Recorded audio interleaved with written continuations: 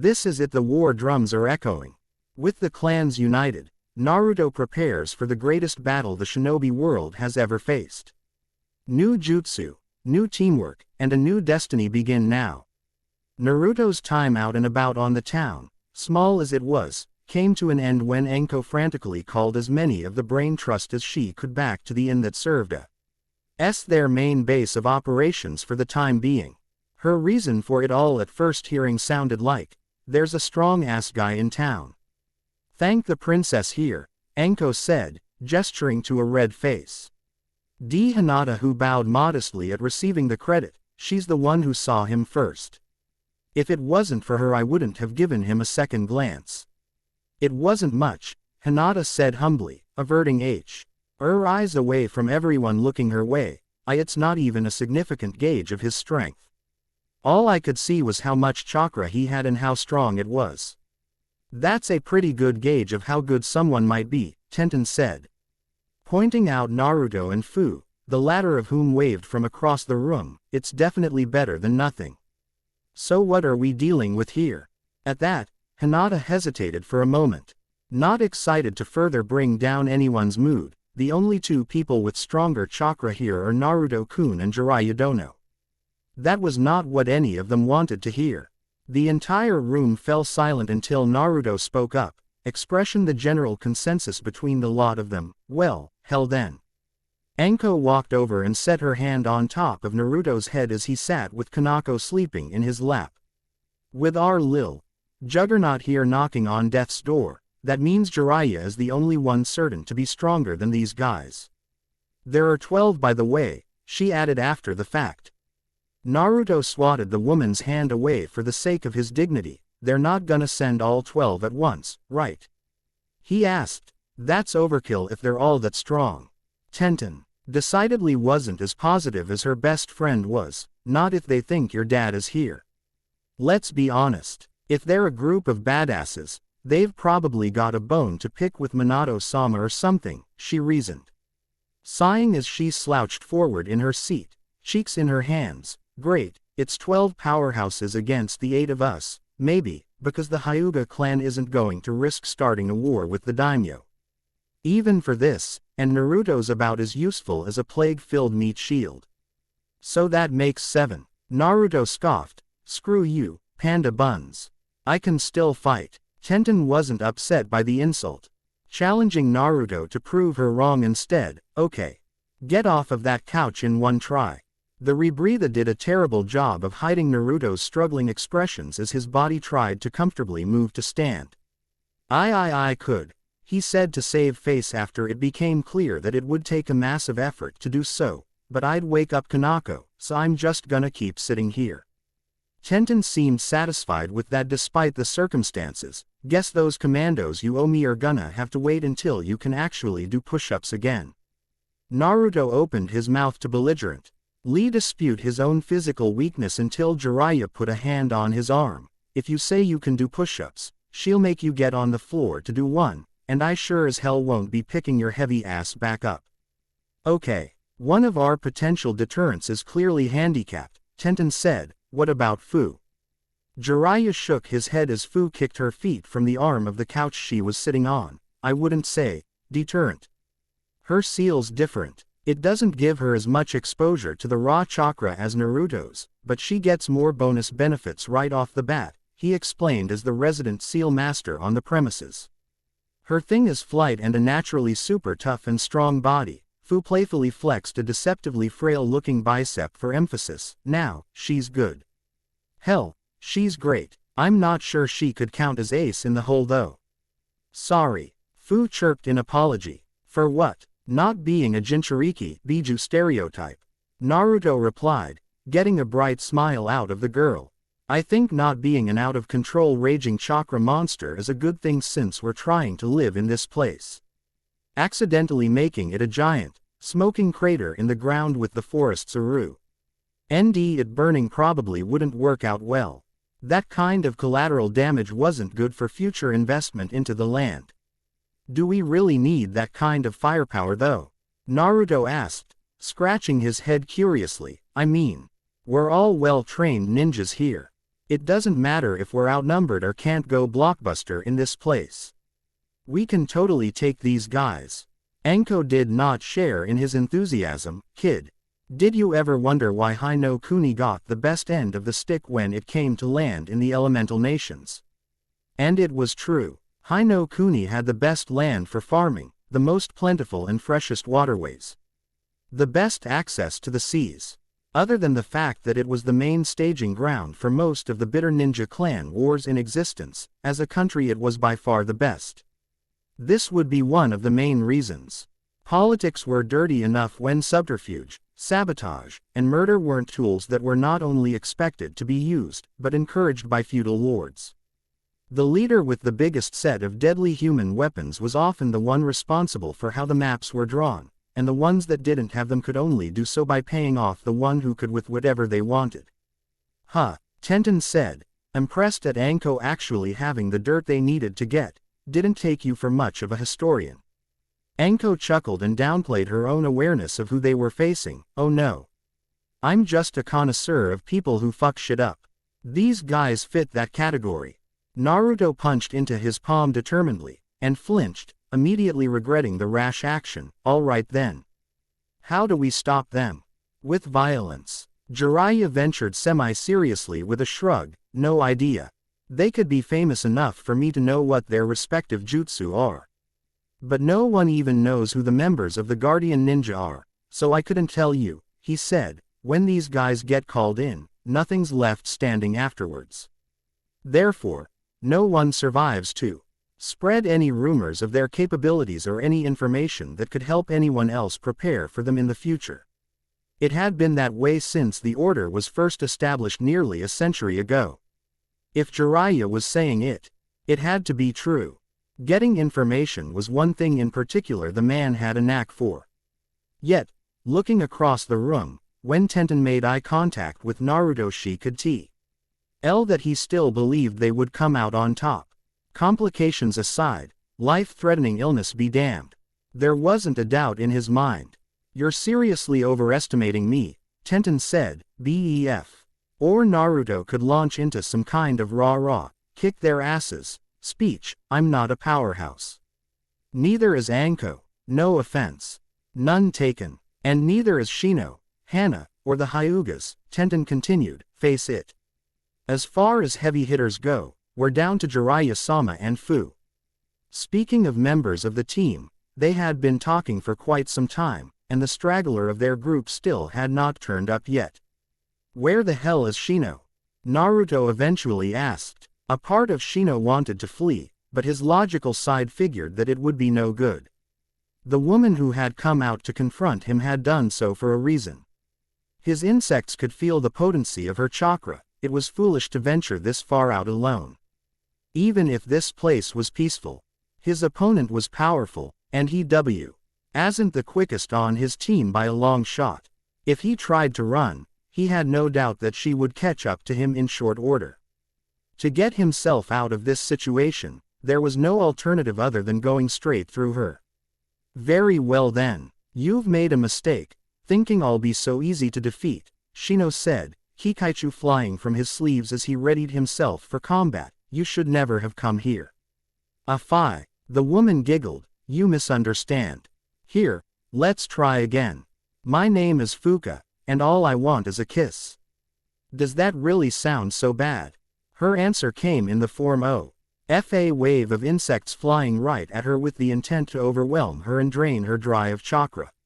She let out a laugh as she avoided Shino's initial Kikaichu swarm. Do you think your mass of bugs is supposed to scare me?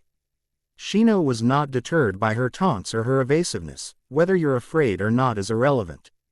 Why? Because regardless, they'll be the reason you're defeated in the end, he retorted, using his hands to direct the movement of his insects.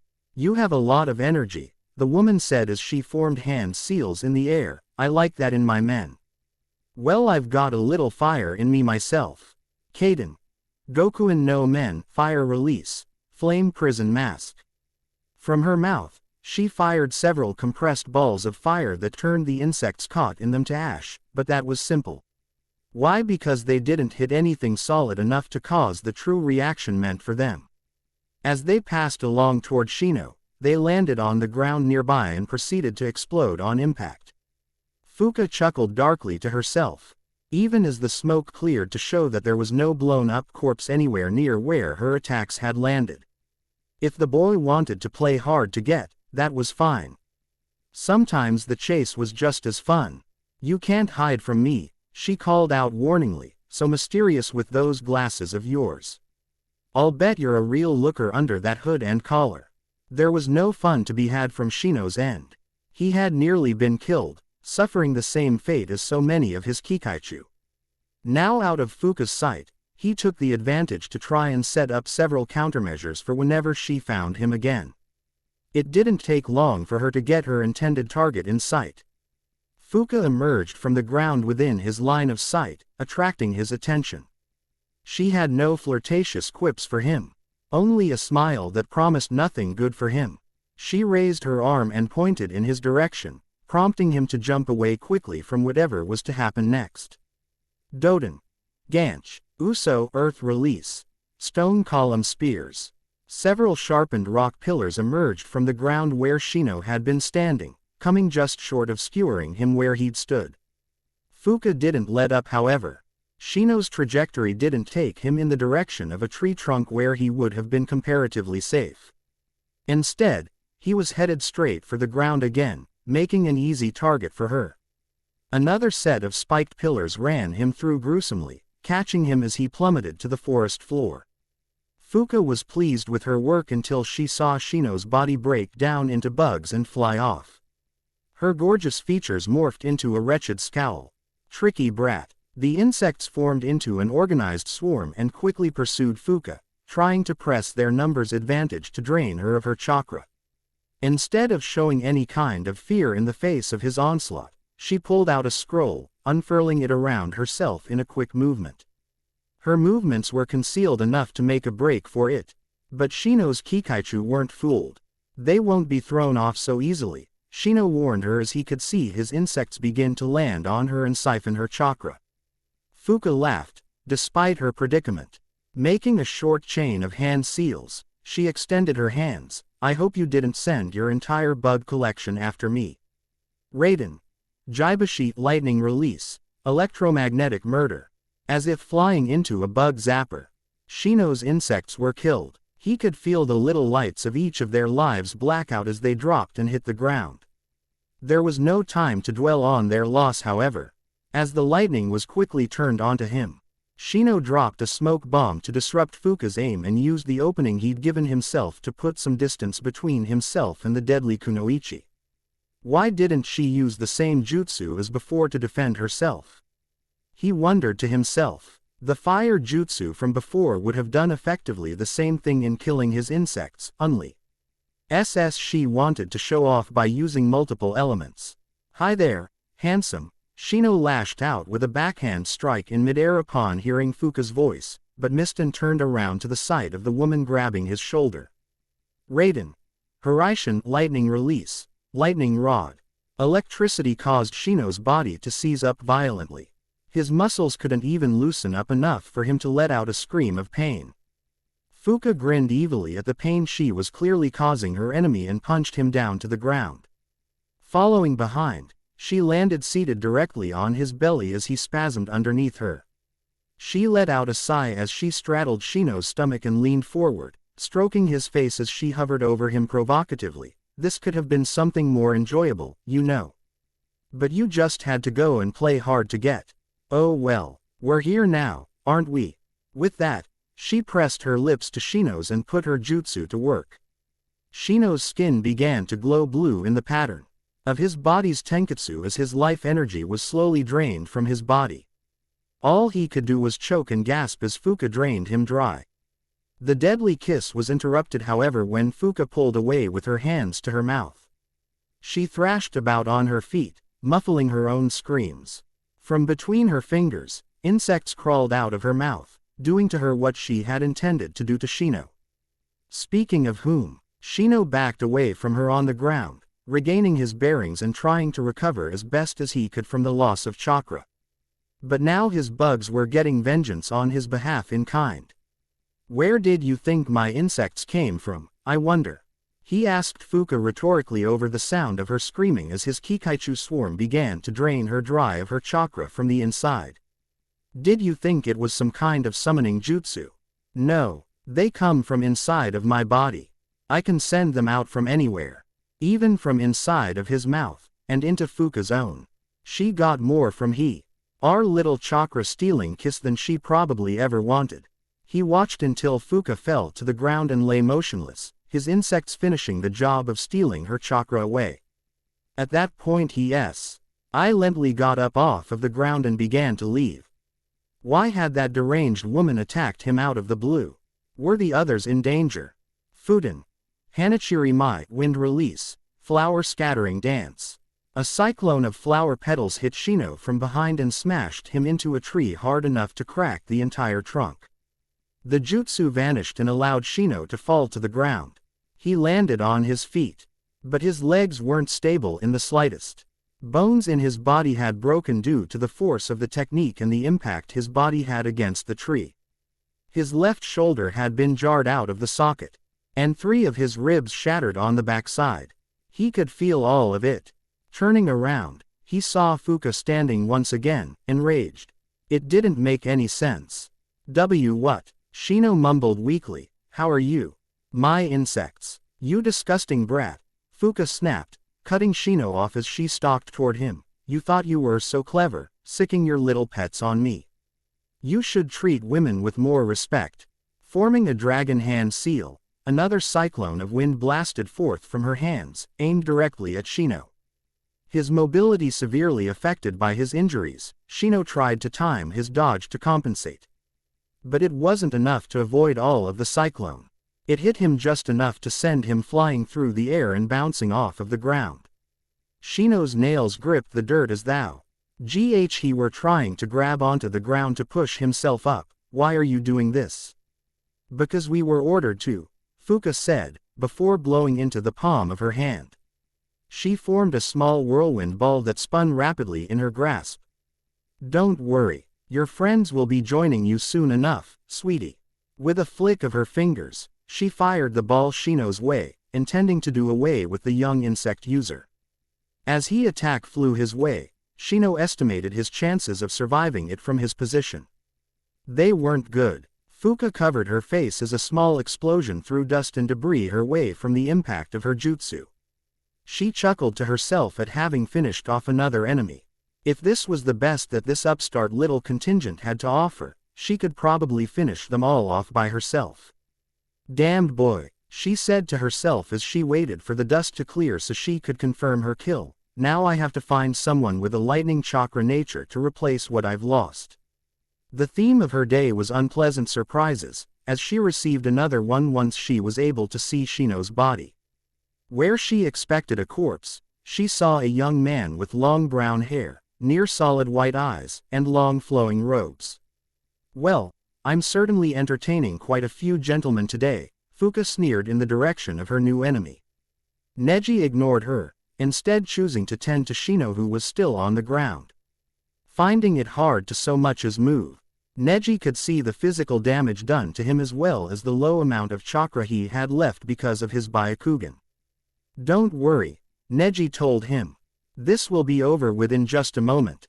Fuka began to laugh at Neji's assurances to Shino, but stopped when she could feel the wind shift behind her. She leapt into the air as 4 large buzzsaw figures rolled past her, trying to tear her apart. The 4 living weapons turned around and launched themselves at Fuka's tree, slicing it to ribbons and tearing it down, forcing her to jump down again. They all came to a stop alongside Neji and Shino, revealing Hana and her 3 Ninken partners. You were right about one thing, she said, his friends would be joining him soon.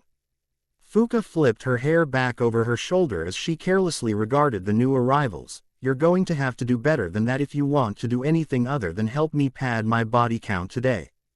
Hana and her Ninken growled at the woman's challenge, only for Neji to step forward instead. Hey! What are you doing? Inuzuka-san, please see to Aburame-san, Neji requested, moving ahead. His allies to take on Fuka by his lonesome. I will deal with this myself. Hana wanted to fight, but didn't need to do much prodding of Shino to find that he had been severely injured during his fight with the red-haired woman before them. She was the only healer present, so it was up to her to fix Shino as best she could on the spot. Be quick. We've got to get him somewhere more suitable for treatment. Fuka squared off with Neji, who didn't seem to be regarding her with any fear. Ooh, a Hyuga. It's been a long time since I've taken a soul from someone in your clan.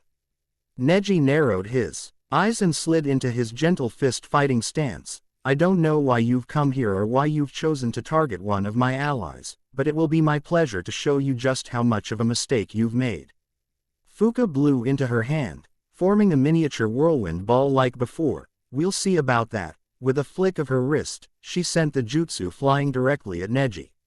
He avoided it by the slimmest of margins and rushed directly at Fuka. She wasn't enough of a fool to engage a Hyuga clan member hand-to-hand, working to keep her distance away from his deadly fingertips. That's the problem with you Hyuga men, she taunted, making a few hand seals, so eager to finish. Selfish. None of you are prepared to play with a girl like me for the long haul. Fuden. Hanichiri Mai wind release, flower scattering dance. She attacked with the same jutsu that had devastated Shino, forcing Neji to break off from his pursuit and take the time to try and dodge the cyclone of flower petals sent his way. He picked up on the angle of its movement and moved past it at a degree that let him continue closing the distance against Fuka. A smirk came to her makeup-covered lips as she gauged Neji's speed and allowed him to come nearer before slamming her trap shut on him. Cackling to herself in the face of danger, she bent the trajectory of the cyclone around, aiming it at the charging Neji's back and leaping out of his direct path just as he was about to reach her with his deadly Juken style. Ooh, look but don't touch, honey. Instead of the dreadful expression that Fuka expected to see on Neji's face at being outmaneuvered, she saw a confident smile, one that removed most of the confidence from her that she would end the battle right then and there. Whatever you say, Neji said, expelling chakra from every tenketsu on his body and spinning around rapidly. Hakusho Kaden 8 trigrams palms revolving heaven. The chakra turned into a rotating shield that protected him from Fuka's jutsu, as well as did him the service of tossing the dangerous woman away from him forcefully. Getting close, even if it was still far enough to be out of Neji's reach, was still far too dangerous to bother attempting without a real plan to protect yourself. Neji's rotation came to an end as Fuka hit the ground a ways away from him. From the sidelines, Hana let out an impressed whistle as she continued to try and patch Shino up as best as she could. She had been watching and figured that Neji had been screwed. For a clan of prissy noble wannabes, you Hyugas have a few sweet moves up your sleeves. Your long, loose, flowy sleeves. I aim to please, but this isn't over yet, Neji replied to the girl, before turning his attention back to Fuka, who was still on the ground. Did you think I didn't see that? Just because I wasn't facing you? If so, you must need a refresher course in what the Byakugan does. No idea what you're talking about, hun, Fuka said, her confidence somewhat restored as she picked herself up. How about the fact that you unsealed that body from a scroll and replaced it with the one I just damaged? Neji told her, his smile widening at quick flash of fear he saw from her. These eyes see everything, including the change to your chakra nature. You should stop talking now, boy. It was wind before, when I located you during your earlier fight with Aburame-san. It was lightning, but he destroyed that body, didn't he? Along with Fuka's growing temper, Neji could see her heart beating faster due to the nerves she felt at her jig being up. Now it's water. She had to kill Neji now, him and the rest of them. She had to. If she retreated and allowed the secret to her most protected technique to get out, she would lose the valuable trait that ended with her getting such a sweet position as a member of the Guardian Ninja. No more scrounging around taking the scraps of jobs that fell between the cracks of the bigger clans. No more hoping for open war between clans to be hired on as extra muscle for a pittance, just to be used as cannon fodder on the front lines of fights she had no stake in. She had worked so many years to Cure the chakra natures she had using the method she'd developed. She couldn't roll over now and let that hard work slip away. No one who had ever learned the secret to her chakra nature switch had survived to tell the tale. This time would be no different. A murderous look in her eyes, Fuka kneeled and placed her hands on the ground forcefully. Sweden. Heron Bansho, water release, stormy blockade. Neji saw what was coming before it was even upon him, or upon them, as it was not a jutsu that would leave Hana and Shino safe lingering along the sidelines. With a grit to his teeth, he turned to the Inuzuka girl and shouted in warning, "Get yourselves to a higher elevation, now." A massive wave of water crashed down from the sky, moving around Fuka and flying toward Neji. Taking his own advice, he jumped onto the trunk of a tree, sticking to it with chakra.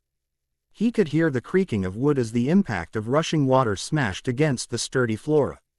He was able to keep track of Fuka's movement despite the water that would have obstructed a normal shinobi's vision, but the problem with a wide-area jutsu of that nature was that it was a very effective corralling tactic. Even if he was able to see how she was moving, he was also heading exactly where she wanted him to be. His timing was just off in his reaction to her launching at his tree.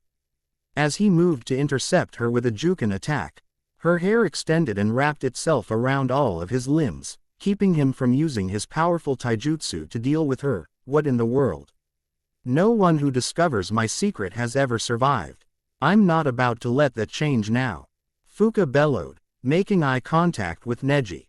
Despite his efforts to struggle, he felt as though he were constricted by metal wire, and it wasn't just because of the hair holding him in place. Die. Gatenga, Fang rotating Fang. Two of Hana's Ninken sprang into action to protect Neji, their buzzsaw-like attack missing Fuka, but severing the length of her hair where it was connected to Neji. Fuka let out a blood-curdling scream of pain as she continued to hurtle in Neji's direction. His limbs no longer tied, and her concentration broken, neutralizing her paralysis jutsu. Neji wrestled one hand free of Fuka's red tresses and extended it her way to meet her as she got within arm's reach. His index and middle fingers extended, he tapped her on the forehead. From the sheer amount of chakra he put into just that movement, her brains were turned to chunky stew on contact. She dropped to the ground lifelessly and hid with all of the grace of a weighted ragdoll. It did not make a pleasant sound for Hana, nor a pleasant sight for Neji with his Byakugan. The important thing was that she did not move again. It was hard to consciously change to an undamaged body when the brain in the last one was destroyed. Hana held on to Shino from the safety of a sturdy tree branch and nodded to her Ninken. Check her. She keeps her extra bodies in a scroll. Make sure they take that, Neji informed her as he jumped down to the ground and brushed some of Fuka's stray hairs off of his clothes. Thank you for that. We came all the way out here to make sure one of us was safe. It wouldn't have done much good if someone else died while we were trying to save him. I have to thank you both as well, Shino said, his voice still weak from the damage he had incurred. She was a dangerous opponent. Hana grinned toothily at Shino at his gratitude for the save. Thankfully, we offered to come and find you, because it would be the easiest for us, she explained. I didn't expect you to be this far away. Then again, I didn't expect it to lead to a battle either. That led to another question from the injured young shinobi. Why did you come to find me? This time, Neji answered, because there's trouble afoot, and you've clearly had the first run-in with our enemy, he said, with a pointed stare at the telltale sash around Fuka's waist. Keep your head up. Aburame-san, we've survived a battle with a member of the Guardian Ninja. But if the rest were anything like this woman or worse yet, even more powerful, it wouldn't be an easy task whatsoever for the lot of them to continue surviving. Kei's no Kuni Soraku. The medical witch of Soraku was a bust. At her age, playing her morbid little games to amuse herself as more important to Chiyo than trying to come to a reasonable compromise. Kushina sat on the railing of an observation ledge in the city, overlooking the busy streets out in front of her. It was just a throng of activity. From people on foot, to animals pulling carts and carriages. Soraku was so noisy and congested. It was a head-splitting mess. How anyone could live there and feel any sort of day-to-day peace was beyond her. It wasn't distracting, it just made her homesick. And since she no longer had a traditional home, she thought of her family. Her children, namely, the one they had come all the way to the desert to try and save. Minato walked up behind and stood there, without saying anything else. Kushina didn't need to turn around to know he was there, and he didn't need to speak with her to know that she wasn't exactly encouraged by what had happened today. At least between the two of them, the feeling was mutual. Hey, Minato wrapped his arms around her from behind us. Both looked out at the hustle and bustle of the city. No one was really in the mood to talk, at least until a solution to their problem was found. When Kakashi arrived to report back to Minato, he found himself intruding on a moment between husband and wife. He was normally the one to spoil such a thing, but in this instance, he waited. He had his decent side, after all. I'm not giving up on him, Kushina eventually said. Determinedly, if Chio wants to play games about this, who needs her? There has to be someone else who knows enough about medicines to help us. Kakashi's brow furrowed. Thought as he racked his brain thinking of another viable solution. He came up with one, but not one that he particularly liked. There is, but it might come with just as many problems as trying to appeal to Chio. Maybe more. A chance is a chance, Kushina declared. If I'm not willing to try and move heaven and earth for my son, what kind of mother am I? It didn't matter what the chance was. Risking her life for one of her children was well worth it, if that was indeed the cost. Minato's face brightened up once he realized what Kakashi was alluding to before he even got to explain. Of course, he said, with a cheery laugh. I don't know how I overlooked them before. Because they don't like us, Minato-sama, Kakashi pointed out matter-of-factly, and their alliance is fairly dangerous to make an enemy of. Kushina put her hands on her hips and scowled at the men. Are you two just going to keep it up with the back and forth like I know what you're talking about, or are you going to let me in on what's going on? Minato and Kakashi looked at each other before the latter gestured for the former to explain things to his quick-tempered bride. Well, there's a clan that may not have a lot of medical expertise. But they have knowledge on plants and herbs that's second to none. A swell of hope blossomed in Kushina's chest. This was wonderful news. They weren't out of luck after all. That's great. They can at least point us in the right direction of the ingredients for the antidote. Kakashi nodded. The Nara clan. They have a long-standing alliance with two other clans that specialize in other professional fields and focuses in the ninja arts. Each of them covers the other's weaknesses. A lot of the time, they even work together on contracts and split the take. Kushina nodded, still following along with a bright smile. So far, none of this is sounding bad. What's the problem? She asked eagerly as she got up from off of the railing. Minato let out a sigh. I visited those clans once before to figure out how they got along so well despite being so different. It was research. He scratched the side of his face hesitantly. It didn't work out so great. Hush. Ina's expression twisted into one of confusion. Getting others to talk to him was normally the hard part. Oftentimes, when Minato was allowed to study the culture of other clans, it was smooth sailing from there. Why? There were a few reasons. Jiraiya-sensei was one of those reasons, he added, putting an outright frown on Kushina's face. While I was doing my research, he was too. They caught him. Another reason, she asked, droning in a deadpan tone. Of course it would have had to have been something. They're a Hi-no Kuni clan, and this was long after I'd been blackballed by the Senju clan, Minato said, prompting Kushina to curse under her breath. So when they figured out my real name, again, thanks Jiraiya-sensei, I had to get the hell out of there. So even though these clans had enough of an alliance going to get Minato's recognition, it wasn't strong enough for them to avoid the go along to get along atmosphere that permeated the country thanks to the power of the two strongest clans. Nothing to upset that gentle status quo, of course. Never that. Okay. So what if you don't go at all? Kushina ventured as a solution. I'll just go myself. I'm not as well known as you or Kakashi. I really don't like the idea of leaving you alone. Since getting her back into his arms a few years prior, he hated the thought of sending Kushina off on her own to see to their business. He knew that she was a perfectly capable kunoichi, experienced and powerful, but after learning about the time she'd had raising Naruto alone and the trouble that had befallen her after Naruto had become a Jinchuriki, it was hard to send her into danger without standing right by her side. Kushina knew this, and thought it was sweet that her man was protective of her, but she didn't need it. Nor was this the time for it, I know. Love, but if it's the best way to keep a fight from kicking off, this is how it has to be. Kakashi shook his head and walked over to the couple, ready to get moving. So I guess we're teleporting to another country now? He asked. I hate traveling. Really? You got into the wrong business then, Minato said, putting a hand on both Kushina and Kakashi. Right. Let's see where I put my closest marker to them. The group disappeared in a flash of gold, their business done in Soraku.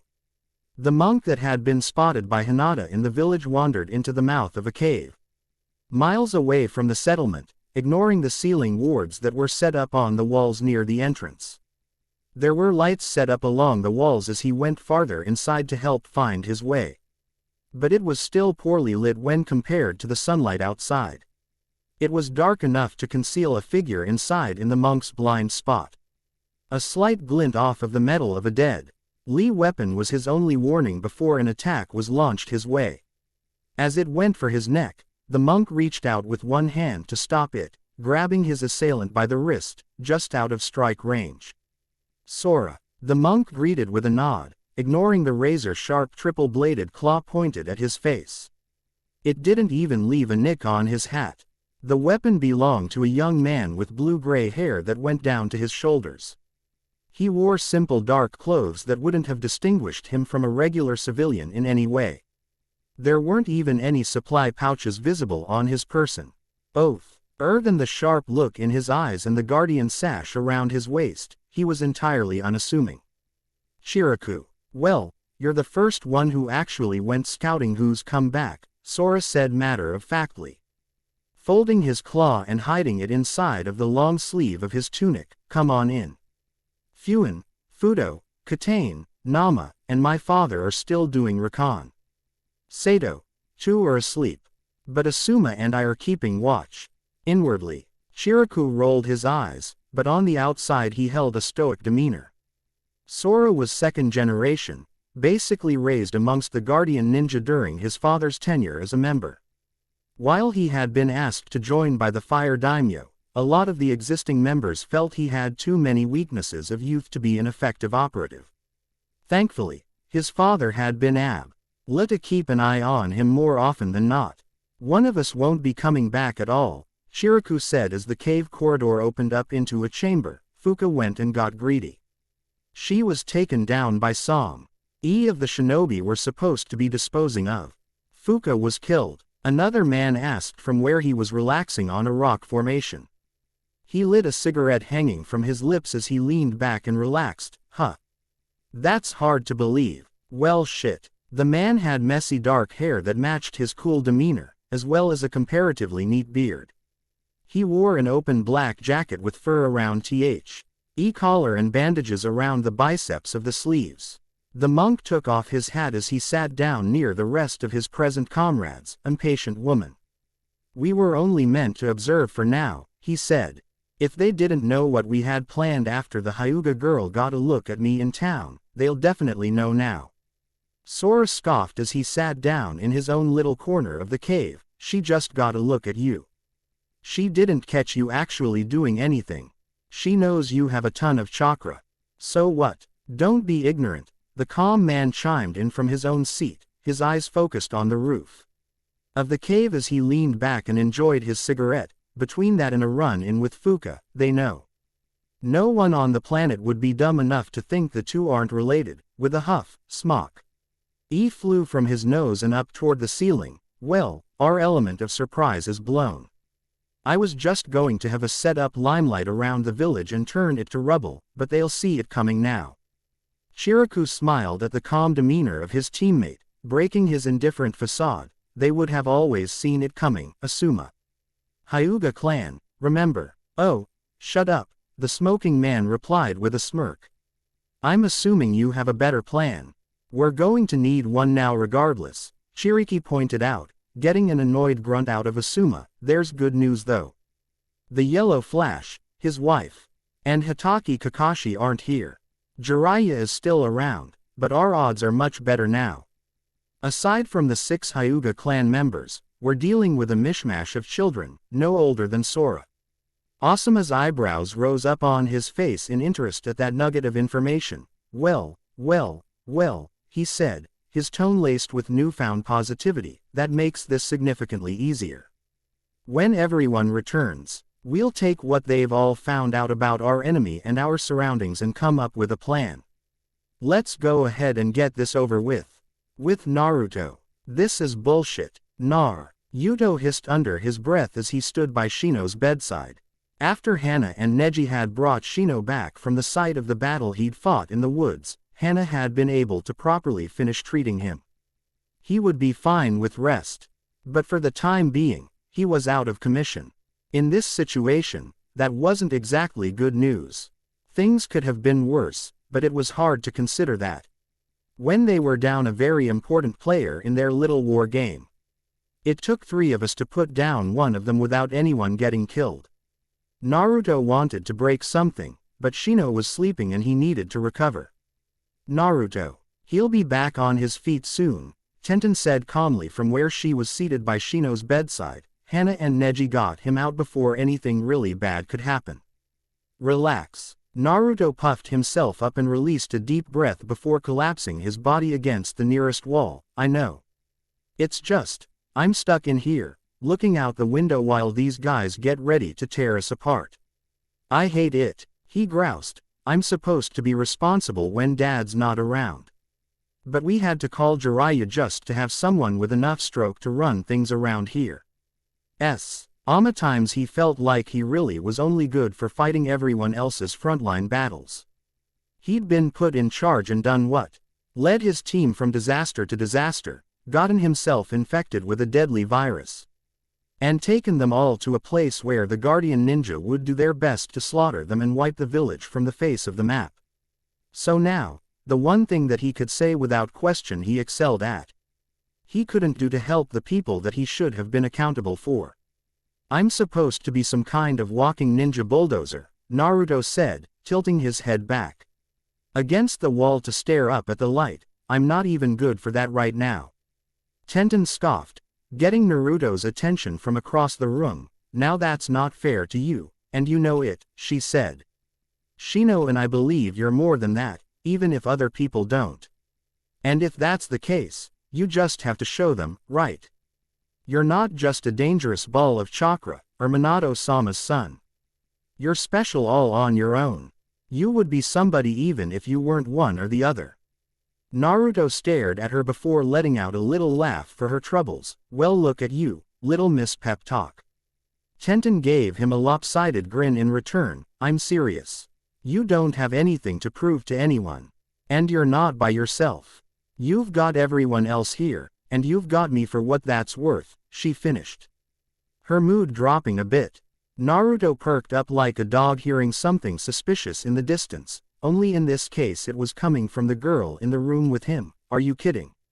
He asked rhetorically. Tenten, you're my best friend. I couldn't imagine doing any of this without you. I don't want to do any of this without you. He could never figure out where her low self-esteem came from. Yes, she wasn't born to a family who would pass down hidden techniques to her. She wasn't born with some kind of special bloodline or with a pedigree of outstanding shinobi behind her. That was precisely why Naruto thought she was such a good ninja. She built herself up from basically nothing and had been by his side through all of the craziness they'd experienced since they'd met. She had always been there for his problems, but she wouldn't let him help out with her confidence issue. He tried, but she never wanted to talk about it. You've had my back for the last 5 years. Why in the world would you think that's not worth a lot? He told her. It means everything to me. Tenten got up from her seat and began walking around the room uncomfortably. It doesn't mean anything in the field. I'm not like the rest of you guys. Everyone else brings something incredible to the table. I've got weapons, she said derisively. I'd be a nameless grunt to you if it wasn't. For the fact that we both met when we were sucky little kids just starting out. Naruto rolled his eyes, bluntly summarizing the girl's point for her. So because you can't level a tenth of a kilum eater without a ball full of explosive tags, you think you don't measure up. I'm trying to be realistic. We're going to be butting heads with the big dogs here, Naruto. When push comes to shove, I'm not sure how much I can really do to help out in a fight. I'd smack you if I wasn't sure it'd hurt me at least half as much as it would hurt you. Look, I'm dying. Humor me here. Tell me why you think you can't be just as good as Dad is. He wasn't born with it either. Tenten didn't have a concrete reason. But she knew that compared to many of the ninja that she'd seen, in her own mind she just couldn't compare. Some people have got it. Others don't. It's just that simple. Well, if life doesn't give it, go ahead and take it, Naruto said, not willing to let her teenage insecurity put a cloud over her talent. She didn't let his get to him, so it was only right to return the favor. And he could never do anything half-assed. Goddamn it, you're my partner. We're supposed to run this thing together someday. You, me, and maybe Shino if he feels like it. Tenten snickered at the thought of Naruto standing at the head of every clan and wayward shinobi that would one day come together to form the village. It was quite the idea. Oh really? Is that the way you always saw it in your head? It is. Naruto's unashamed concession got an honest laugh out of her. For some reason, Orochimaru had seen it that way as well when he'd spoken to her in the deep, even when she'd tried to tell him how she'd really felt about her standing in the organization. Both times, it had been a little too far out of her expectations to agree with as a future possibility. Yep, that's the way I always saw it. And I'll be damned if I let a little thing like you being modest mess up my big plans. Tenten lightly brushed her fist across Naruto's cheek with a playful punch gesture. Let's just worry about surviving the Guardian Ninja and getting you past the 5 Elements virus first, okay? That evening, Kushina had requested that Minato and Kakashi let her be after they had used Hiraishin to move somewhere closer to their area of interest in Hino Kuni. Kakashi was easy to convince. He simply muttered his agreement and sat down. Pulling out a book and reading to pass the time. Minato had been a little harder to convince, but she had been able to get her way in the end. He was probably still pacing around in concern, wearing a trench into the ground at the meeting point even then. She had been traveling for about an hour after separating from her party, and the sun was setting. If she didn't get to Nara clan territory by the time it was all the way down, there would likely be trouble. Nighttime was dangerous enough, and you couldn't trust anyone that you didn't know in this world. Either way, Kushina was on the clock. Naruto's chances of survival weren't good without the antidote. She'd risk having some evening guards at her throat if it came with the opportunity to get what they needed. And it looked as if she would get to put that mindset to the test. Upon landing from one of her jumps in the trees onto the road she had been following, she froze inexplicably in place and stayed there. Unable to so much as turn her head. I can't move, Kushina said quietly, an uncomfortable smile slowly spreading across her face. I guess I'm in the right place. Looking down, she see a shadow that she'd previously mistaken to be that of a tree branch connected to her own shadow. What an interesting technique, Uzumaki Kushina, a man's calm voice said as he and several similarly attired men and women came out to confront her. Now why on earth would you ever want to come here? I figured your husband would have told you that he wasn't exactly welcome here. And here I was hoping that you wouldn't know who I was, Kushina said loudly enough to be heard by everyone. Well, nothing I can do about that now. I need something from you. Something that you're good at. Anyo. Thayer of the Nara clan members spoke up at that. We're not joining your ninja coalition. Way too much trouble for us. It's nice and quiet here. No Uchiha, no Senju, no one bothers us, and we make a good living. They all seem to share the same general demeanor. Interesting, and that also made them easier to deal with as a whole. As long as they weren't trying to fillet her where she stood, there wasn't a lot of reason to be concerned with them holding her in place. I don't want you to join anything. I'm not quite like Minato where I think everyone should get on board. If you don't want us, we don't need you, she said. Finding no give whatsoever to the jutsu. She couldn't budge without being allowed to move by a Nara clansman's movements. No, I mean I need a few ingredients for something very important. Aren't you the people to see for that sort of thing? Are you armed? What the? Yes. Of course I'm fucking armed. You know I'm armed. What kind of question is that? Everyone is armed, all the time, Ebane. With Naruto you know Kuni. Oh man, Naruto said, lying down on a long couch in his parents' in-suite. Holding up his hand into the air, he could see it involuntarily shake, more violently than ever. He didn't know who he wanted to beat down more, Orochimaru for making the 5 elements virus, or Sasuke for infecting him with it. Is it getting worse? Anko asked, sitting off on the side, checking over her supplies, taking inventory and making sure everything was up to snuff for a fight. It was just something productive to do while they waited for the inevitable battle to begin.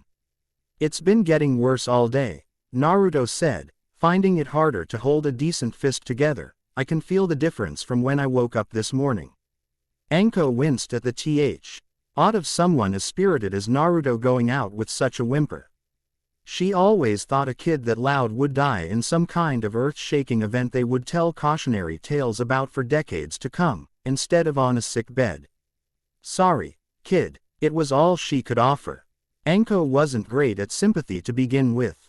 Fortunately, Naruto didn't really want anyone's pity. Hey, you didn't do it. And it's not like anyone here can actually fix it. It is what it is, he said, shifting in place with great effort to sit up on the couch. I've just got to not be wuss and stick it out, at least till this whole thing with the guardian ninja is over. Anko hummed in agreement and packed her tools and weapons back up, well, idle hands and all that. I guess that makes sense in case, you goddamn busybody, she said. Rising up from her seat, her break over with, you need anything. Naruto waved her away. Just let me know when stuff starts going down. Sure, we're going to need all hands on deck anyway, Anko said. Walking out and leaving the door open. Minato and Kushina's room had become the unofficial mission control area for the time being in their absence. It was the most spacious and convenient place for everyone else to gather without discussing their business in public in the pub portion of the inn or compromising anyone else's privacy. After Anko left, Naruto noticed his little sister peeking around the door frame at him, unsure if she could come in or not. She seemed nervous. About what? He didn't know. She'd been napping through most of the talk of battle with the Guardian ninja and an injured Shino's return from battle against one of them. Even if she hadn't been, he didn't think she was old enough to understand the real concept of mortal danger. They had done the best they could to keep her away from the bad things that happened out in the world. They'd tried to keep her from seeing them fight, or seeing anyone die. She didn't need to learn about any of until she was old enough to truly begin training, which would be soon. She needed to be able to protect herself and at least run away on her own if need be. But until then, she didn't need to deal with all of the ugliness that came with being a shinobi just yet. Hey, Naruto said kindly, trying to smile at her as best as he could with the rebreather on his face. What's going on? Kanako ignored the question and ran up to him, putting her hands on his lap to try and boost herself up to sit. She looked up and saw him cringe the moment she put her weight on him and backed away fearfully. Yuto noticed and quickly tried to play it off. No. It's okay, Kana, I promise. Come here. He didn't want to scare her. It was the entire reason why no one had told her he was sick in the first place. It was only a matter of time until he became too far along to hide it any longer. He just hoped he'd have had a little more time before it came up. Instead of letting her get up by herself, Naruto lifted her and deposited her on her intended seat. It hurt, but as long as he could still lift Kanako, he would. Even though she was sitting with her brother, Kanako still looked downright miserable. Her tiny hands reached up and touched Naruto's cheeks. The marks that she'd come to know and associate with his smile were covered up by the face mask that his rebreather was attached to.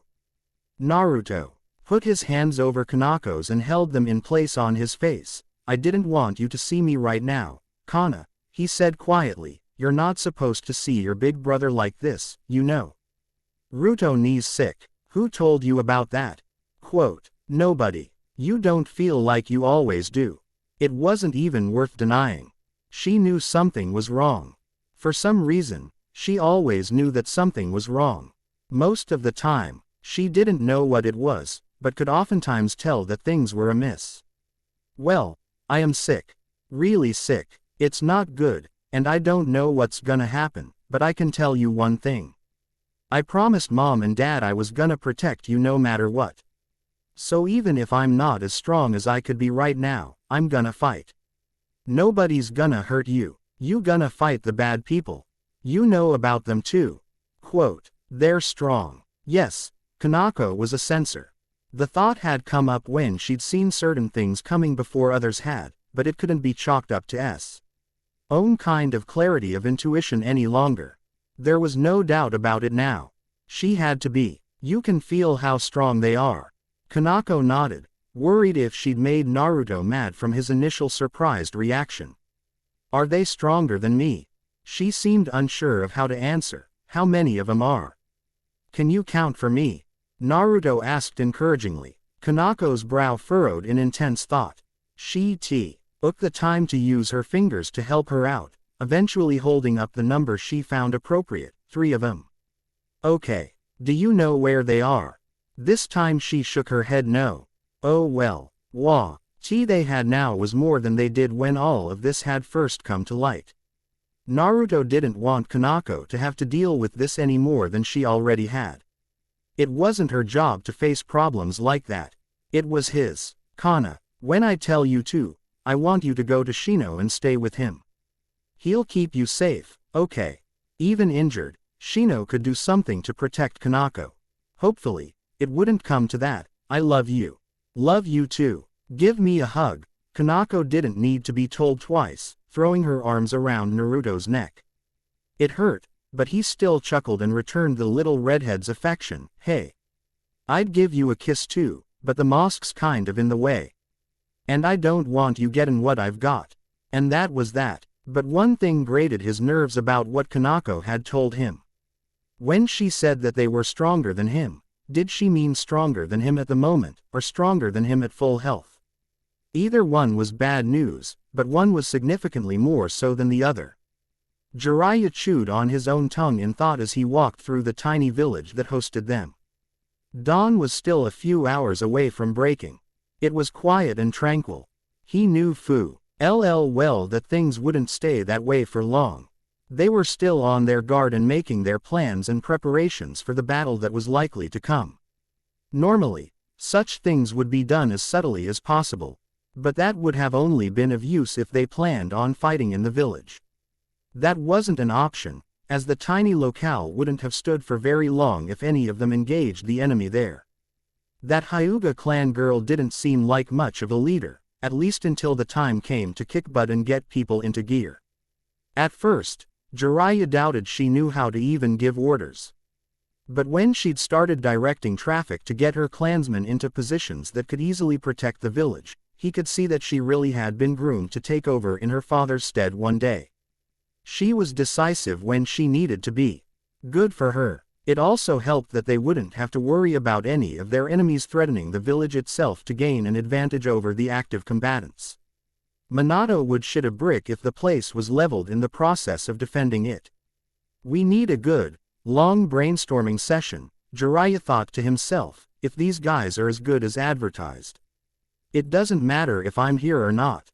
They'll find a way to try and work around my being here." One guardian was dead. Jiraiya was the type to think about the worst-case scenario and fully expected the other 11 to make up their own plan to come at them. Jiraiya looked up and saw clouds beginning to move in. His face twisted up in thought as he tried to think of an approach to take in the upcoming battle. All of his comrades were young, but hopefully they realized the serious nature of the situation. He had faith. They were all an eccentric bunch, a hodgepodge of different ninja upbringings if there ever was one, but then again, he wasn't some straight-laced shinobi with a stick up his butt. He was a goofy sort in his own right, but he could get downright dangerous when the need arose. And he had personally had a hand in training one of the younger ninja he would be fighting alongside. They can do it, Jiraiya said to himself, I know they can. This is doable, it's totally manageable. How much of that was honest belief, and how much was an attempt to convince himself, Jiraiya didn't know. But that didn't change the fact that they had to make a stand. They had to pull this off. There was no retreating, not unless they were willing to let the village they were in be razed to the ground. That was not an option. Laid out on a table in the primary suite of the inn was a map of the village Naruto and company had taken up lodgings in, as well as the immediate countryside around it. Naruto knew what to make of a topographical map. What he didn't know was how to plan a large-scale strategy based around the landscape's layout. All of this was just so that they knew what to expect depending on how the battle began to unfold. Pretty much everyone was sure of one thing though. They had to head out to meet the enemy in some capacity. A siege situation would do nothing to give them the advantage. It would be worse for everyone, both them and the non-combatant villagers themselves. While everyone had been sleeping and taking guard in shifts, Naruto had been up the entire time, thinking. It hadn't exactly been going well. Elaborate planning was not his strong suit. But Minato had put him in charge. Whatever happened there, it was all his responsibility. If the 12 ninja guardians were as powerful as their shadowy reputation lent them to be, enough. So to leave Anko wary at the idea of facing them, there had to be something they could do to even up their odds. Sometime during the night, after her sleep and guard shift, Tenten had gone to join him. Having seen the light on in the inn suite from where she had been throughout her patrol time. That was where she had remained, even as sunlight peeked up over the horizon and began to light the sky. What do you think they know so far? Naruto asked as he and Tenten studied the markings they made on the map, representing the village and the important areas around it. They know how many people we have and probably who we are. Tenten said. Hinata-chan saw their scout. They've already gotten a look at what we've got. A good look. We killed the only one of them we've confronted across so far, but that wasn't the one she saw. Naruto knew that information from someone working for the Guardians would have been invaluable, but it hadn't been applicable to the situation their friends found themselves in. Neji did what he had to do out there. That lady almost killed Shino. She would have done the same thing to Neji and Hana. Tenten could see that much. She would have done the exact same thing if the shoe had been on her foot. No, he was right. There really wasn't anything else he could do with someone that dangerous. I'm just saying, it sucks that we still have no idea what we're up against. Any ideas? Nope, not really. Which was the problem. Neither Naruto nor Tenten could call strategy their finest quality. Then again, everyone there was more the reactionary type. They adjusted to whatever was needed. Sitting in the pocket, waiting for the storm to come their way, and adapting accordingly wasn't the best option. However, going hunting for their enemy wasn't an option at all. Tenten frowned at the thought of a battle the scale of which was about to happen being waged around innocent people. That was how her parents were killed, as collateral damage, caught in the crossfire between the two greatest clans of the time. They were killed, and no one cared. Not even enough to properly bury them. I don't want to be responsible for getting this place destroyed, Tenten said quietly. Naruto got up, walked over to the balcony of his parents' suite and looked out at the villagers going about their lives. Everything was about to turn into pure pandemonium. Lives were going to be ruined and people were going to die if they didn't find some way to protect them. If this was the place where his father was going to establish their village, they had to start thinking that way. They had to fight for these people the way they would fight for each other. Locking down the entire place was going to be impossible though. Even if the Hyuga clan had massive fields of vision across the entire village, they would be spread too thin to muster a real defense. As he stared out at the sight before him, a light bulb went off inside of his head. Difficult circumstances tended to breed inspiration. I think I have an idea, Naruto finally said, getting Tenten to perk up. We need to gather up all of the villagers. Before anything else, we've got to get them the fuck out of here. Quietly, if we can manage it. Tenten looked across the room at her friend. Is this going to be complicated? For me, yeah. For everyone else, it depends. Naruto got out a piece of alling parchment and began writing out complicated arrays with great speed. Hey, I've never made one this big before. I wish I could have waited to try it when I was 100%, but we work with what we've got, right? He immediately headed out to begin getting to work. If his plan had any chance of working, he had to do this quickly. There was a method the 12 Guardian Ninja used whenever he order came down for complete eradication, and there were variations, depending on the defensive capabilities of their target. Their enemy would definitely fight back, rendering the most basic version of their plan moot. But it was still serviceable, with a few adjustments that they had long since set up. It had never failed them, ever since this incarnation of the team had formed in full. When enough of them were around to enact it in full, there were no worries. It was just a matter of preparation and waiting. Of course, as they moved into position, they had to be careful. Between the Hyuga girl getting a look at Shiraku and Fuka's impatience, the enemy was tipped off to their presence. The advantage still sat with them, however. They knew very much about who they were facing. Their adversary still had no idea what they were capable of or how they were going to attack. It felt like rain. It looked like rain. The air smelled like rain. That was perfect. Rain would affect the ability of the Inuzuka clan girl to sniff out. It would also make their finishing strike so much more effective. The operation would not begin until the ground was good and soaked. Asuma, Shiraku, Sora, and another man traveled through the forests surrounding the very outer limits of the village territory. The man had simple brown clothes and brown hair held back out of his face with a red headband. Sora stayed close to him as he sat and checked over his equipment up in a tree, not quite at his side, hanging back slightly behind as though he deferred to this person directly. By now, Asuma had stopped smoking. There was a time and a place to enjoy your certain vices.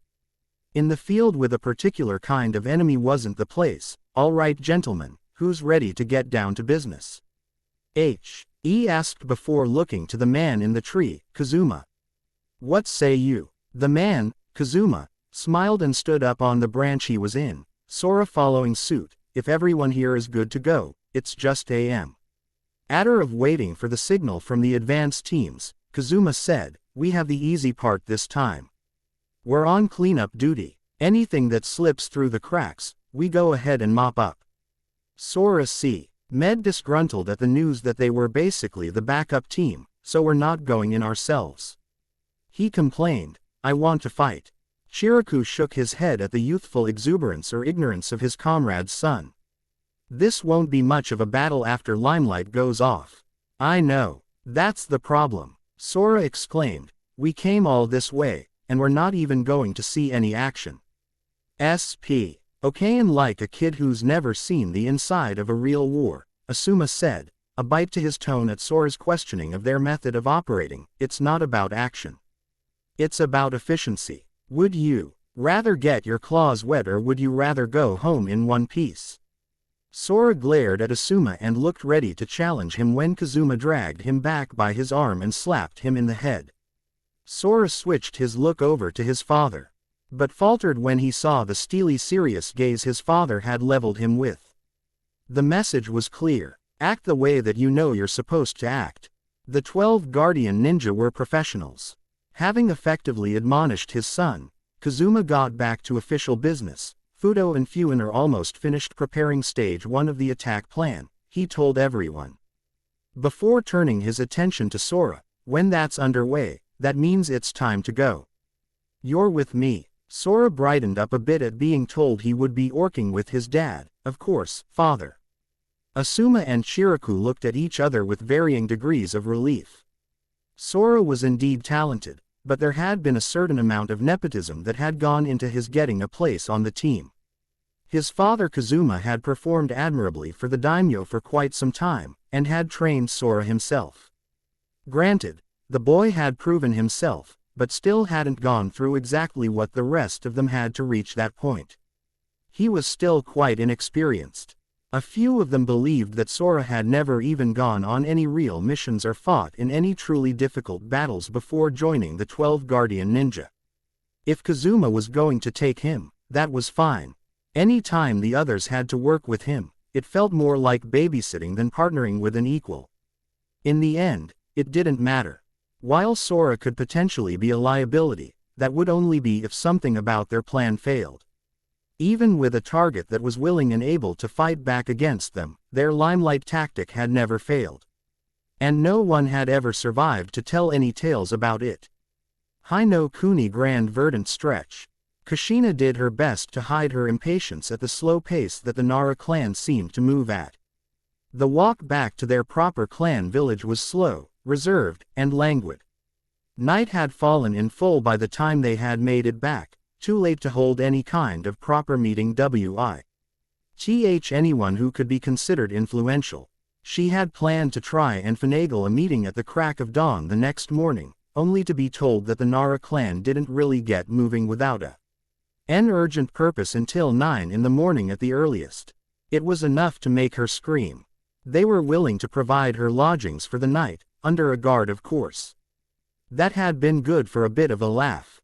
With everything else she had seen, it wouldn't have surprised her if she walked outside and caught her guard napping on the job.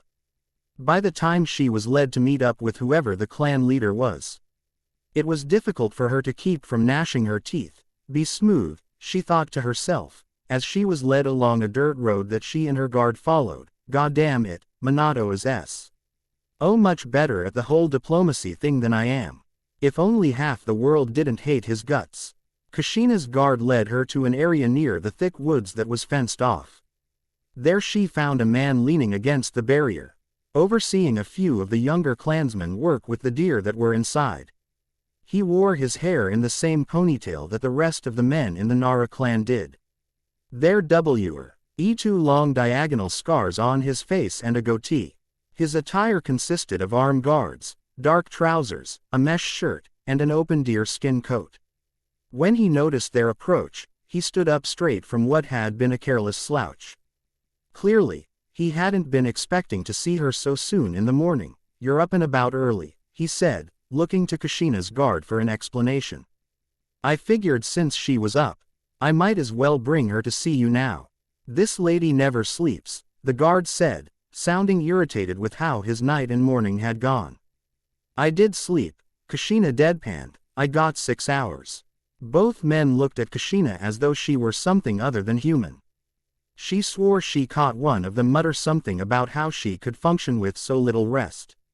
Hadn't the why ever heard that it was rude to talk about someone else when they were standing right there? Either way, she waited it out until they turned their attention back to her once again. The man with the scars let out a sigh, showing his enthusiasm for the business side of his job. So, you came all this way, alone, I might add, he said. I guess we've kept you waiting long enough. What can I do for you? Kushina remembered her manners, believing them to be important as a representative for the Ninja Village Initiative, and bowed respectfully. My name is Uzumaki Kushina, and I have a request to ask of you. I'm willing to pay your normal fee for services rendered. She mentally patted herself on the back at her attempt to sound formal. We're not going to do any missions that would result in helping your clan unification idea go forward, unfortunately. Of course, backsides needed to be covered, and nobody was going to stick their neck out for them. Not with what they had up against them. Even if they did happen to agree with the idea. I didn't come to convince you to join anything. You've got your thing with the Akamichi and Yamanaka. That's fine, Kushina said, dropping a good portion of her formality. Being direct seemed to be working out as the best option.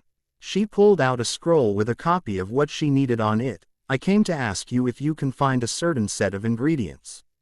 It's for a medicine that we would like for you to make. That's agreeable, the scarred man said, gesturing for Kushina's guard to take the scroll and head off and begin preparing a specialist for the job to come. Why didn't Namikaze-san come? Other than the fact that he was under the impression that he wasn't welcome there. There are some things a mother has to take on for herself, Kushina told him. Keeping her cards as close to her chest as possible, that's all I'm going to say about that. She was going to be honest, but there wasn't a need for those who weren't involved to know about everything happening on her end of things. Fair enough, the man said, returning his attention to the younger clan members working with the deer. We'll get one of our pharmacists ready, then we'll see what you need made. A weight fell off of Kushina's chest when she heard it. There was still a chance that they wouldn't have everything that was necessary, but it was better than that witch in Soraku who wanted to test Minato just to make a cure for them. All there was to do now was wait. God, waiting was always the worst. Figuring that it wouldn't be too long until some kind of news came back to her, Kushina followed the lead Nara's example and relaxed against the gate, watching the younger clan members go about their assigned tasks. It brought her back to simpler times back on Uzu no Kuni. She did miss home. She missed the clan and the security that came with living there. Even so, for all the hardships that leaving had caused, she felt it had been and would be for the best. Is that your son? She asked, pointing to one of the young teenagers that had been taking the lead over the other younger shinobi, doling out instructions and otherwise keeping watch over the lot of them. He seemed quite bored, but otherwise content with what was probably nothing work. Granted, he did also look more like the leader than any of the others, even if they were all related in some way. How could you tell? The scarred Nara clan leader asked, turning a curious eye her way. Kushina let out a soft laugh. His paranoia was unfounded. She was just pointing out something that was obvious to her. You watch him more than the others, she said. I'm a mother, Nara-san. I can see those kinds of things. Trust me. He let out a snort of sorts in return. You can call me Shikaku. And yes, that's my boy, he admitted with a faint smile. Just like that, it disappeared as a distant, hard look came over him. I don't want any of the crap going on between the Senju, the Uchiha, or your struggles to touch him. It's not our concern, and I think a lot of body bags are going to be filled before it's all said and done. The situation of the Nara, the Akamichi, and the Yamanaka clans were the same as the other groups that had felt a reason to join with Minato. What they had was comfortable compared to the rest of the world. Because the three were aligned, a fight with one meant a fight with all three. And the variety in their skills that was startlingly effective when they came together made that a dangerous proposition. With that in mind, why would they put all of that at risk? Or an idea that had a long shot of working out? No one sane would, and if Kushina had learned anything in the short time she had been around them, the Narakan didn't do anything that they thought was unnecessary. I guess you and your two allied clans feel the same way, Kushina mused aloud. It all made sense to her. If you don't want any part of what we're offering, that's fine. I'm sure Minato never lied to you and said that any of this would be easy. If you're not all in, it's not worth investing your resources into and putting your people at risk for something you're betting your life on. You're awfully realistic about your chances, Shikaku said. I can't imagine there's any going back if you decided to give up at some point. Whether it's now, a year from now, even 20 years from now. It had almost been funny to think about going back to the way things were. There hadn't been any going back for Kushina since she had sent Naruto away. Kushina shrugged. When we prove it works, then people will come out of the woodwork to be a part of it, she reasoned casually, turning her violet eyes onto Shikaku, the ones we can count on at first, when we're still working everything out.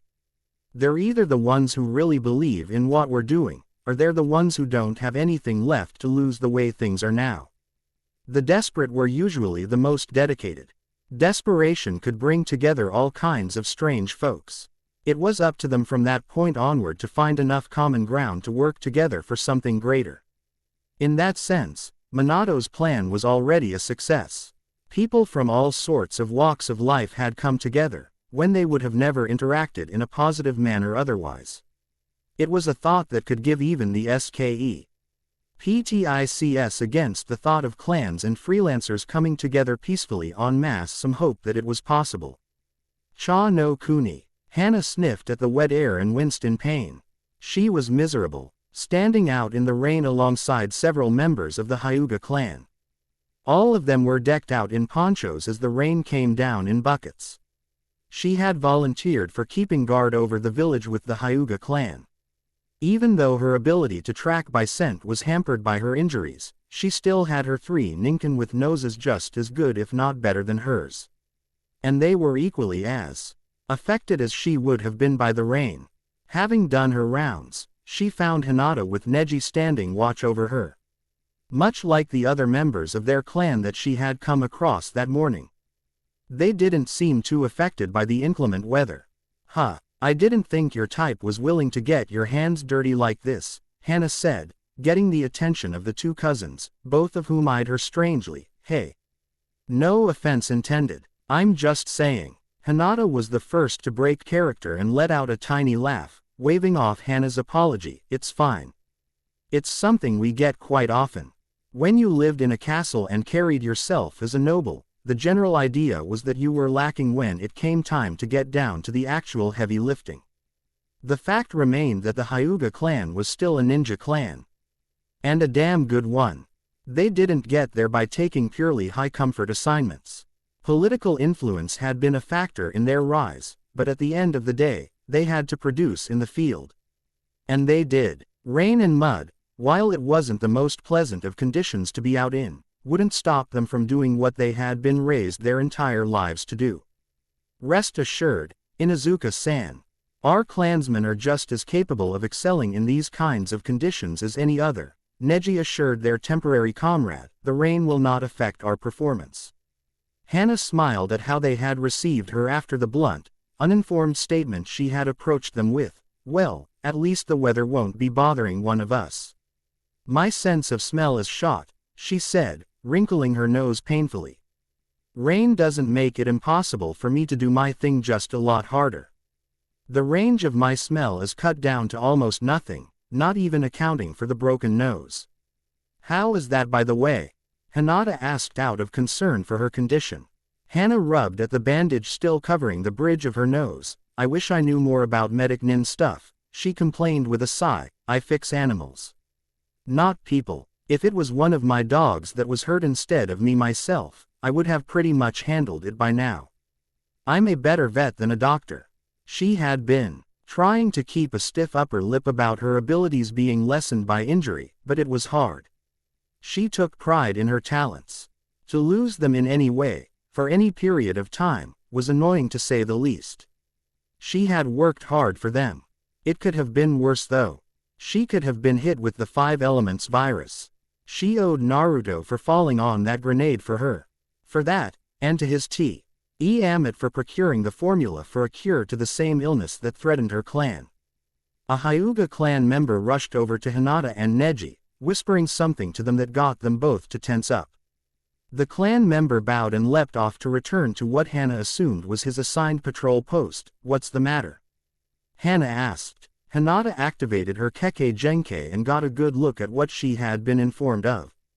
There are people approaching. People. So the fight was finally starting. How many? Hana asked. A frown marred Hinata's pretty face, presumably at what she was seeing. More than 12. She informed her family member and her new friend. A lot more. I would say we're looking at more than 100, because she had stopped counting. More were coming. Hana bared her teeth at the thought of foot soldiers being called in to try and overwhelm them. What did the Guardians send back to the Fire Daimyo for actual troops to do this instead? Hinata shook her head in the negative. What are you seeing then? Hinata shook her head, trying to make sense of what was going on. Something's wrong. No one approaching has a pulse. From the woods, dozens of disheveled figures ambled out, nearly lifeless in their approach. They did nothing to hide their approach. They weren't making a rush for the village. The skin of each person shuffling toward them was pale and colorless. There was no life or focus in their eyes. When they finally got close enough for Hannah's nose to work in the rain, she caught the distinct scent of unearthed soil. Whatever was happening, these weren't living people. Even with a numbers disadvantage for the defenders, there was a good chance that something like this would be manageable. Hannah cracked her knuckles as her three Ninken gone barking and growling in anticipation of a fight. Well, as long as they're going to make this easy. She was prepared to get into the mix to begin culling their numbers when the land itself seemed to turn to the favor of the enemy. 4 giant gates emerged around the outskirts of the village, one for each cardinal direction. TCH, Neji scoffed, able to see the barrier this created around the area. Well, I guess one of us had to say it, just to make things that much worse. Sorry, Hannah said, having the good grace to look sheepish at her tempting of fate. What's going on now? Neji pointed to the large gate that was the closest in view to them. Those 4 gates have created a barrier. Not that it matters, since we weren't going anywhere to begin with, but we don't even have the option to leave now. Well, as long as they're burning the lifeboats, so to speak, let's make sure the whole ship doesn't go down, shall we? Hannah insisted, strengthening her determination to see things through until the end. Hinata's mouth dropped open as she could see even more going on around them. Everyone, look out. Her tiny voice rang out as loudly as she could muster, however it was all but drowned out when the ground itself seemed to shift and morph right underneath their feet. In a matter of seconds, not only had a barrier formed around the entire battlefield, the village included, terrain of the field they had decided to make their stand on had been manipulated into a labyrinth of a canyon to turn the odds even more in the favor of the attackers. Hinata found herself alone and fixated on making sure that she hadn't been injured first and foremost. Is everyone all right? She tried to call out, her voice failing to reach past the walls that surrounded her. Neji-Nisan. Inuzuka-san. Anyone. Much to her relief, Hannah and her dogs came into view from not too far away. I'm here, the animal taming shinobi said, looking around warily. I think everyone else got pushed away though. Unsurprising after what had just happened. What a dangerous and powerful technique.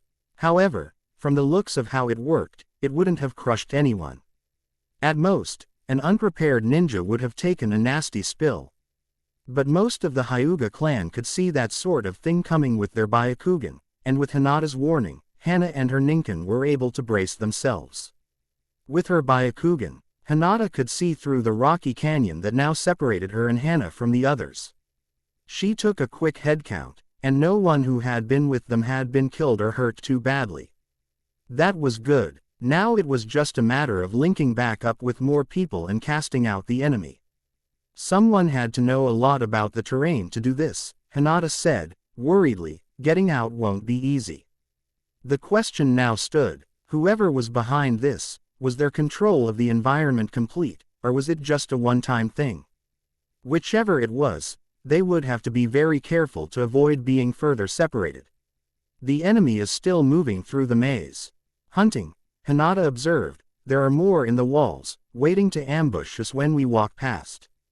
Well now, clearly, this straw, Chiji wasn't developed with people who could see through walls in mind. That thought gave Hannah more hope, so they trap us here with a bunch of walking corpses. That by itself won't do us in, even in this situation. Hinata bit her lip in thought. Her tactical analysis wasn't quite on Neji's level, but she had been taught by her father, the leader of the entire clan. I don't think it's meant to. This might kill an inexperienced shinobi. At best. Normally, one would hope for a distraction as a result of this. Why would tiring them out and keeping them busy be a priority instead of just outright killing them first? A secondary attack on the village itself, perhaps. Were the Guardians after more than just them? No, even if sacking the village were the goal, it was full of nothing but civilians. Farmers, merchants, tailors, everyday people. What good would eradicating everyone living there do? This strategy would be a mess without me, the husky voice of a woman said as she closely purred. Used the diagram of the nearby village's land area. It had been altered extensively from its original form. Topographical maps were a great help. Thankfully, working under the fire daimyo gave them everything they needed as far as resources were concerned. It was simple. Once the village was surrounded by the barrier, there was no getting in or out.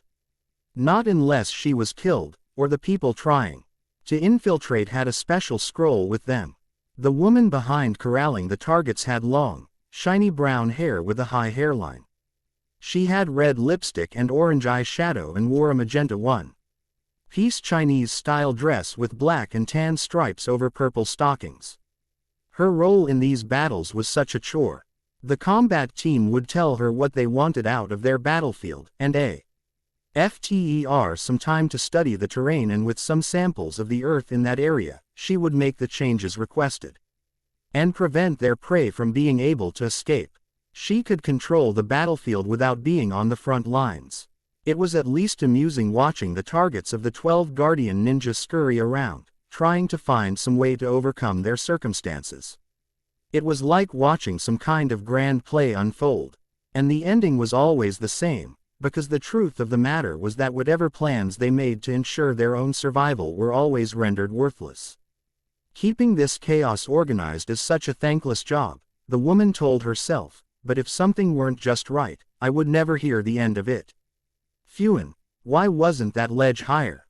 Phewan, that canyon was too narrow for the undead to surround the enemy in, she said, mimicking the complaints she would have heard from her coworkers. Aren't we all professionals here? It's a good thing I'm too good to make mistakes like that. It was fine. The village would be destroyed before noon. Anyone left on the battlefield would then be mopped up by the full force of the remaining guardians. Fuka was a fool, an impatient fool. She just wanted to drain the chakra of some of Namikaze Minato's ninja before all of them were killed by the limelight strategy. What a poor decision that turned out to be. It would not be repeated by any of them. They would stick to the plan, stick to their strengths. Everything wasn't confusing terrain. When you made landmasses, unless you had somehow added more, you needed to take it from somewhere else. Instead of a maze of canyons and corridors, the other side of the village's land area was marred and torn asunder.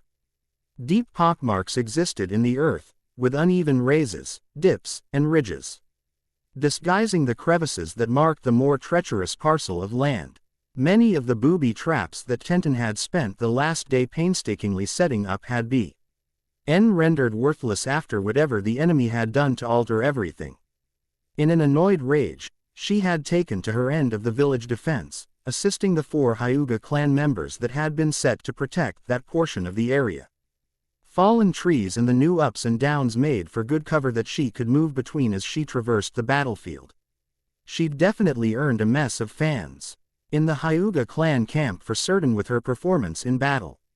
She was able to cut down significantly on the number of undead that managed to make it within melee range of her allies, making it a lot easier for them to handle the oncoming horde.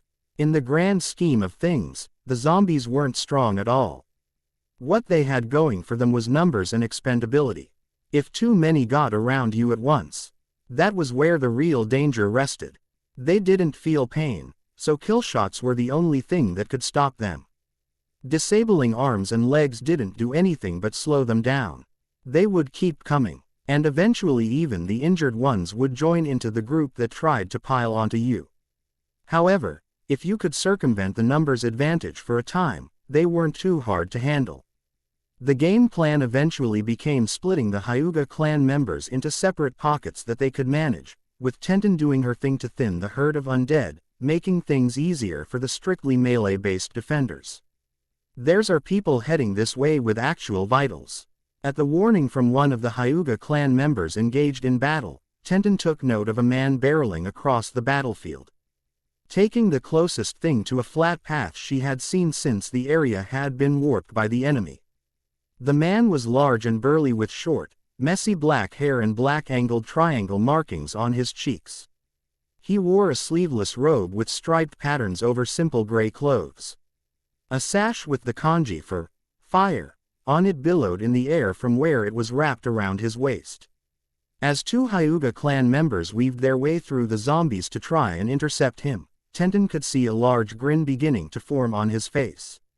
He knew who they were before he had attacked, thanks to the one Hinata had discovered yesterday keeping tabs on them. He knew they were Hyuga clan, and therefore that they were strong in close quarters, and yet he still charged forward. That couldn't possibly bode well. Wait, don't just take him head on, Tenten shouted, trying to warn them. It was too late to turn back, however. Before the Hyuga clan members could even get their Ting to begin defending against his advance, he charged straight through them like a rhinoceros. Each of his massive hands grabbed one of Tay men by the face before slamming their heads together. The assaulting crack was audible enough to echo out into the open air. Tenten winced as the man tossed both bodies away, having killed both shinobi. Still, an opening was an opening. With bow in hand, she took a shot at the man's neck. It wasn't a difficult shot to make. Not for her. The arrow hit him directly in the throat, sinking his head forward into his chest as he let out a gasp. Served him right. A young man with purple pants, a high-collared purple shirt, a white undershirt, and glasses ran to his side, his hands glowing green. "Ah, Fudo-san. Don't worry, I can." Fudo swatted him away ungratefully, knocking him down to the ground a few feet away. He lifted his head and let Tenten's arrow fall to the ground from where it had been held. "Tch. Stupid boy, you should know better than to think something like that could hurt me." Quote, I'm sorry, the white-haired boy said, cowering. It's my job. It's a complete waste for someone like you to follow me. You're just slowing me." A second arrow sent their way was caught out of the air by the large man, causing the white-haired ninja with glasses to scoot away in surprise and fear. It was then that Fudo noticed the lone girl facing him down from a safer distance than what his two victims had attempted. The man grinned and broke the arrow in his grasp, throwing the splinters to the ground. "Kabuto. Go somewhere and get out of the way," he demanded. "But, Fudo impatiently stomped his foot right by Kabuto, destroying the ground underneath it. Now, he was not going to spend the whole battle protecting him. If the girl decided to use him for target practice, Fudo would have had to intercept every single shot that went in his direction. If he let him die on the battlefield, he would have gotten admonished for it in the aftermath. Stupid, squishy weakling. Fudo didn't even know why Kabuto had been chosen as one of the 12 Guardian Ninja to begin with. He wasn't much for fighting. Tenten regarded the large man warily for several seconds as Kabuto continued to scramble away. If he wasn't going to fight, he didn't have much consequence at the moment. She had to focus on the bigger threat at the moment. "So I'm guessing since you're the only enemy I've come across so far that doesn't have flesh rotting off of the bone, you're the guy who made all of the zombies." Fudo laughed and wiped the blood from his victims onto the 12 Ninja Guardians sash around his waist. "Got it in one, little girl. And the prize is getting pulverized firsthand by yours truly," he declared ominously. "Well, that's more of a prize for me than it is for you." Tenten kept a watchful eye on the undead wandering around them. They weren't attacking her. Actually, they weren't going near her. "Oh, don't worry about them," Fudo said. "You're all mine. Try and make it at least a little bit entertaining for me. That, or you could go and get Naruto of the 9 tails for me." Arrogant bastard. Was it because she was a girl? Or because he believed he was really that strong? Tenten hadn't necessarily been spoiling for a fight with someone powerful, but she wasn't about to let the hard work she had put into her training be overlooked. "Sorry. Naruto has more important things to do than step on your neck. Unfortunately, you'll have to make do with me." Naruto was right. Hell, even Orochimaru had a point when he had spoken to her. She was talented. If she wasn't, she would have been killed by now. The Guardian member clearly saw no problem with handing out a beating to her in the middle of his mission. "It's your funeral. You were going to die anyway, but hey, why not?" There was an advantage to his bluster that Tenten quickly picked up on. Discretion was not the word of the day in this man's book. He felt comfortable enough in fighting her to run his mouth. Maybe she could find out just what this was all about. Either way, she wouldn't have to start fighting to get what she wanted. Tenten quickly threw a kunai at Fudo to test his reflexes, only for him to stand still. The weapon bounced off of his chest, as though he were made of stone. His clothes weren't even nicked. Well, at least that explained how he stopped the arrow the first time when it hit him square in the throat. Fudo brushed off his robe, taking delight in the look on the girl's face. Little brats just never understand until it's too late. Let me teach you the last lesson you'll ever get to learn. Come here, he demanded, charging at Tenten with a burst of speed. Tenten let out a surprised gasp as she tried to outmaneuver the punches of the large man. If he hit as hard as he likely would have, she couldn't let herself take a blow from him. The problem was, she couldn't deter him with any kind of physical threat if even her metal weapons wouldn't damage him. His swings were full of bad intentions and were thrown with the confidence that any counter she attempted wouldn't do him any real harm. A punch finally landed, and sent Tenten's smaller body flying away, until it turned out to be a zombie that she had replaced herself with from nearby. The man's eyes went wide until he realized what had happened, turning arrow to face the girl who had retreated to a safe distance away. Tenten was grateful for the timely target to use a substitution on. Do you really keep this many dead bodies stored away? She asked, dusting herself off from where several of the zombies had tried to claw away at her when she'd replaced herself with one from before. The burly ninja laughed, cracking his knuckles as he slowly walked Tenten's way, clearly seeing as how they're here. And there's no trouble if you destroy a bunch of them. Every time we wage an attack like this, we wind up making plenty of replacements. Bragging about desecrating the dead to use in combat. There was no way that Tenten would ever let that happen to her, her friends, or any of the people in this village. You're sick. Don't sound so disgusted. They're tools, weapons, just like we are, he said, proudly thumping his chest, and besides, I'm not the one who keeps them maintained. That would be all thanks to our resident medic. Tenten though, back and remembered Kabuto trying to heal Fudo earlier. She felt like hitting her own forehead. That guy was a medic. And he was talented enough to keep corpses in good enough condition to be used in battle. Even with her not knowing much about medicine, it was still obvious that such a thing wasn't exactly easy. Fudo nodded. He isn't good for much else, but damned if he doesn't understand the human body. It's about the only impressive thing about him, he finished, derisively. In that case, you probably should have kept him around, Tenten threatened lowly, pulling a small sealing scroll from inside her shirt. All her threat got was a chuckle in return from her opponent. She was still going to fight. It was just prolonging the inevitable, and why is that? With a puff of smoke, Tenten unsealed a long gray staff that she spun in her hands to get warmed up with it, because you're going to need someone to put you back together after I'm done tearing you apart, she said, drawn a line in the dirt in front of her with the end of the weapon. Last chance. Leave. Fudo licked his lips in anticipation before charging Tenten again. If nothing else, the girl had guts. Unfortunately, or fortunately, depending on who was asking, he would be getting a good look at them when the battle was over. Meanwhile inside the inn, Naruto's hands tightly gripped the railing of the balcony hanging from his parents' suite.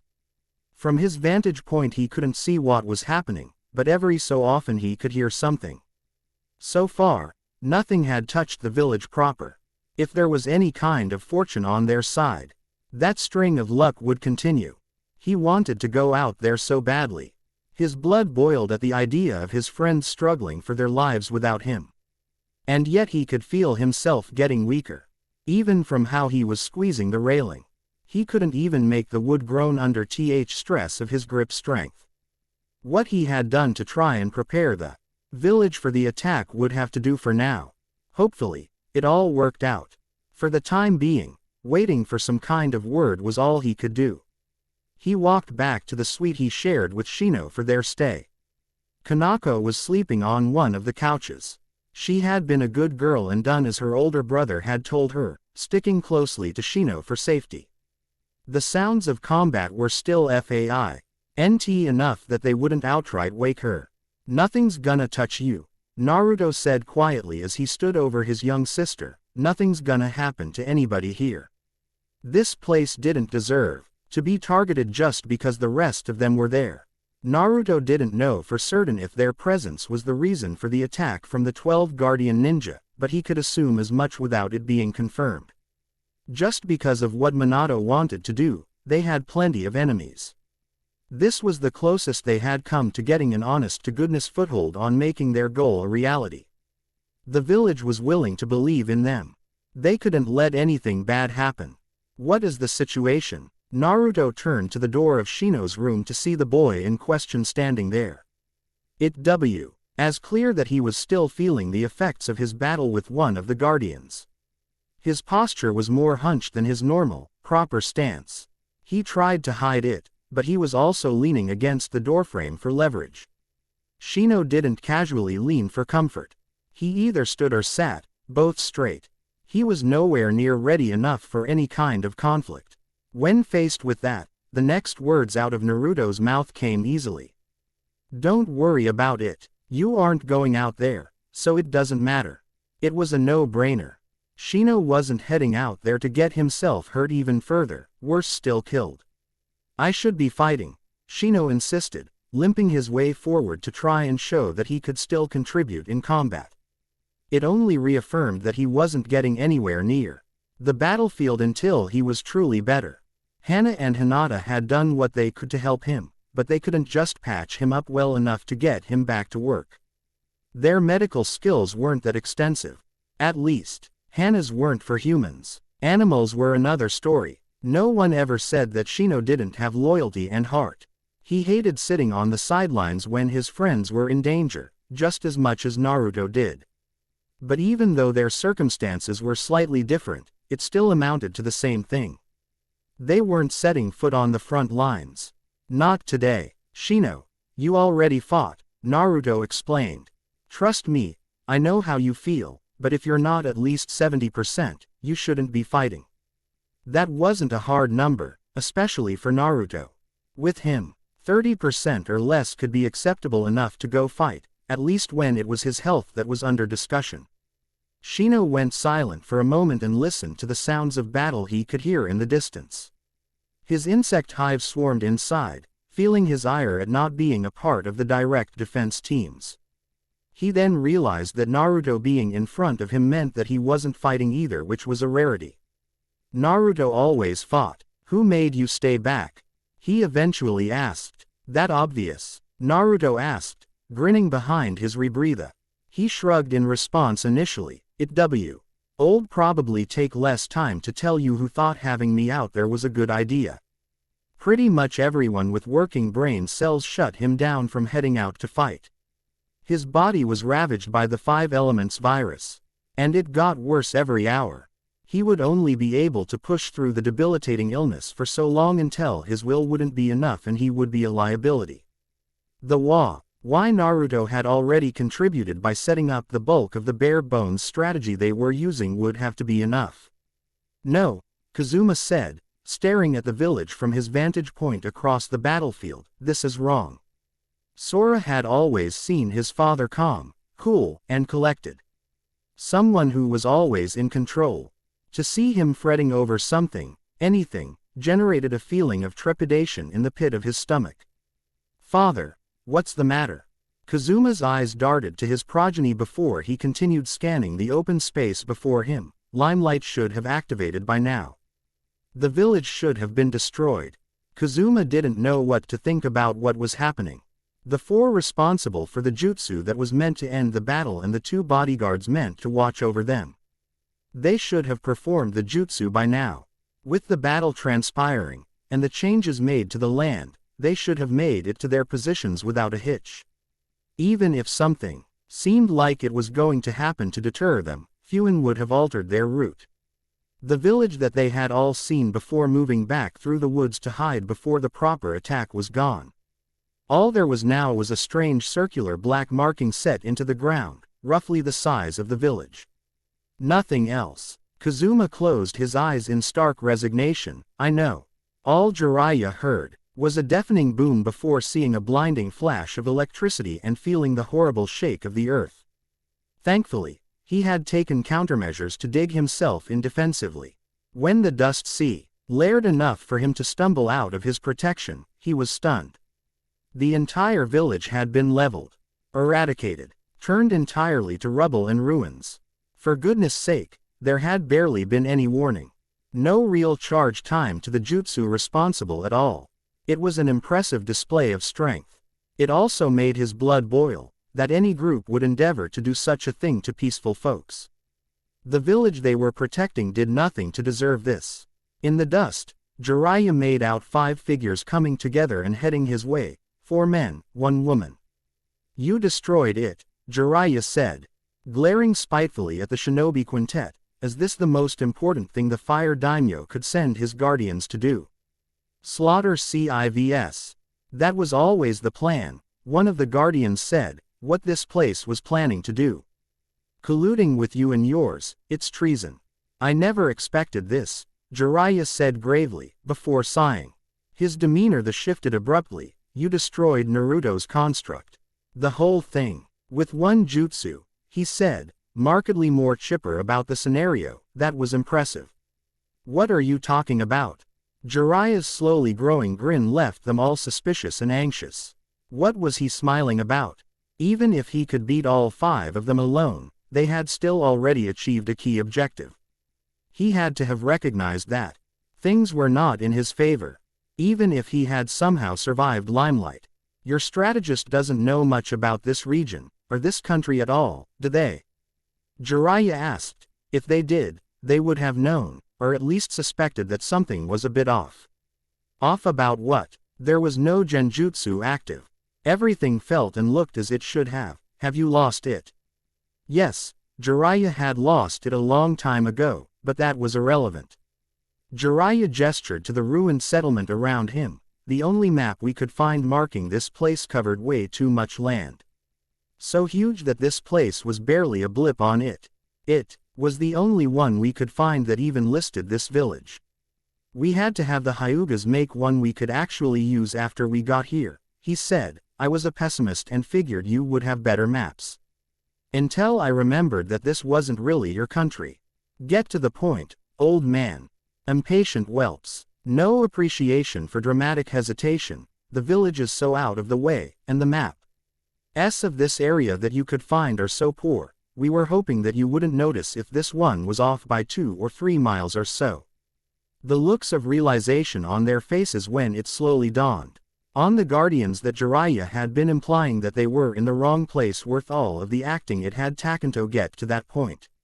You've got to be kidding, the woman guardian said. The Kyuubi Jinchuriki moved the village. Jiraiya scoffed at the squad derisively. No. That would be stupid. He can't do that, he explained. He just made an exact replica of the village, only made of chakra. Right here, he said, pointing down. Because that was so much more reasonable. How is that even possible? Jiraiya wasn't entirely sure. It wasn't anything he had taught Naruto or helped him develop. If anyone was to be asked, Kushina or Minato would have probably been able to give a better answer than him. Well, the jutsu can't copy other things that have chakra. That's a weakness. He couldn't duplicate the villagers. So anyone looking for people would be able to see that something was off. We saw people running away. Summoned toads were extremely useful. Not even the bigger ones either. Even the smaller ones that couldn't fight directly still had value, if you knew how to use them wisely. The smaller ones were easy to summon and smart enough to take directions. Directions L. Ike transforming into humans and running inside the houses before dispelling back to MT. Myoboku. Yeah, you thought you did. That was the point, Jiraiya said, as he refused to reveal the length of his own contribution to the ruse. Unfortunately, since you're trying to kill us, I'm not exactly about to let you explore this place. So that means until the person who initiated the jutsu is killed, or he lets us out, we're all stuck here. Quote, Katane. One of the guardians asked, prompting the others to look to the man amongst them with a messy brown mohawk. dressed in long, baggy clothes underneath a long vest jacket. The man identified as Katane's eyes went wide in realization. He was just as stupefied as the rest of them. That was why absolutely none of the defenders other than Jiraiya and Fu had been within the limits of the village at all, because they had been told implicitly avoid doing so, lest they find themselves stuck inside of the jutsu. They had just figured that the shinobi, working under the sentimental Namikaze Minato, simply wanted to keep the battle from affecting the people living there. How infuriating, to be thwarted, at least temporarily, by a boy who was half their age at best. Namikaze Minato's son Naruto didn't even know the gist of what Limelight entailed, and yet he had managed to neutralize what was the main attack strategy of the 12 Guardian Ninja without ever seeing them fight. It was either prodigious, or dumb luck.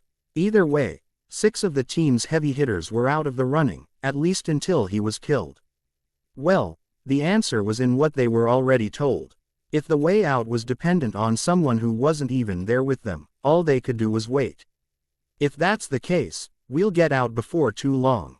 Even if this is impressive, making this had to waste all kinds of chakra, Katane said, slowly calming his teammates down at hearing how grounded he was. Despite what was going on, the yellow flashes runt may be a monster, the he still breathes and bleeds like a human. He's got his limits. Even if the 12 Ninja Guardians' numbers had been cut in half, it wasn't as though they were always deployed all together. They air split into separate teams for multiple missions all over Hai no Kuni and beyond all the time. 6 were more than enough to do the heavy lifting, at least until they could put Naruto down and free the rest of them. That thought filled a few of them with more confidence in their situation. The only woman amongst the Guardians relaxed, slowly but surely. She had spiky black hair, and wore a sleeveless black shirt with black trousers.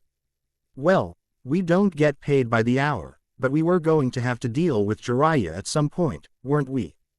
Now seems like as good a time as any.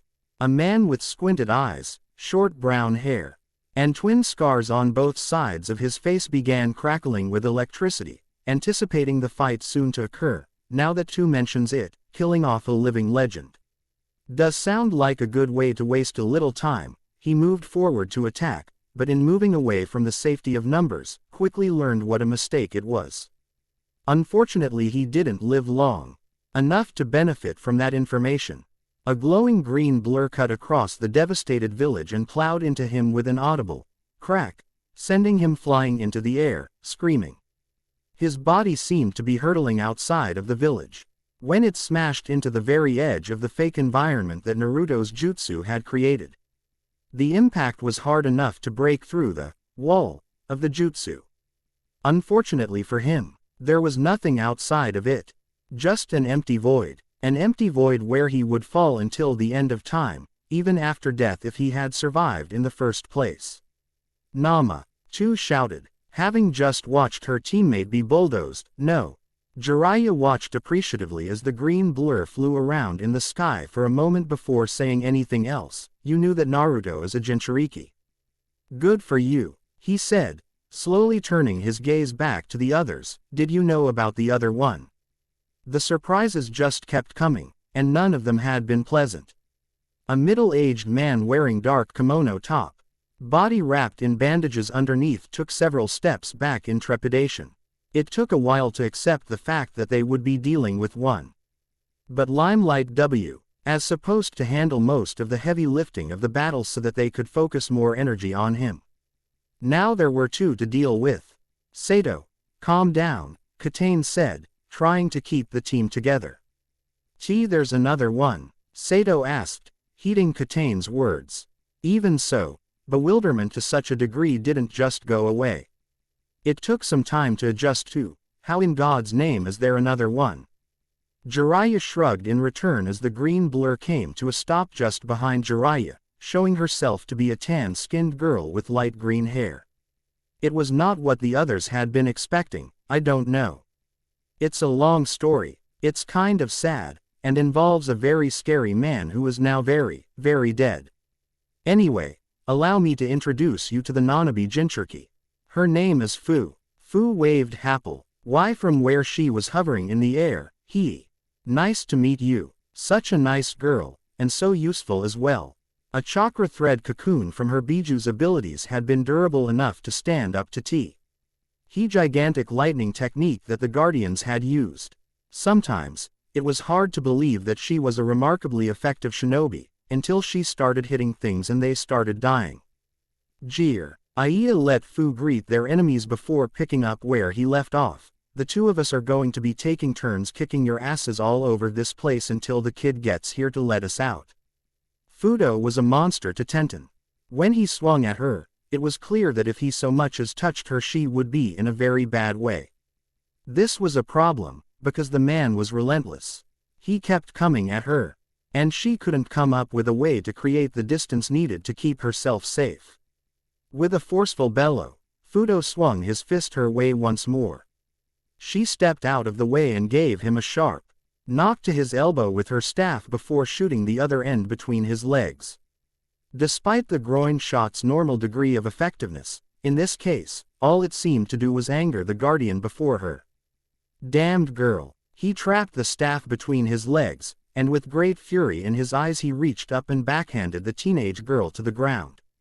Despite previously holding onto the staff tightly, Tenten was hit hard enough to release her grip entirely. His slaps hurt more than most people's punches. Trying to take a cheap shot or you'll pay for that 10 times over. It didn't even hurt you. Tenten thought to herself as she watched Fudo charge. She dropped a smoke bomb as he approached and used the opening to put some distance between them. Come on, girl. Think. Can't stab him. Can't beat him over the head with anything blunt. Guess I've got to get a little more creative. Either da, or die. Her options for how to proceed were very limited. Everyone always said that she was a smart kunoichi. Hopefully her brains were enough to overcome Fudo's overwhelming brawn. Fudo barreled into the smokescreen, swinging wildly, intending to pulverize whatever his massive fists and arms came into contact with. What did he have to fear? It had been clear from the outset that Tenten lacked the stopping power in her attacks to adequately make him pay for such reckless abandon. I can't let him hit me like that again. Gotta make a move that counts.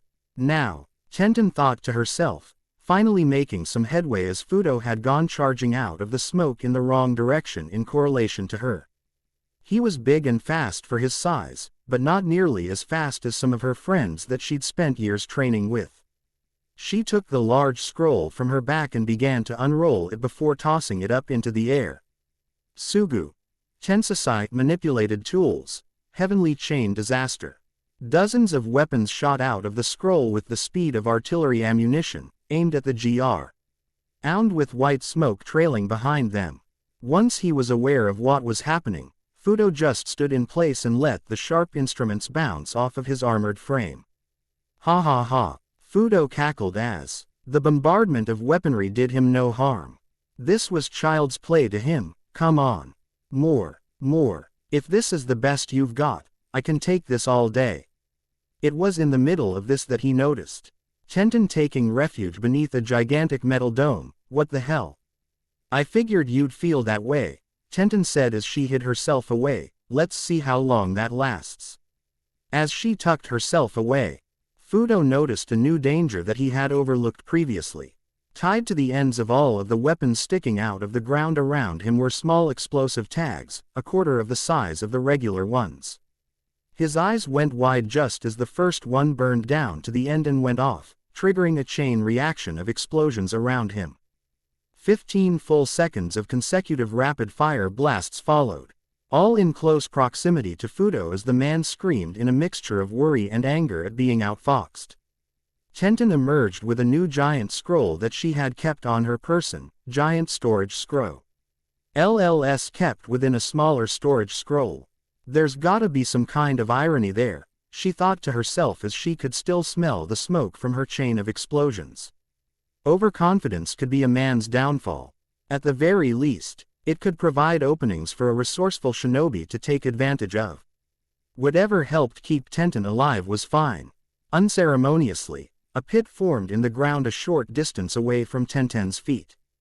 Her eyes went wide as she tried to turn and run in vain once it began sucking everything around it inside. She kept out of the pit by nimbly springing off of the significant pieces of debris that she could find until she made it out of range. Fallen trees and boulders served as her stepping stones until she could reach an elevated wall, out of range of the jutsu's effectiveness until it ran its course. A sigh of relief turned to a gasp of horror when she realized that she had gone to the only logical safe place in the vicinity. She had been suckered in. His proved to be correct when a burly fist extended from the rock wall behind her, colliding with that back of her head. It sent her flying across the landscape, rolling about like a ragdoll until coming to a stop, motionless on the cold, muddy ground. Fudo emerged from the rock wall, dropping down with a grin on his face as he surveyed the damage of his sneak attack. With a swagger in his step, he sauntered over, keeping an eye out for any more shenanigans from his adversary. Nothing happened as he approached. "You sneaky little wench." Fudo grabbed Tenten by the back of her shirt, picking her up with one hand. "You surprised me. I really didn't think an itty-bitty thing like you could come up with something that dangerous. Then again, I guess that old man told the daimyo to come after you for a reason." He jiggled her limp form in his hand, amusing himself by toying with her. The rain and mud caking her clothes and skin did wonders for showing off her form. She was a very good-looking young lady. Such a shame that he had his orders to get rid of all of the rogue contingent. He could have had some extracurricular use for her otherwise. Oh well. With a flick of his wrist, Fudo tossed Tenten away, prepared to execute her and move along to the rest of the targets set for the guardian ninja. "Kabuto, you useless dullard, get ready to bag this one. We're taking the corpses of the uprising back with us," he shouted, pointing in Tenten's direction. As pointed, he noticed a tag stuck to his forearm. Unlike the ones from before, it was full-sized, and it didn't burn down for detonation like an explosive tag. Was it defective? Even so, it was still a threat. As he reached down to peel the tag off, it activated, making its presence felt, not with an explosion, but with electricity ripping through his body. Goo-ah! His skin cracked and flaked before beginning to peel off, revealing another layer underneath. After a few seconds, the current wore off, but the damage had been done. He fell to a knee, racked with pain and again caught off guard. Once it was clear he was feeling the effects, only then did Tenten stir. Fudo watched her slowly recover, and wished he could make his way over to crush her. Or make the proper hand seals to skewer her with a jutsu from a distance. What the hell was that? My best friend is an expert on seals, and crazy enough to go with me when I have a weird idea for something new, Tenten said, wiping the blood away from her nose and mouth as Fudo struggled to so much as move, electricity periodically rippling through his body. "I have faith in my ninja tools." Quote, Naruto and Tenten had come up with a seal for each of the 5 primary elements. Some were more useful than others. For instance, fire tags were weapons that were good for starting blazes without the mess and noise that came with explosive tags. They had been through extensive testing, though Tenten had never put one on a human being before. However, it had worked. "That's neat though," Tenten said, getting up slowly. And yet, it was still quicker than Fudo could muster. "I had to get close enough to see, to feel, but I get it now. You have armor made from earth chakra, don't you?" She had to get close enough to find out just what it was that had been protecting him from harm for the entire battle, but getting close while the fighting was still going on was a risky proposition. She had to play possum in order to do so. Once she had gotten within touching distance, however, it had only taken a moment to discover enough about it to make a move. Fudo stayed belligerent, despite the severe blow stricken against him. Everything on his body hurt. "Yeah. So what if you know about my rock armor? It doesn't change anything. I doubt you have a jutsu more powerful than that one. And it still couldn't scratch me." True enough, even if his body was damaged, he still had enough control to re-establish his defense. She wouldn't find it easy to place that sort of a weapon on him again. Tenten wasn't so quick to approach. "Fools rush in where angels fear to tread." "Well, you have a point. I don't have anything stronger than that. Things that compare, maybe, but right now, Nothing stronger, she established calmly as she reached into the chest of her blouse to remove a metal pipe that extended into a staff. With the flick of a switch, a blade extended from the top end. A drill blade. Fudo got both of his feet back underneath himself and stood, frothing at the mouth in anger. Is that toothpick supposed to scare me? He bellowed, beating his chest defiantly. Tenten looked between her wicked-looking weapon, and the man she intended to use it on, regarding Fudo's question for a moment before giving her answer. You. Yes, she said resolutely. And then she charged. Even in the best of times, Tenten would have been faster than Fudo, however taking him head-on would have been suicide at the start of the battle. Now though, he was sufficiently worn down. His mobility suffered more than ever after having his muscles lock up from the nasty shock he had received. And most importantly, Tenten had found the weakness of his tank-like defense.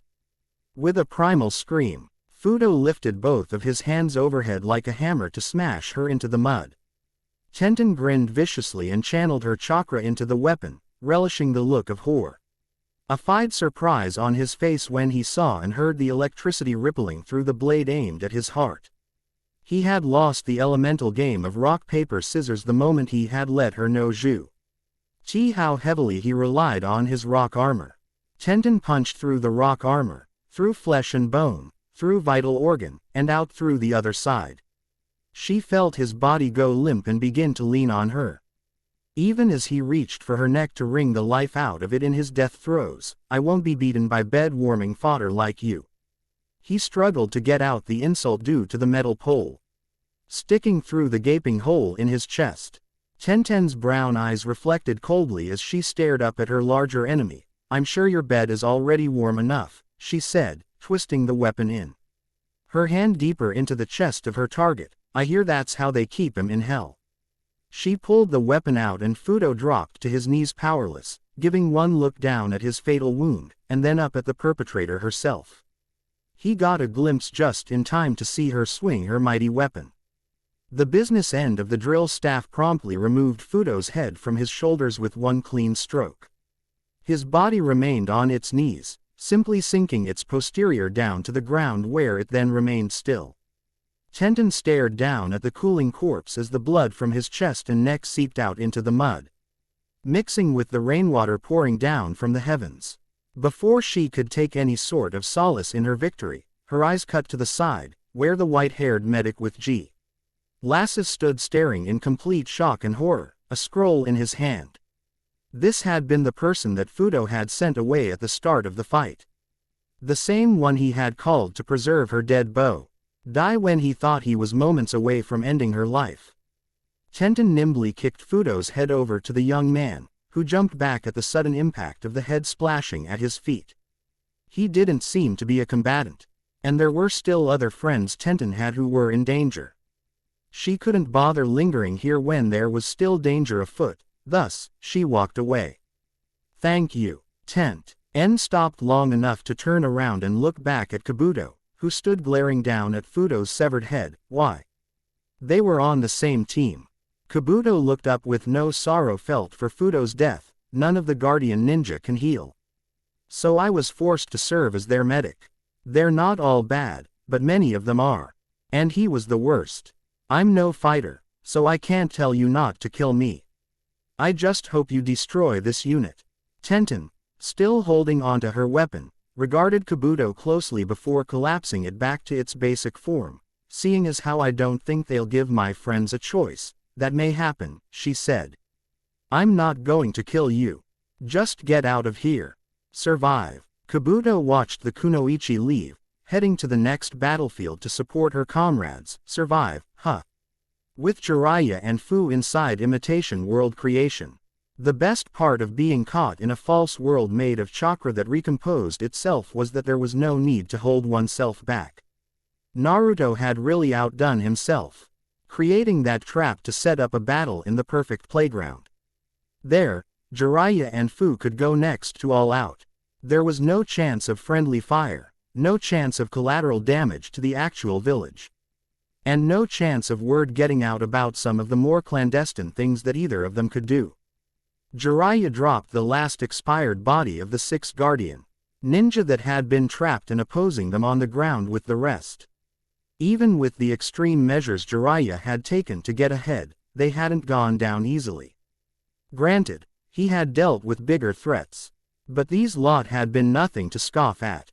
He had taken the lion's share, and even without the destructive power of their limelight technique, as individual shinobi, they had been very talented. He had made the right decision taking most of them for himself. Had they been able to fight more of the kids and those Hyuga, a lot more people would have been killed than probably were now. Jiraiya thought to himself as he breathed a sigh of relief. Good plan, kid. Good plan. He thought of Naruto. It was extremely crude in the grand scheme of things, but not being complicated worked out for the best in this case. It was the execution that had been noteworthy. The setup. The brute force after the trap had been sprung hadn't been the most notable thing about it all. Jiraiya-sama. And speaking of brute force, Fu landed from her last sweep of the area to see if there were any nasty surprises that their enemies had left for them during the battle. All clear. He asked the pics, i.e. of a girl as she came to a less than graceful landing nearby, her chakra wings disappearing back into that odd red pack she wore. Yep. Nothing here. Fu reported. Fu couldn't find the guy she knocked out of the jutsu at the start of the fight. Sorry. She apologized for the one guardian ninja left unaccounted for. He wasn't really unaccounted for. Jiraiya knew how this jutsu worked. If he had been knocked out of this place, he wasn't coming back. More like he'd fall for eternity in the void between this false world and the real one. Unless he could cut through space and time, that was how it would end for him. Fu perked back up, which brought a smile to Jiraiya's face. Though she had been raised to be a weapon by Kakuzu, he had failed. There was still very much a girl in there, by the way. I'd really appreciate it if you didn't go around spreading all of the things you saw me to hear. He thought to request of her after a moment, I'd like to have a few cards kept close to the vest I can play if I need, you know. Fu was confused by the request until she realized what he might have been talking about. Oh. Don't worry, Jiraiya-sama. Fu won't tell anyone about your weird war-toad thingy you turned into. She had been surprised when she'd seen him more or less transform in battle. Jiraiya wasn't a Jinchuriki, and even if he had been, she didn't know of any toad-based tailed beast to begin with. Even so, he had gotten much faster and stronger. He also had two elderly toads on his shoulders, which was another odd thing to mention about when he had been in that state. It wasn't a war-toad thing. Jiraiya stopped himself from correcting her with a sigh.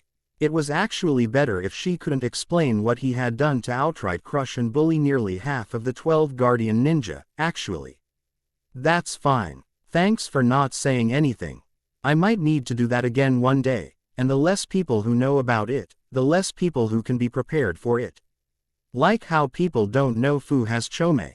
Fu asked, getting a nod from the man. Understood. She said with a salute. Good girl. Jiraiya chuckled, standing up and giving her a pat on the head. This didn't seem to offend Fu in the slightest, neither the gesture, nor the praise, seeing as how she giggled and leaned into the contact. So now what, Jiraiya-sama? Jiraiya looked up at the sky. It really was a good imitation. Naruto had done top-notch work. However, there was no way out until the user cancelled the jutsu, or the user died. Now we wait for the others to finish up. The heavy lifting was out of the way Jiraiya hoped. He didn't know if he and Fu had taken down the strongest of the 12 Guardian Ninja, or the weakest. Either way, the rest was up to the kids. Over half of the team was out of commission. Sure, Fuka was dead because she believed Herschel the superior of 3 incredibly talented young shinobi because of her damned special jutsu, but the rest of them had come in with a plan. How could that plan have been countered in one stroke? The team set to destroy the village and their interloper shinobi guards with limelight had been neutralized. Fuin didn't know where they were. No, she complained, biting her lip so hard her lipstick smeared across her mouth. How could this have happened? It couldn't have possibly been her fault. She had done everything right. She had set the battlefield to the parameters that the others had requested and separated the possible fronts according to what she and Shiraku had scouted out. A light prick hit Fuin in the neck. Wincing in pain, she reached down and pulled out a thin needle slathered in some kind of fluid aside from her own blood. Fear began to set in as she looked around frantically for the person that had attacked her. "Who's there? Come out." There was no way someone had been able to make it all the way there and traverse all of the traps she had set between her position and the village without setting anything off. Fuin should have known if there had been someone onto her. She tried to stay on alert, until she felt the poison in her system setting in. "Poor, unfortunate you," Anko said. Appearing out of the woods, a grin on her face promising nothing but unpleasant times for the recipient. "I'm not much for direct combat. I'm more of a specialist," she said, with a wishy-washy movement of her hand. "I track, infiltrate, and assassinate, just to name a few of the things I get up to more than anything else when I'm not observing." She didn't get to do that last one enough for her tastes. Minato didn't have the taste for bloodshed that she expected men with such intrepid aims to have, which was a good thing in the grand scheme of things, but also kind of boring. There was nothing wrong with flatlining a few fools to get what you wanted. "How did you escape my barrier to even search for me in the first place?" Fuka demanded to know, despite her situation. Anko raised an eyebrow in interest. She wasn't some kind of powerful force of nature. That was Naruto and Fu's thing. The real answer was much simpler than that, "Because I was never in your barrier," she said. Fuin's jaw dropped. "I haven't been in the village since before nightfall yesterday." Naruto's contingent had known there was a battle coming. They hadn't just sat back and waited for the enemy to attack at dawn. They had made preparations, as the enemy by now full well knew of. In particular, Anko's entire job had been to ignore the actual battle at hand and make sure there was nothing waiting in the wings away from the battlefield to come in and follow up once everyone fighting was worn down. It was a simple task, but arguably more dangerous than standing out on the front lines with most of the others. There was a chance she could have run smack dab into the enemy's main fighting force, all by herself. There was a chance that she wouldn't have been able to deal with whatever she found, and would have been overwhelmed. That was, if she found anything at all. She also could have been wasted in this effort instead of serving as a viable combatant in the open fray. But there as a reason that Minato had hired her and Fu to survey land for them all over the elemental nations, even in potentially hostile environments. Because Anko was also a scout, one with tricks of her own to make her job easier. And she was a damn good one at that. If there was something, she would find it and disrupt it. Which was what she had done. Fuin couldn't budge. Her body had locked up entirely from whatever had been in the Senbon that Anko had hit her with. "How did you find me?" Fuin asked, slowly collapsing down to a knee as the strength in her legs began to give out. Gritting her teeth, she tried her best to get back up and try to defend herself, but it was all for naught. "I was able to see your neat little trick with the landscape. It was really good. You altered almost everything around here. Surrounded the village and everything," Anko said, "and as I wandered around outside, wondering how the hell you managed to pull this off, I thought to myself, why isn't the air affected as far on one end of the village as it is on the other?" Fuin wanted to shut her mouth. This woman was so aggravating, and yet, whatever she had done had left her subdued. Anko was talking because she knew she could talk. Everything in her body was shutting down. She had antidotes on her, but for her own poisons, not whatever the venomous bitch in front of her had dosed her with. And so, Anko didn't stop pacing around Fuin's base camp, getting a good look at her setup, so I replied, "You know what, self? That's a great point. Hey, I know what it is." She narrated animatedly, "If this is the back end, whoever's causing this horse crap is more concerned with protecting the direction they approached from.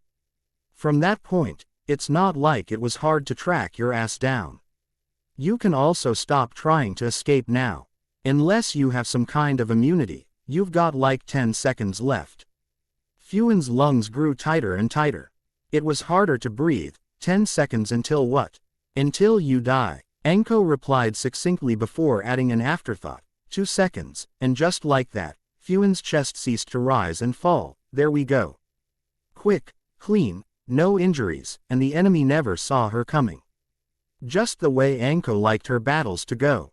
After it was over, Anko continued to root around the camp, talking to her recently deceased adversary. I'm kind of pissed.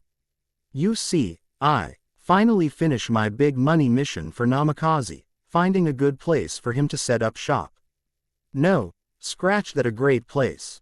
Everyone's getting something out of it. And here you lot come to fuck it all up, she complained aloud. This isn't even in High no Kuni to begin with, so why is your daimyo poking his big fat nose into what we're doing here? Not that there was anyone alive to answer her question. After all, she had just killed the only person around her within earshot that might have been able to give her the information she sought. Maybe keeping her alive for a bit of interrogation would have been a better idea.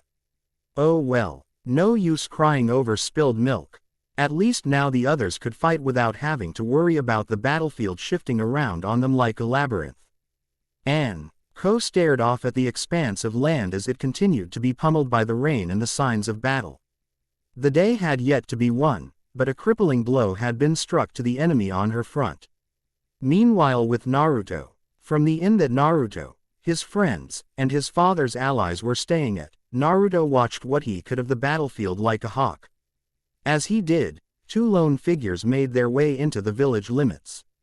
Standing side by side as they approached, Shino appeared behind Naruto, looking over his shoulder at what his friend was looking at. They're here, he identified. Naruto-san, I can. Naruto stopped him before he could even start. He was not going down there to fight. Shino had done his part already and paid the physical price for it that he was still on the mend from. Shino, stay with my little sister, would you? Kanako was inside, as far insulated away from the battle as possible, hopefully still sleeping in the early morning. If something happened, one of them would need to move her away or protect her. As loath as Shino was to admit it, even if he fought alongside Naruto as opposed to instead of them, he would be a liability. Do not lose, Shino directed of the blonde Jinchuriki. Finally conceding to his place in the current conflict. I don't think I have to tell you why I must ask this, do I? Naruto grinned at Shino, though his mouth was hidden behind the rebreather that kept him from spreading the 5 elements virus. It was all there in his eyes. Hey, we've gotten this far, haven't we? Indeed they had. Their defense had lasted through dawn. Now it was time to move forward. Naruto's body protested against him with JLTS of pain when he went to leap from the inn to the village roofs below, but it was necessary. He had to go. Someone needed to. This was the plan all along. If anyone made it this far, it didn't matter what kind of condition Naruto was in, he would have to meet them.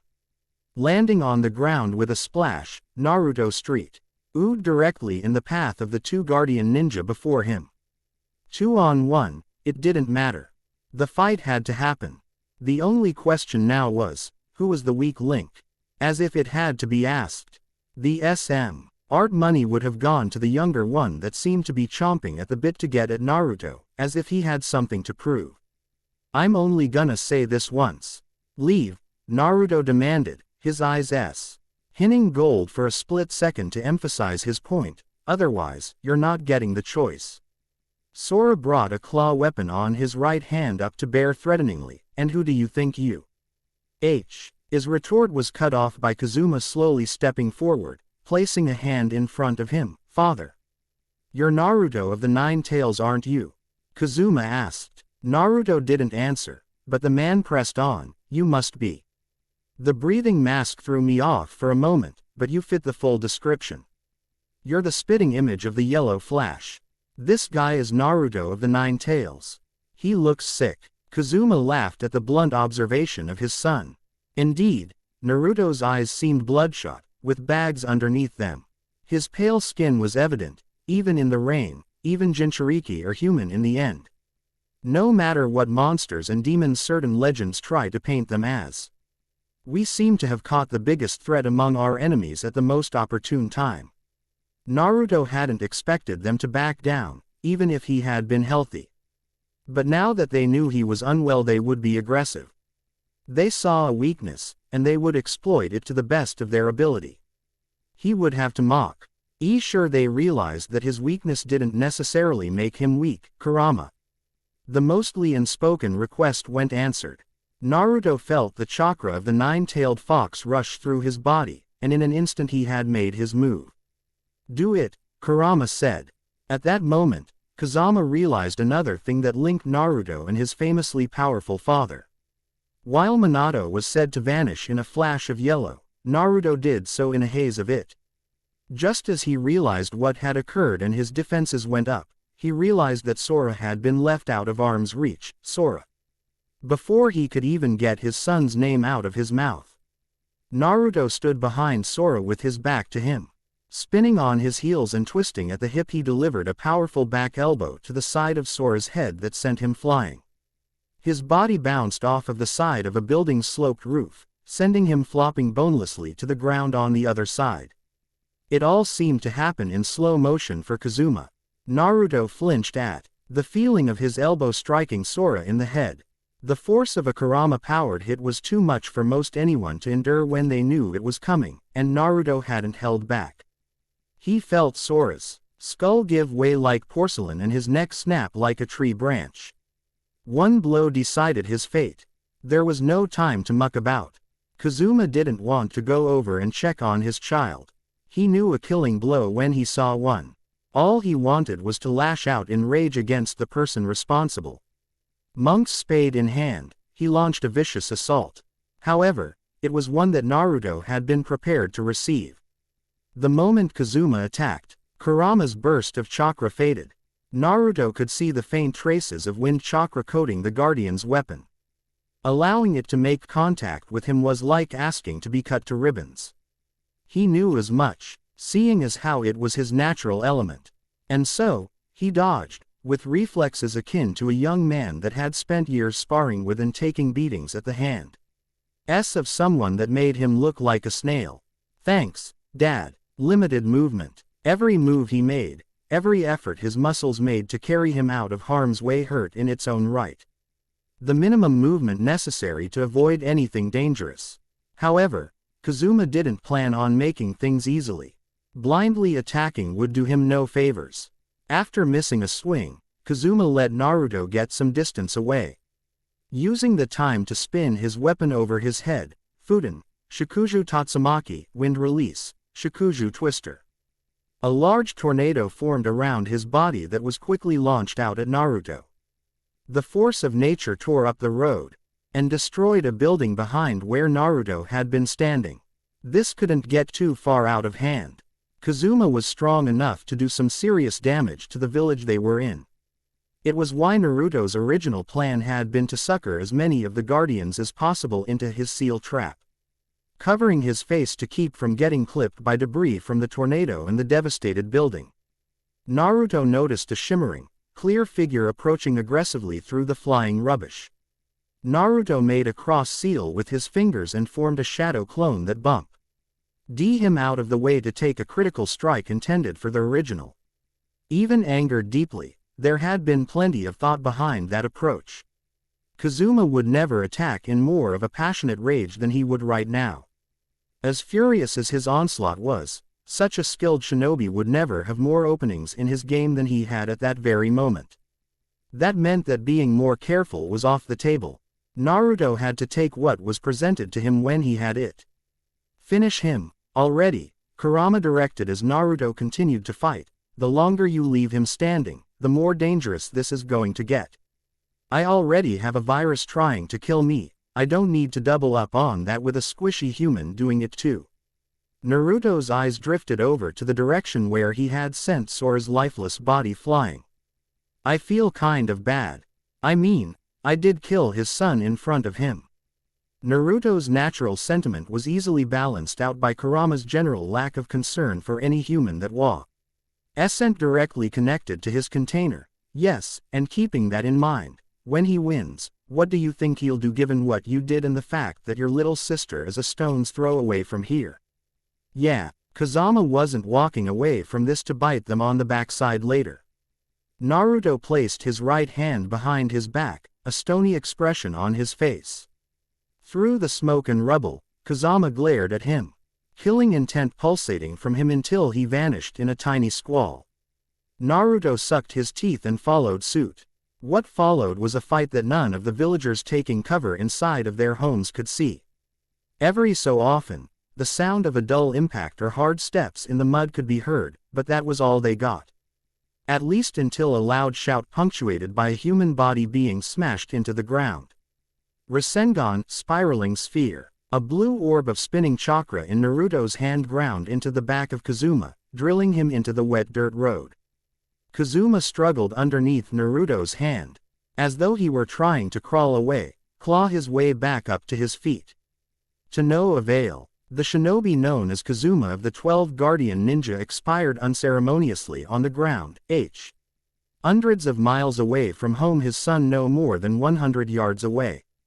Naruto stood up where he was bent down over the now dead Kazuma. He managed to hold together for a few minutes. Adrenaline had done a bit of a service for him in ignoring the pain affecting him because of the 5 elements virus, but such a thing could only be ignored for so long with nothing else to take up his attention. Even standing up straight was a chore. Fortunately, he didn't have to deal with that alone. I've got you. Neji was there to offer a shoulder to support Naruto before he could muster the composure to try and walk on his own. I was on my way to assist. Sorry I didn't make it. Neji, Naruto asked, looking over at his friend, what are you doing here? Weren't you on the front lines? Indeed, he had been. Fighting his way through a litany of undead in order to escape the labyrinth he had been trapped in. The formations around the village separated me from the others. I thought it would be better to return and make my next move from here. Well, I'm glad you're all right, Naruto grunted out as Neji shifted his weight to a more comfortable position. We're winning, right? It was hard to be certain. But things seemed to be going their way. I believe so, Neji said. A good number of our shinobi were lost in the same trap I was caught in, but the land has stopped shifting. Naruto chuckled weakly. Yeah. Well, they're not the only ones who can set a trap. I caught half of the guardians with Arrow Sennin and Fu. If there were any members of their outfit that could handle powerful enemies in those numbers, it was those two. Outstanding, Neji smirked. In that case, I believe the day is just about won.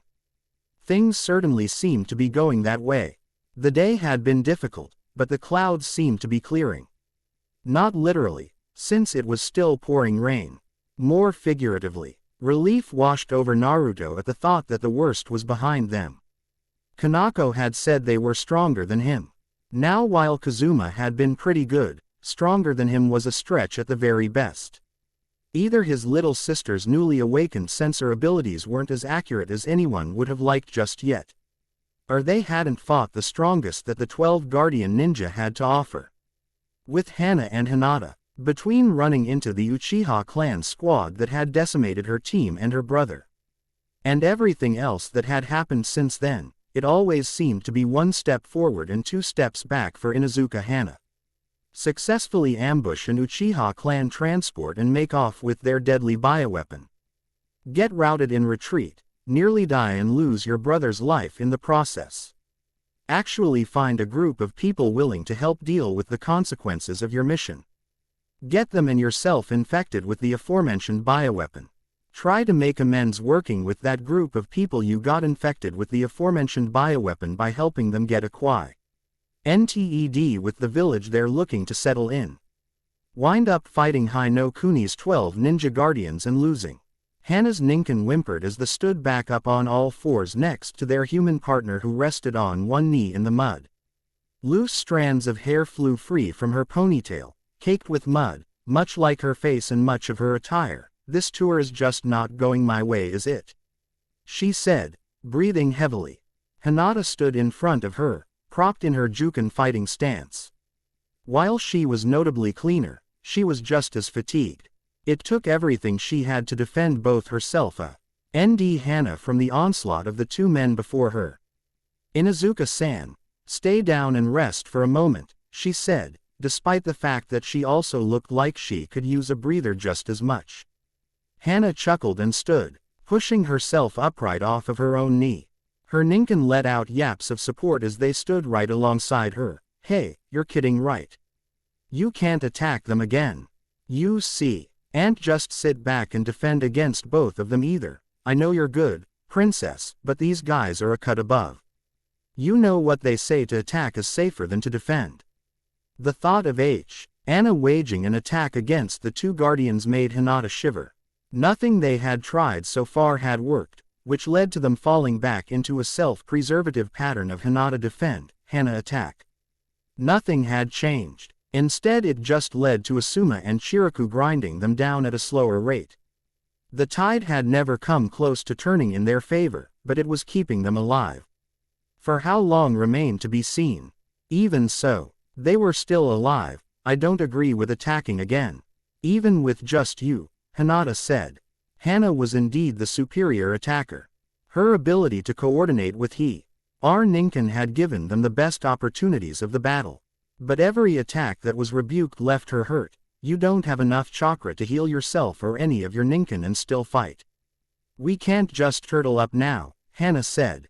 They'll cut right through us. She felt a growl in the back of her throat at being taken out without giving it one last all-out go. It's either die moving forward or die on the back foot. Claws bared, Hana prepared to make her next move against the tall, tan-bearded Asuma, and the bald monk-robed Chiriku. Fortunately, it wasn't necessary.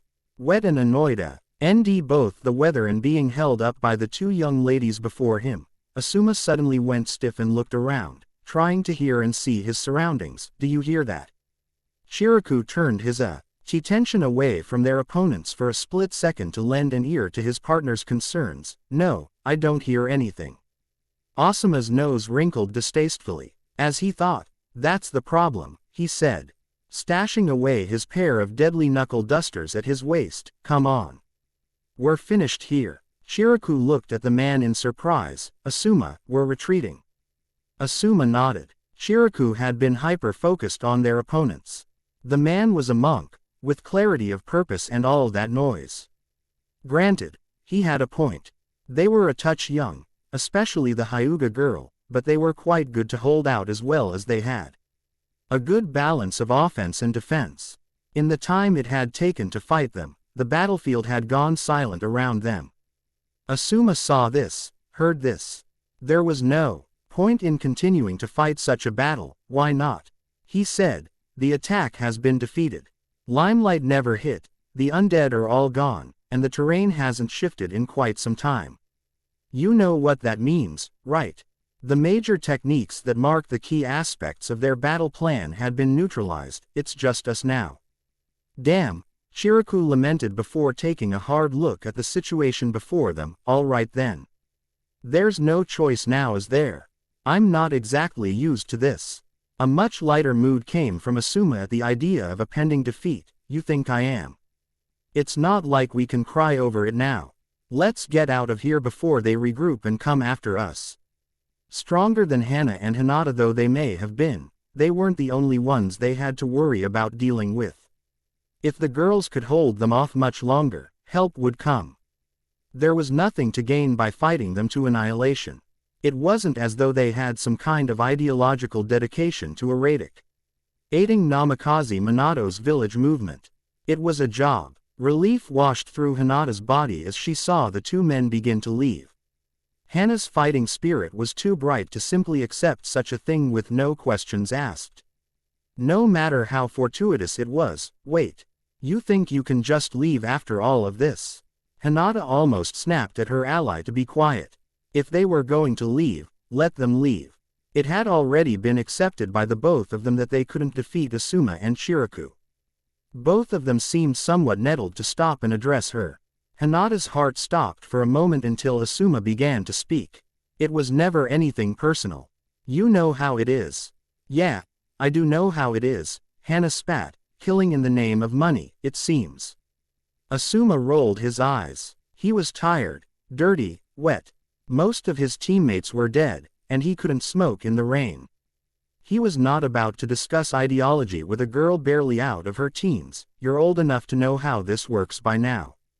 Shinobi are mercenaries, fighting for the highest bidder. Well, our highest bidder is the Fire Daimyo, and he told us to take you out. That was one thing that Hinata didn't understand.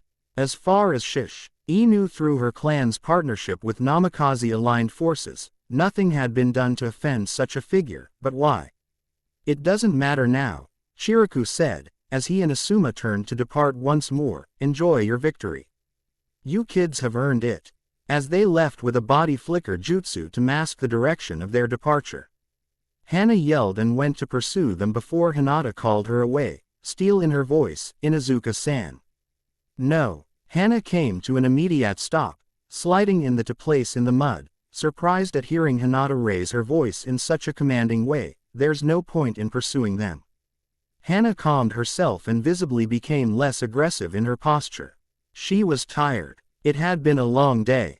The fighting had taken its toll. After all this, we're just going to let them go. Despite what had amounted to a victory, she felt so defeated. To the victor went the spoils. If that had been the case, what did they get out of this in victory? Some warped territory deco, raided with a handful of Hyuga clan corpses. Hinata smiled at Hana sadly. You and I can't defeat the two of them, and this was never that sort of fight for us. She pressed her hands together fitfully. As bad as it was, she accepted the gravity of the day's combat. I understand. I have clansmen that have died fighting today. But no one else needs to do the same, do they? Her brave clan members. They had come on an expedition to observe and understand the land their people were about to put a stake into. They hadn't anticipated a full-scale battle with an awesome enemy. And yet, they had fought alongside Inuzuka, Aburame, Uzumaki, and clanless shinobi as though they were their own. 10 of her personal guard had fallen on the field. She had seen most of them with the Byakugan, despite most of them being separated in the shifting landmass labyrinth. She had watched them eventually succumb to the never-ending slew of undead that clawed their way from the ground and the walls until they could find their way out. And yet, this was what being a leader meant. No wonder her father was such a hard man. He was in command when things like this happened, and had been for decades. How many times had he seen this? How many times had he seen worse than this? It was why Hinata wouldn't cry. Not out in the open. They had protected the village and the people within it, even if it had come at a cost. Hana smacked Hinata on the back and began to lead her away, back to the village. Come on. Let's head back. That afternoon with Kushina High no Kuni Grand Verdant Stretch. Asa, SSI Nation attempts were something that you never quite got used to. Granted, Minato received many more of them than Kushina did, but she had gotten accustomed to them since reuniting with her husband years ago. Most of them had come when she had been pregnant with Kanako too, which was extra fun. Either way, she was used to keeping her eyes open. Especially when she was in unfriendly territory, it was quite often given that she didn't really have a home. Especially when she was all by herself. The bath. She had been attacked in the damn bath. The guy had come at her inside of the water of the onsen. For a people that enjoyed the easygoing life, she expected that an assassin from among them would have more respect for a lady's downtime. Can't believe this crap, Kushina muttered to herself, naked and dripping wet. Dragging a similarly drenched Nara clan man behind her, wrapped up in glowing yellow chakra chains emerging from her back. Couldn't have gotten at me while I was changing, or when I was washing myself. No, it had to be after I'd gotten in and gotten comfortable. She gave her chains a good shake and bounced her assassin off of the ground forcefully. It served him right. He'd snuck into her allotted time to wash and rest, had gotten a look at her goodies, and had tried to end her life. He was lucky she needed him alive in the condition to talk. Having a dead Nara clan member in the bath with her wouldn't have gone over well with the clan's upper brass, speaking of whom, burst into the bath just as she finished toweling herself off grumpily. The heavily scarred clan head of the Nara, Shikaku, entered, flanked by 3 other members. Their weapons were drawn to protect their leader as he stared Kushina down, a stony expression on his face. "You have 5 seconds to tell me what's going on here," he said in a scratchy voice. Kushina finished toweling off, caring little for her compromised modesty. "You tell me." "I was the one who was attacked," she gestured back at the man, pelting him with her towel once she was finished. "Look. I kept him alive. I didn't even hurt him either, so you could figure this out for yourself." "Wasn't that nice of me?" she said, tone laced with sarcasm. The assassin shook his head to rid himself of the towel, scowling at the red-haired witch that had thwarted his attack. "It's not true. It's a lie." It was a pathetic denial. There was no sign of Kushina instigating anything. "Sure. I attacked you in the bath, in the middle of your clan's territory, unarmed," she said as she got dressed. "I even waited to get my tits out first. Just for you random Nara clan person I don't know. Get him out of here. We'll send a message to the Yamanaka clan. If he doesn't talk, we'll have one of them to help us interrogate tomorrow." Everyone could feel the mood in the room change. "You'll stay until we get the whole truth." It was more of a statement than a request. Kushina wasn't worried about being held until things were straightened out. She had nothing to hide if everything was on the level.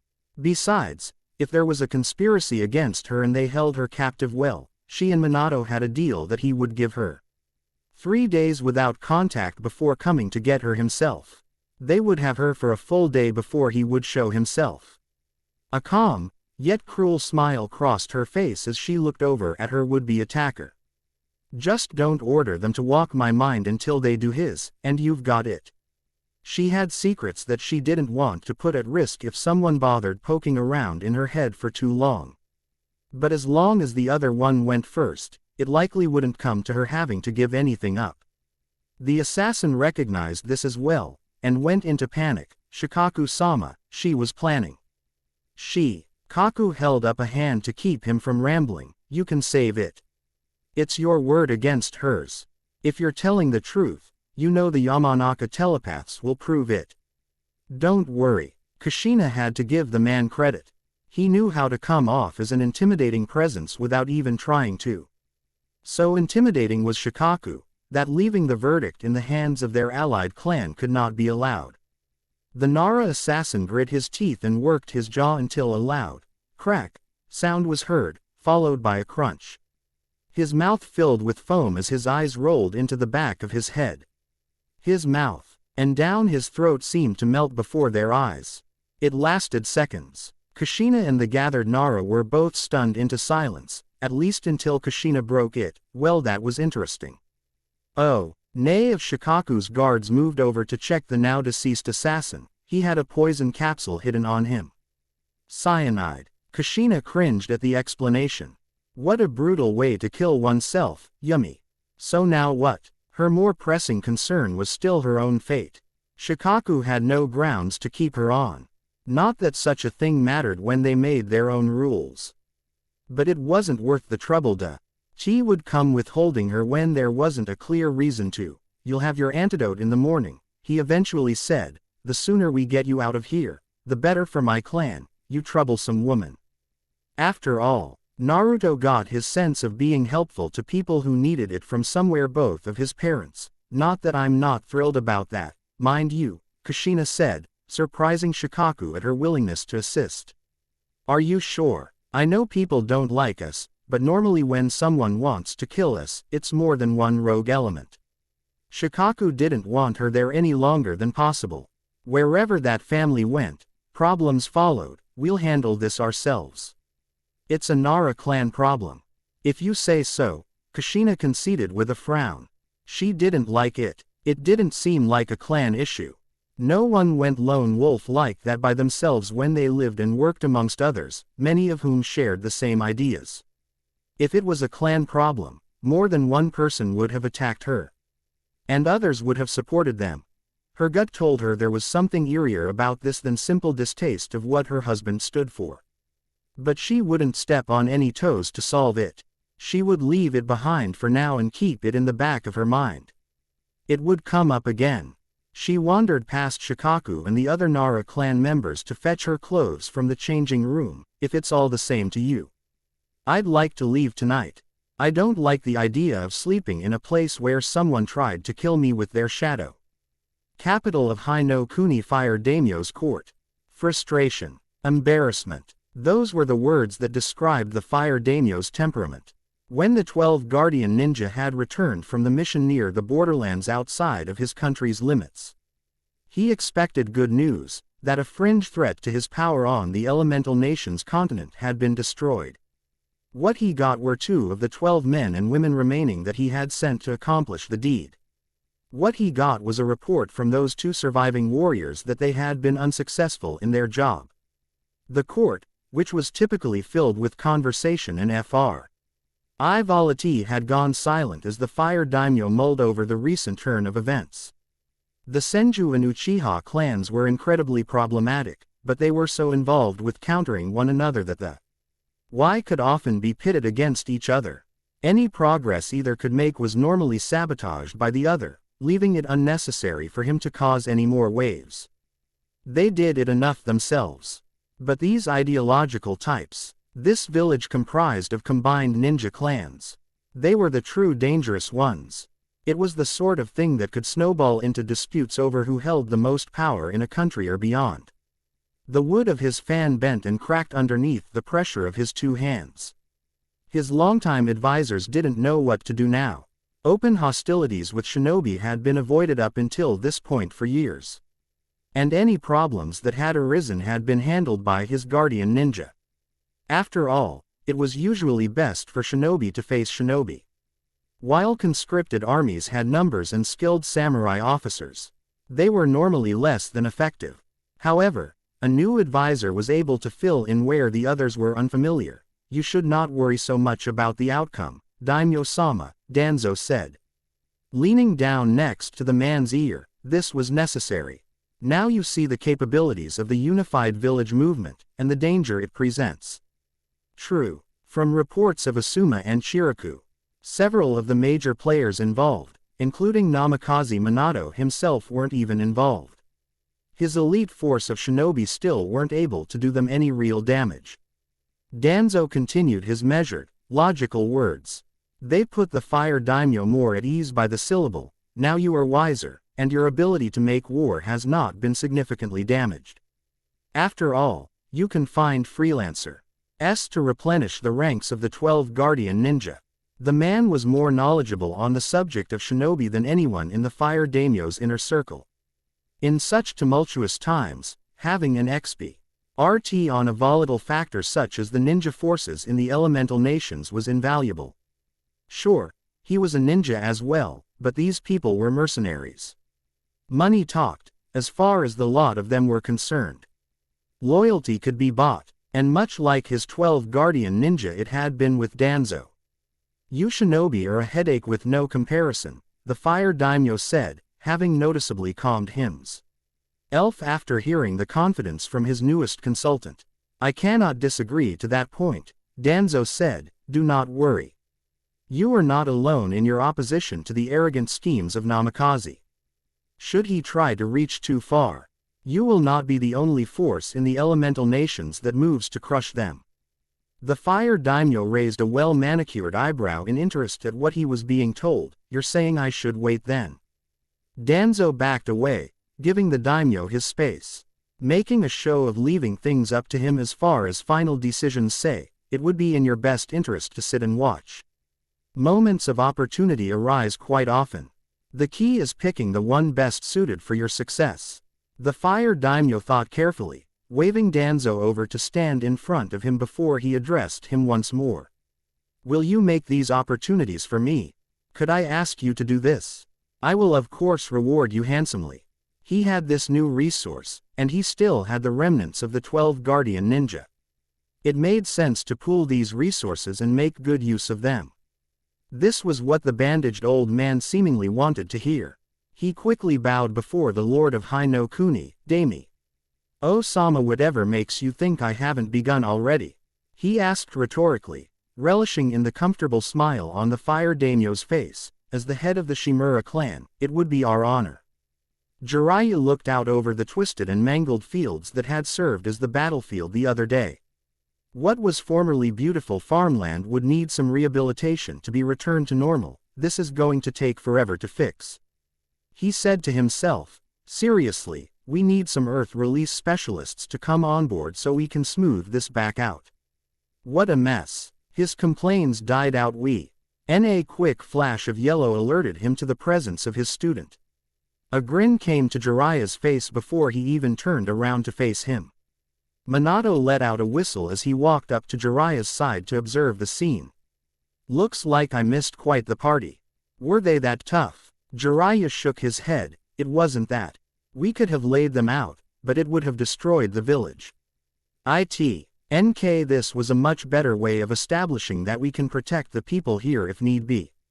Unfortunately, a few good shinobi had given their lives in the process. The Hyuga were professionals though. After a service for the fallen men and women, they had continued on with making sure there were no other attacks on the horizon. So far it was all peaceful. Minato reached out and gave him an appreciative pat on the back. Well, thanks for being here, sensei. Jiraiya waved off, taking the lion's share of the credit. It would have downplayed everything that all of the others had done to win the day. Oh no. I'm pretty sure I didn't need to be here. Your kid put the important parts of the defense plan together. I just went where he told me and fought. Minato's eyes went wide. Naruto did. A proud smile formed on his face at the thought of his son taking the lead. Minato had seen he had the heart for it. That he also had the head for it to a degree was also good for him. Kushina got everything we needed from the Nara clan for his antidote. Now we just need someone who knows what they're doing to make it. We just have to get a decent medic now who knows what they're doing, Jiraiya said, simplifying the next step. Granted, it was a simple task compared to everything else thus far. Chin up, Minato. The hard part is done. Minato let out a sigh and ran his hand through his thick blonde locks. I know. It's just hard to see him suffer, even if he won't complain about it himself. He'd stopped off at the inn immediately upon returning to see Naruto up and about. It was clear he was trying to hide his anguish. When he thought no one was watching, he would limp and wince. Never in front of anyone, though. Speaking of not complaining, Kushina got attacked at the Nara compound. Jiraiya's eyebrows raised in interest. By one of them. Minato nodded. One went lone wolf, apparently, which seemed odd, especially for such a laid-back people. Even if they had real problems with Minato and his entourage, they wouldn't have let them in to begin with, instead of attacking. And having one attempt to attack out of the blue was equally unforeseen. Jiraiya let out an annoyed groan. All of this just keeps happening all at once. The Hyuga clan was attacked by an unidentified unit on their way here. The Guardian Ninja just so happened to try and throw their weight around here as well. Kushina gets attacked miles away. He's sad. Listing out their most recent woes. We're just not very lucky, are we? Minato doubted luck had anything to do with it. But there was nothing he could think of connecting the dots. All he could do was take them as isolated incidents. Yeah, really unlucky. Meanwhile with Naruto, every step hurt for Naruto, but every step he took also meant he was still healthy enough to go on. The pain meant he was still good enough to proceed. It was only when he couldn't walk anymore that he felt the need for anyone to worry, and he didn't want anyone to worry about him. He would prolong that for as long as possible, and with the successful return of his parents and Kakashi, obtaining the ingredients for his antidote, he would theoretically only have to deal with the effects of the 5 elements virus for a short time longer. Naruto, I really don't like you being up and around, Kushina mentioned as she walked through the streets with her eldest child. I think you should go back to the inn and lay down some more. Naruto rolled his eyes at Kushina's fussing over him. Mom, we fought a full-scale battle while you were gone. I think I'm fine to take a walk around the village. Besides, if he spent any more time in bed than he needed to, he would go crazy. I'm not dead yet. Kushina conceded that point, but was still upset for how he got infected to begin with. Let alone getting directly involved in the most recent conflict. I'm still going to kick your ass when you're better for real. I can't believe you didn't just let the others handle it. Naruto was at a loss for words for a moment. There was no way he was taking any kind of blame for that. They made it to the village. I had to go out there. The only other person who could was Shino, and he was already hurt. I'm being as careful as I can. Kushina knew Naruto was trying to be as responsible as possible. But that was just it. He had been responsible for more than just himself in their absence. All things considered, he had taken the correct course of action, I know. It just scares me. Having kids like you is very stressful, I'll have you know. I've done a very good job of avoiding gray hairs so far. If I get any, I'm blaming you.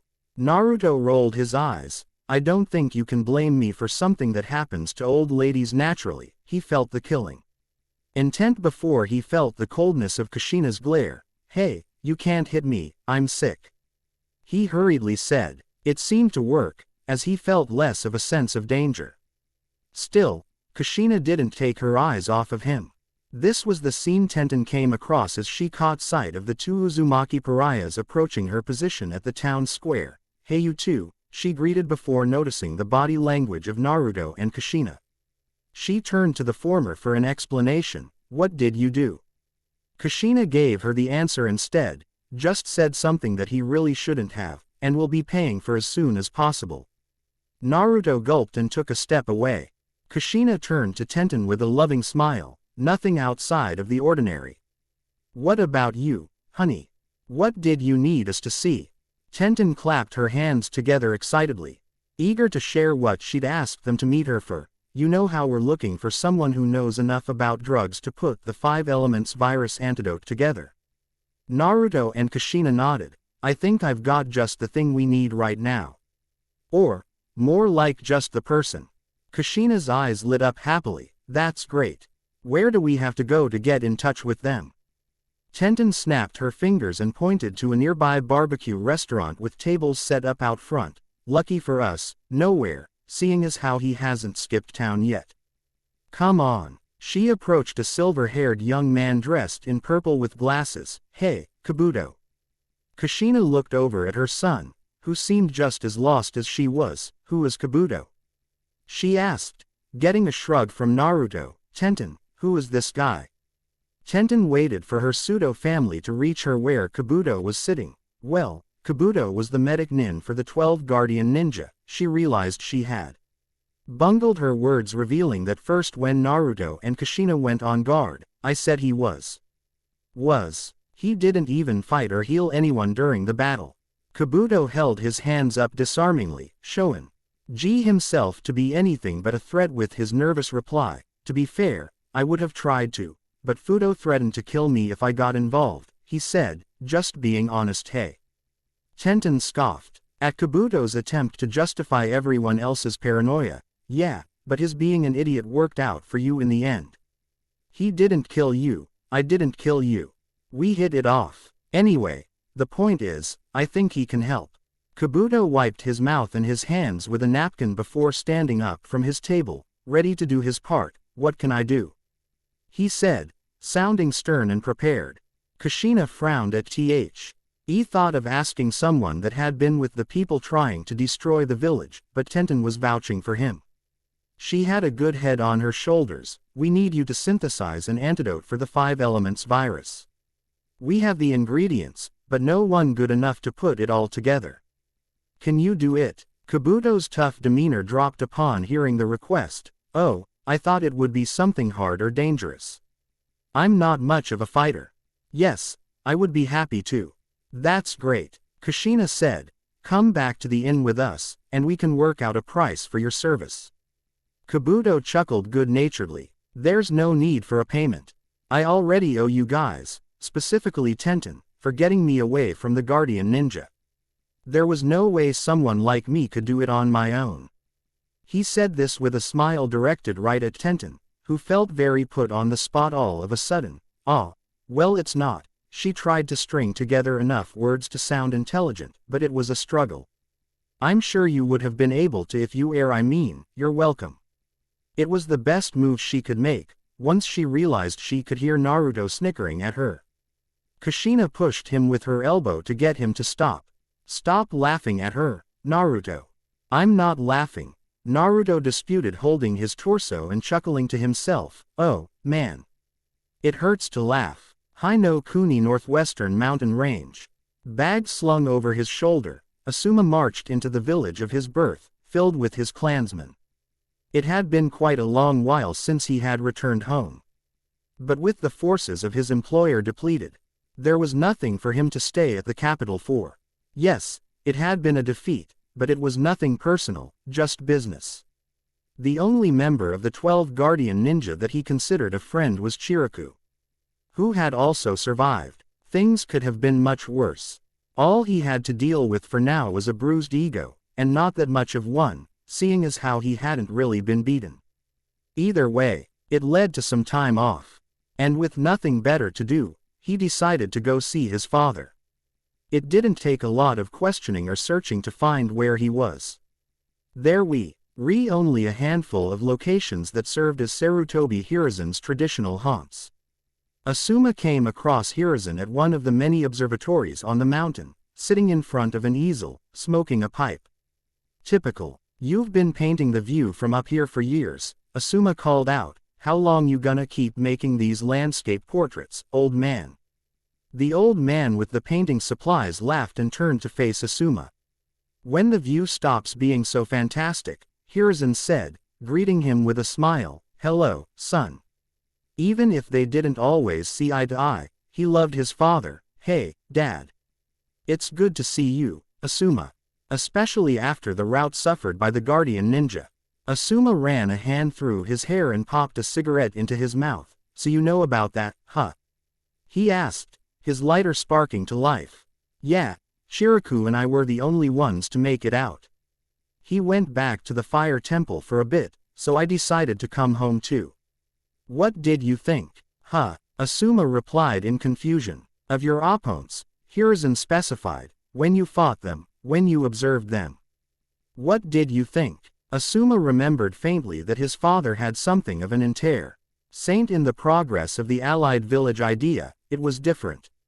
I've never seen an Inuzuka and a Hyuga fight together before, he recalled with a smile on his face. I don't think they had ever RKED together once before they fought us. The two girls couldn't have been more different from each other, and yet they came together quite effectively to combat a threat greater than themselves. It wasn't just them either. But it was the example that Asuma had been directly exposed to. If that's what it's all about, I can see why this whole thing has you interested, Asuma said. Hiruzen only laughed, like an old man finally seeing a younger, less experienced person start to come to a realization. Indeed. Now come, how things have been for you otherwise. Asuma thought of topics to converse with his father about. But there was one thing that had been plaguing him for weeks. Well, there's an old man in the fire daimyo's court now. Hiruzen raised an eyebrow. In previous visits, it would have been easier pulling teeth. You don't ever talk about things that happen with your work. I don't trust him, Asuma said grimly. Dad, do you know anything about a man named Danzo? Did he? Of course he did, and this man making his presence known on any kind of open scale meant nothing good. Tell me as much as you feel you can, Hiruzen demanded. Cha no Kuni grand verdant stretch. Keep your wrist straight, Naruto said, adjusting Kanako's hands as she made little fists. See that? Hold that steady. Now try. Tenten walked into the pub of the inn they were staying at as Kanako repeatedly punched at the palms of Naruto's hands. There was almost no real impact behind her punches. Then again, she was 3 years old, going on 4. Isn't this a little too early for her to start training? Naruto minded his younger sister, even as his friend approached. It's not even training. It's just keeping her from hurting herself, he said. Besides, I don't think we'll have much of a choice. She's that strong? Tenten asked, sitting on the floor to watch the two siblings interact. Naruto nodded, a grim look on his face that Kanako didn't notice, focusing more on trying to hit her brother's hands hard. She told me how many were coming, and how strong they were. That's not good, Tenten pointed out. Sensors were very useful, but some that were unprepared with exceptional power could be overwhelmed by it. Very few went untrained before that particular gift came to them. A brush with someone who has too much, you know what, would be really bad for her. You know what, was killing intent. Most with experience overlooked it, but it was a major deal. By itself, it could be potent enough to negatively affect full-fledged shinobi. For an untrained child with sensor abilities of an adult, it could potentially be fatal. The sooner Kanako learned how to deal with such a thing before it came up, the better. Naruto hummed, gathering Kanako up into his arms once she'd tired herself out. Mom and Dad aren't gonna like it. Ruto ni, Kanako fussed, I wanna fly with Fu-chan. We'll see if we can find her, Naruto told the little girl, despite the fact he was obviously heading to the rooms to put her to bed. You wanna carry her? Tenten gleefully turned the offer down. No way. She wants you. Naruto knew an opening when he saw it and took it. Speaking of wanting somebody, Tenten groaned. Knowing what he was getting at before he even started, you like Kabuto. I met him during a fight, Naruto, she said, trying to dodge the topic. I killed a man in front of him. Naruto didn't let her off so easily, so. That doesn't answer the question. They met half of the people they knew during fights. I'm not asking if you're in love with the guy. I just asked if you liked him. You can feel like you like someone before you really know him. Tenten glared at Naruto, but he honestly seemed to be asking, instead of picking on her, I can't believe I'm talking about this with you. Naruto shrugged and continued to rock Kanako to sleep. Who else are you gonna talk to? Tenten gave him a deadpan look and began ticking off people on her fingers. Hana. Hinata. Fu. Your mom. Anko. She said. All better options than you. Even Kanako here would be better. I'm the best, the little redhead said tiredly. Naruto laughed and kissed Kanako on top of the head. I thought I was the best. Ruto ni's the best, Kanako agreed sleepily. Naruto and Tenten looked at each other knowingly. There was no way Kanako was going to remember anything about wanting to fly with Fu before she fell asleep. That left them with their conversation. Tenten, I'm your best friend.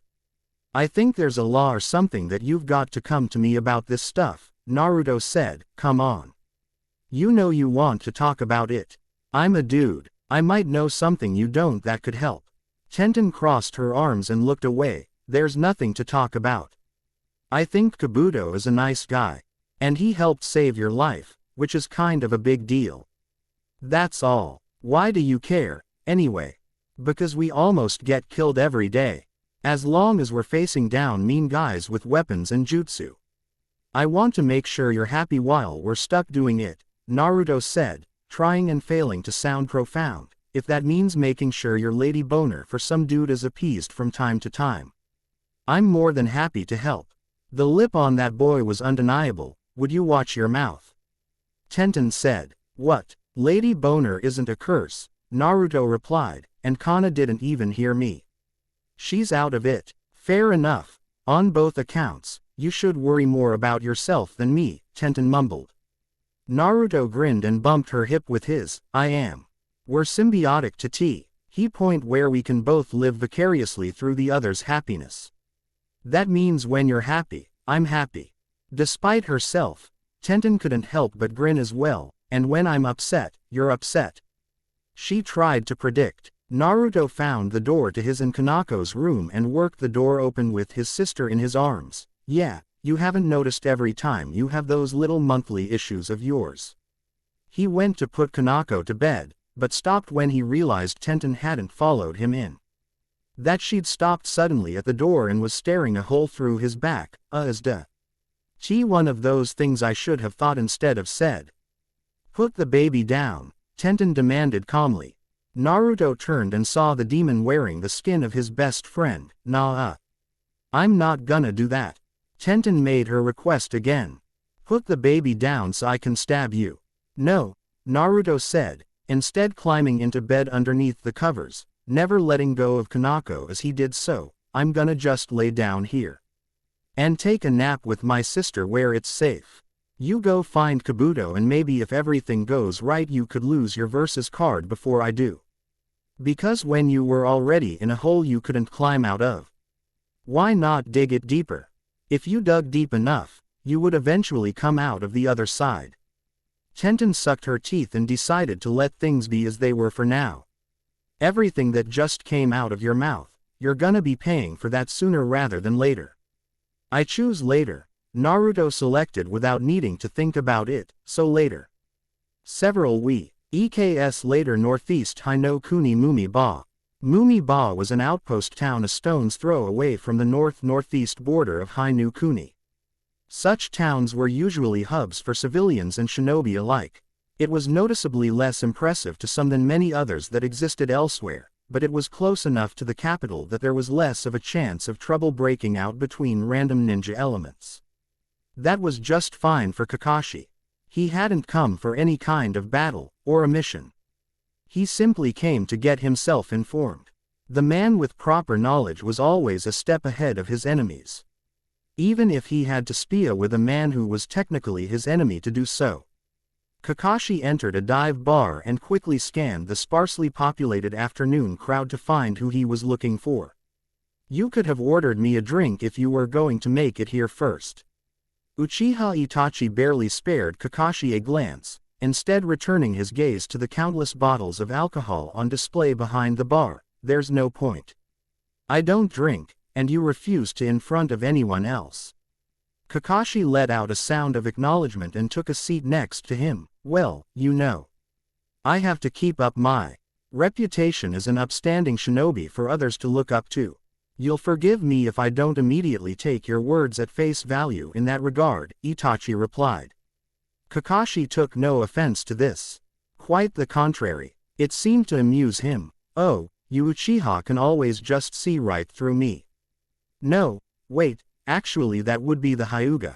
Itachi didn't rise to Kakashi's antics that would usually inspire a reaction from others. Did you leave a message for me to meet you here so that you can test a new stand-up routine on me, or do you have information to trade? Kakashi and Itachi had fought one another to a standstill years back, but there had never been any enmity between them. For the time being, the Uchiha and Minato's organization were not sworn enemies, even if skirmishes kicked up every now and then. That meant the two savvy shinobi could use the other as a resource. Both traveled extensively and kept their ears to the ground. Itachi wasn't the only person that Kakashi had set up this sort of exchange with either. Despite not being a people person, Kakashi knew how to get news from them. Very well then, Kakashi said. If Itachi wanted to get right down to business, that was fine, for starters. Your clan's little bioweapon won't be as effective any longer. The antidote is out there in the ether now. Itachi didn't seem too terribly broken up about this news. I was never a fan of the 5 elements virus. Chemical warfare mixed with near genocide wasn't his cup of tea, to say the least. It's just as well. It was intended to be used on the Inuzuka front, but we're leveling back on that offensive. Father fears our clan is being stretched too thin. The Senju clan has been too quiet lately. Kakashi sighed. Please don't tell me another battle is on the way. If they had to duke it out, they could do it far away from where Minato's ninja village was being set up. Itachi could understand the man's ire. He himself also tired of the constant stop and start conflicts between his clan and their primary rival. If there was one that I knew of, I would tell you. I wouldn't rule it out in the near future, however. Many of our forces are pulling back from contacts near the frontier. That meant an amassing of resources, for one reason or another, and that wouldn't mean anything good when the time came for whatever it was. Well, the Inuzuka don't plan to retaliate. They're territorial, and they think they bled you white in the woods, Kakashi offered as a bonus. With that bit of good news from me, do you have anything to contribute? Nothing political that you would find intriguing, or wouldn't be able to learn on your own, Itachi said, making Kakashi believe for a moment that he wouldn't share anything with him this time around.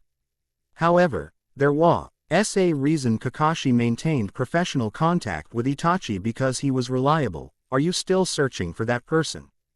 Aren't we all looking for that special someone? Kakashi said with an eye smile. Being annoyingly cryptic. Just like that, his demeanor changed abruptly. You have something on the masked man. There was only one person they knew of that either had to identify without properly identifying him. Because no one could. Itachi nodded. One day he would ask Kakashi what his interest was in this particular figure who seemed more ghost than man. He was only known by his vague alias. There was nothing more concrete known about him to identify him by. Information from Mizu no Kuni is hard to come by, so when you hear several things out of there, all with similar details, it is almost assuredly accurate. At least as far as shinobi rumors went, a man with a spiral mask has been spotted there multiple times. It was then that Kakashi really wished that Itachi had been benevolent enough to order him that drink. Of course it would be there. Why wouldn't it be? Itachi looked over at the older Sharingan-equipped shinobi oddly. You're familiar with the situation there. With Kakashi's alignment, he figured the man wouldn't have been very well versed on what happened beyond the sea. Familiar. Anyone who spent enough time around the coast heard the rumblings coming out of there. Have you been to that place? It's complete bedlam over there, Kakashi said. Minato-sama's son and his friends went to one island there. Let's just say it didn't end diplomatically. They had not tried anything that way since. It's that much worse than the mainland? Itachi asked. Kakashi paused to think of a way to put things that Itachi could easily understand. Imagine L of the chaos that happens on the mainland, just condensed to a country with half the land of a single country, and that land is split up in islands. When he put it that way, Itachi could see how things could been seen as uglier than what they were accustomed to in, say, Hino Kuni. It seems as though you may have your share of trouble ahead of you if you wish to further investigate. Kakashi blinked and pointed to himself. Me? Oh, heavens no. Are you kidding me? I'm not setting foot in that place over this. He swore he could see a twitch from Itachi. That made the entire conversation worth it for him. I do know someone who's more than willing to head that way to take a look, though. Naruto stood up from the floor of his inn room with a sigh. He had spent the last half hour inspecting his travel pack, making sure he had everything he needed for the start of what could have been a long journey. Word had come from Kakashi about something in the country of Mizu no Kuni. Something that had piqued Naruto's interest and spurred him into action. The man in the spiral mask. Sometimes rumblings about such an individual found their way to Naruto's ears. But no matter how fast he moved to wherever these things came from, he never saw anything, and he could never find anyone to verify any details or follow up on his search. So many times, he had to cut his losses and leave never closer to finding the man that made him a monster to the rest of the world. So he continued to search whenever he could. Most of the time, he was too busy. The rest of the time, it was dead ends. He always made his way back to searching eventually even if he had to go alone. There was a very realistic chance that he would have to do so. He didn't like asking his friends for help to begin with, and even if he didn't, there wasn't as deep a pool of allies to draw from. Shino had returned to his clan in order to cultivate a new and improved hive after what had happened with the 12 guardian ninja. While Hana had gone back to her clan weeks ago to help them, as she had always intended. Hinata and Neji had to stay and remain in charge of the Hyuga clan members present to help set up the soon-to-be ninja village. That left Tenten and Fu as people he trusted the most. But he found it hard to ask them to follow him to the ass end of nowhere for what amounted to a personal vendetta. It was dangerous, and it wasn't their problem. Well, if Naruto had to wander the treacherous isles alone, so be it. He could handle it. Minato and Kushina were already aware of his plans and had given him the okay, not that he needed it. If he wanted to go to Mizu no Kuni, there was absolutely nothing they could actually do to stop him, short of physically restraining him. Not that they would ever do that. He had the freedom to make his own choices. That was what he was told, of course. Knock, knock, knock. Asterisk. Naruto looked up from his preparations to find Tenten entering his room, closing the door behind her. Leaving the two friends alone, "Yo," Naruto greeted her. "Yo, yourself, jerk," Tenten replied with a raise of her eyebrows. "So what's this I hear about you setting out first thing in the morning? You were going to say something to me, right?" she asked, not getting an immediate response. "Right, buddy." Naruto sighed and stood up from the floor, dusting off the back of his pants. "Tenten, you don't have to come with me on this. This is a me thing, not a you thing." Naruto," Tenten responded before her tone softened. I don't like seeing you dwell on this. Most of the time, you're fine. But every so often, when this guy comes up," she had to take a moment to find out how she wanted to word things. "The guy in the mask hasn't shown his face since he stuck you and Kurama together. You can't keep trying to chase a ghost." She had never seen him. No one else she'd met had ever seen him. Naruto was the only one that had. She believed her friend, but there wasn't a whole lot for her to grasp onto. The enemy had no face, as far as she was concerned. Naruto walked up to Tenten and stood face to her, looking right into her eyes to speak honestly. "To this day, I don't know why he did what he did. I think that's the worst thing about it," he told her. "It hasn't been long enough to forget about the person that ruined your life." Tenten reached out and gave Naruto a pat on the chest. "Did he really though? Ruin your life? Do you hate it that much, being away from Uzu no Kuni? Even after everything we've been through together?" Up close, Naruto could see there was a sad look in Tenten's eyes. And it didn't take long for him to understand where that feeling was coming from. Despite all of the time they had spent together, as comrades. With Tenten more or less being treated like a member of Naruto's family, she was still the same little orphan girl who ran into him years ago.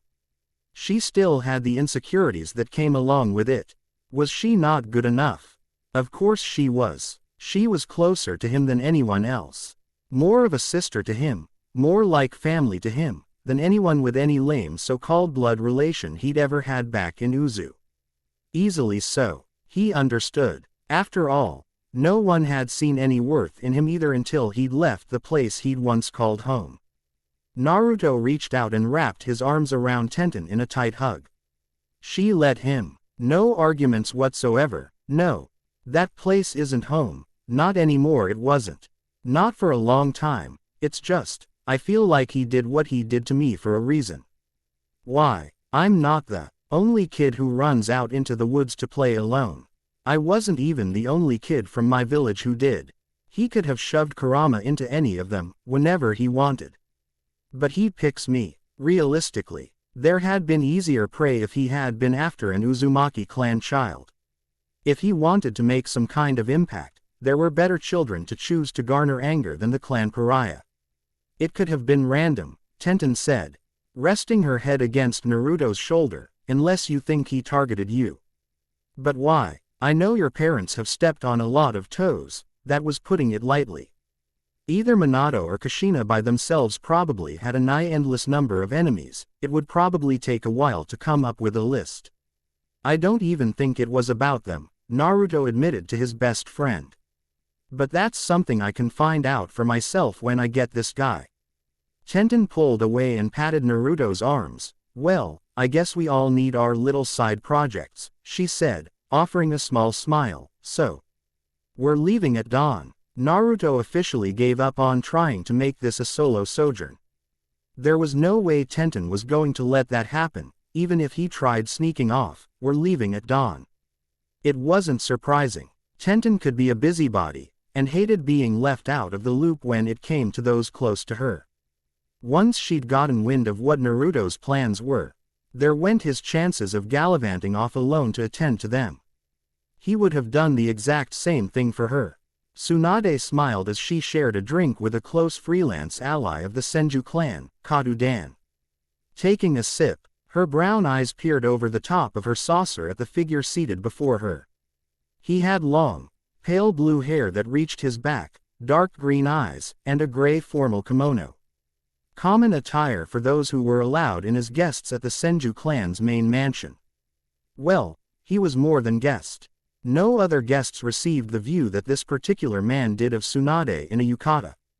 Hardly able to keep the bountiful assets on her chest in place, barely reaching down to her thighs. It was supposed to be a formal meeting, but there was nothing professional about the proximity between the two. With Tsunade draped all over the man. More romantic than anything else. The quality time was ruined before things could heat up due to the timely arrival of a messenger hawk squawking outside of her room.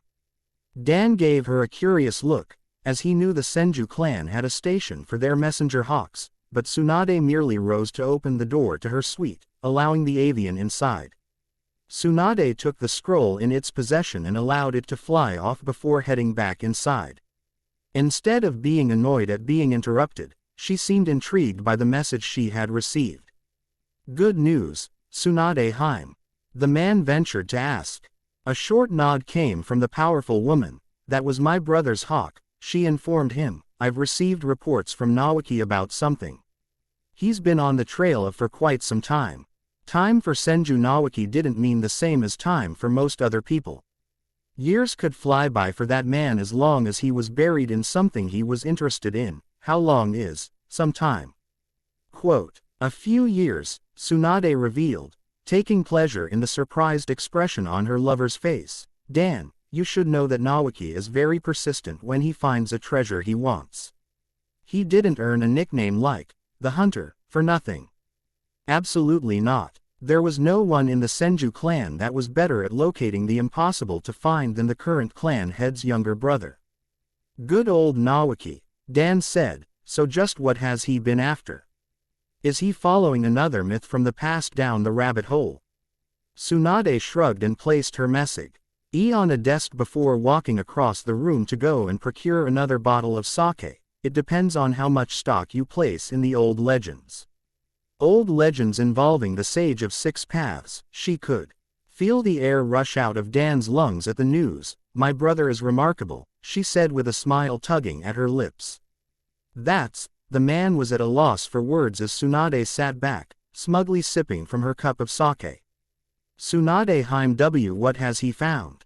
Tsunade waved her hand in a flippant gesture. Despite how pleased she was with the news from Nawaki in the field, he hasn't found anything yet. But he is on the trail of 5 powerful artifacts. Weapons that could help us turn the tide of the entire war. The treasured tools of the Sage of Six Paths. A smile came to Dan's face and he began to laugh. "Does he have any help? I would love to volunteer to help him. Shizune would probably be a help in the field as well." "It's appreciated, Dan, but we have a unit specifically trained to assist Nawaki whenever he goes on sensitive hunts like this. He probably has more help than he wants, but that's too bad for him. He's too valuable a commodity to be left dangling out in the wilderness by his lonesome. And you'd probably never see him around here if he didn't have people out there to drag him back," Dan quipped. "He has a serious case of the wanderlust." Tsunade shot high. A look with no real heat behind it as she slid open the door to the bath attached to her suite. "My brother's unique personality traits aside, this is major opportunity for us. I'm going to begin King plans for a new offensive in the summer. If he finds one of the treasured tools, he'll be poised to find the others quickly." Nawaki was one that could be counted on. Tsunade had no question that if left undisturbed, he would bear fruit. To send word, it meant he was extremely close. There was plenty to feel good about if that were the case. Tsunade undid the obi to her yukata and let the entire garment fall to the floor, revealing her bare body to the elements and giving Dan a grand view from behind. "I didn't say I was going to start making plans right this minute. Care to join me in the bath, Kato-san?" Dan quickly found his voice and moved to follow the princess of the Senju. "It would be my pleasure, Tsunade Haim." He would follow her anywhere she went. However, some of those places were more pleasant than others. With Naruto. When Naruto and Tenten first started out toward the coast, things were a touch awkward for a while. Hours of travel occurred before the odd atmosphere amongst finally came up. Naruto simply couldn't take it any longer. "So, what are we doing here, exactly?" he said. Tenten had felt the same as him, only she didn't say it out loud. Still, she decided to play dumb. Seriously. I know we didn't talk about it directly, but you should still know why I decided I was going with you, she teased. No, I get why you're here. That's not what I'm talking about. A squinting Naruto reached up and pointed over at Kabuto, who was walking off on the other side of Tenten, placing her in between them. I meant more like, what is Kabuto doing here? Tenten rolled her eyes and followed Naruto's pointing over to the purple-clad young man in glasses. If you haven't noticed, the world is kind of dangerous, and we all don't get up from crippling injuries in a handful of days like you do. She said, directing her comments toward Naruto. Kabuto's a medic. A really good one. That's kind of useful. Naruto gave her an odd look, and then extended it over to Kabuto, who seemed to wilt a bit at Naruto's attention. He knows we're going somewhere really messed up, right? The powerful Jinchuriki asked. Like, it's supposed to be worse than here. Which was saying something. The mainland was in a constant state of warfare and danger. There were very few safe places for people to go where it wasn't dangerous. Even then, there were no guarantees whatsoever. Kabuto waved off his concerns. You helped me get away from the 12 Guardian Ninja. Just mixing an antidote you gave me the ingredients for isn't enough to say thanks. At that point, he gave a nervous chuckle. I'm not much good in a fight though, I'm afraid. That's fine. It's what we're here for, Tenten said. As long as you keep those handy heals of yours at the ready, we should be okay. If it's so dangerous, how did you get a ship willing to take you there? The bespectacled medic asked, or have you even gotten that far in your planning yet? Naruto rubbed his own nose smugly. Young man with a plan that he was. We've got a guy that'll take us there. He kind of owes us for letting us sail into a death trap without telling us that one time. We paid Kaiser good money for that too, Tenten recalled. We'd better get a discount this time, even if it is dangerous. Going anywhere is dangerous, Naruto pointed out. Kabuto looked over at the two old friends. You expect to get into a fight? Just like that, Naruto picked at the inside of his ear and lazily flicked it off into the grass on the side of the road. We always get into fights, so yeah, we do. Besides, Naruto is after someone, Tenten interjected. He definitely wants a specific fight. She almost kept going before realizing she was about to tell her friend's business. Should I tell him, or not? Naruto sighed and waved her on. If he's going with us, he might as well know. Not like it's a secret. It's just that nobody believes me. He'd gotten sick of the truth as he knew it falling on deaf ears. No one wanted to stop and hear a story about his attack that came from him of all people. No one knew enough about Jinchuriki to explain things properly, or believe the ones closest to it. Kabuto seemed open enough to listen to the people who'd had a hand in saving his life though. What is it? Tenten took the time to explain. Naruto didn't get possessed by a demon. He isn't Hellspawn, or nothing stupid like the rumors you hear sometimes in a few places. Someone sealed a biju into Naruto and made him into a Jinchuriki. At that point, Naruto interjected. He might as well specify the fine details of his own story. But I was the only one who saw the guy who did it. Maybe ever. Kabuto nodded in assumed understanding. So you want revenge? At that, Naruto let out an uncertain groan. Scratching his head as he considered the question, I don't know. Maybe. It's more like I want answers, and it's not like there's anywhere else I can get 'em from. That's why we're heading for the source, Tenten said, picking back up where Naruto had left off, or at least where we think the source is. This was for personal reasons. It had nothing to do with Naruto's father and his aims. It was purely a Naruto thing. And if this person isn't there? Kabuto asked. Both Naruto and Tenten shrugged as though it weren't a big deal. Wouldn't be the first time we ran out to the ass end of nowhere and came up empty-handed. That wasn't exactly the sort of thing a reasonable person wanted to hear when they were told they were headed to Mizu no Kuni. Well, that's just wonderful, Kabuto muttered, keeping it to himself. You know Kuni, unnamed allied shinobi village. In the spirit of overseeing the early stages of the allied village plan that was his dream, for the first time in a long time. Namikaze Minato had to do something that he hadn't ever had the opportunity to do: stay in one place for an extended period. He hated it. At heart, the man was an adventurer, an explorer. He went places people like him weren't supposed to go, interacted with people that someone like him shouldn't have gotten to speak with. It was dangerous, sure, but he loved it. Never having had a permanent base of operations, he didn't know what it was like to have to remain somewhere. If he had wanted to go somewhere, he could. Granted, that was still well within his power. He had left many Hiraish in markings all over the elemental nations. If he really wanted to step out and go somewhere for a bit, he could. But he was in charge. What would it say if the person at the head of the idea to combi, nay and form a home didn't even want to stay there? Fortunately, there was plenty to keep him busy. Keeping an eye out for any more enemies after the attack of the 12 Guardian Ninja, greeting the groups that came to join up, and discussing land placements for the clans that turned up to take part.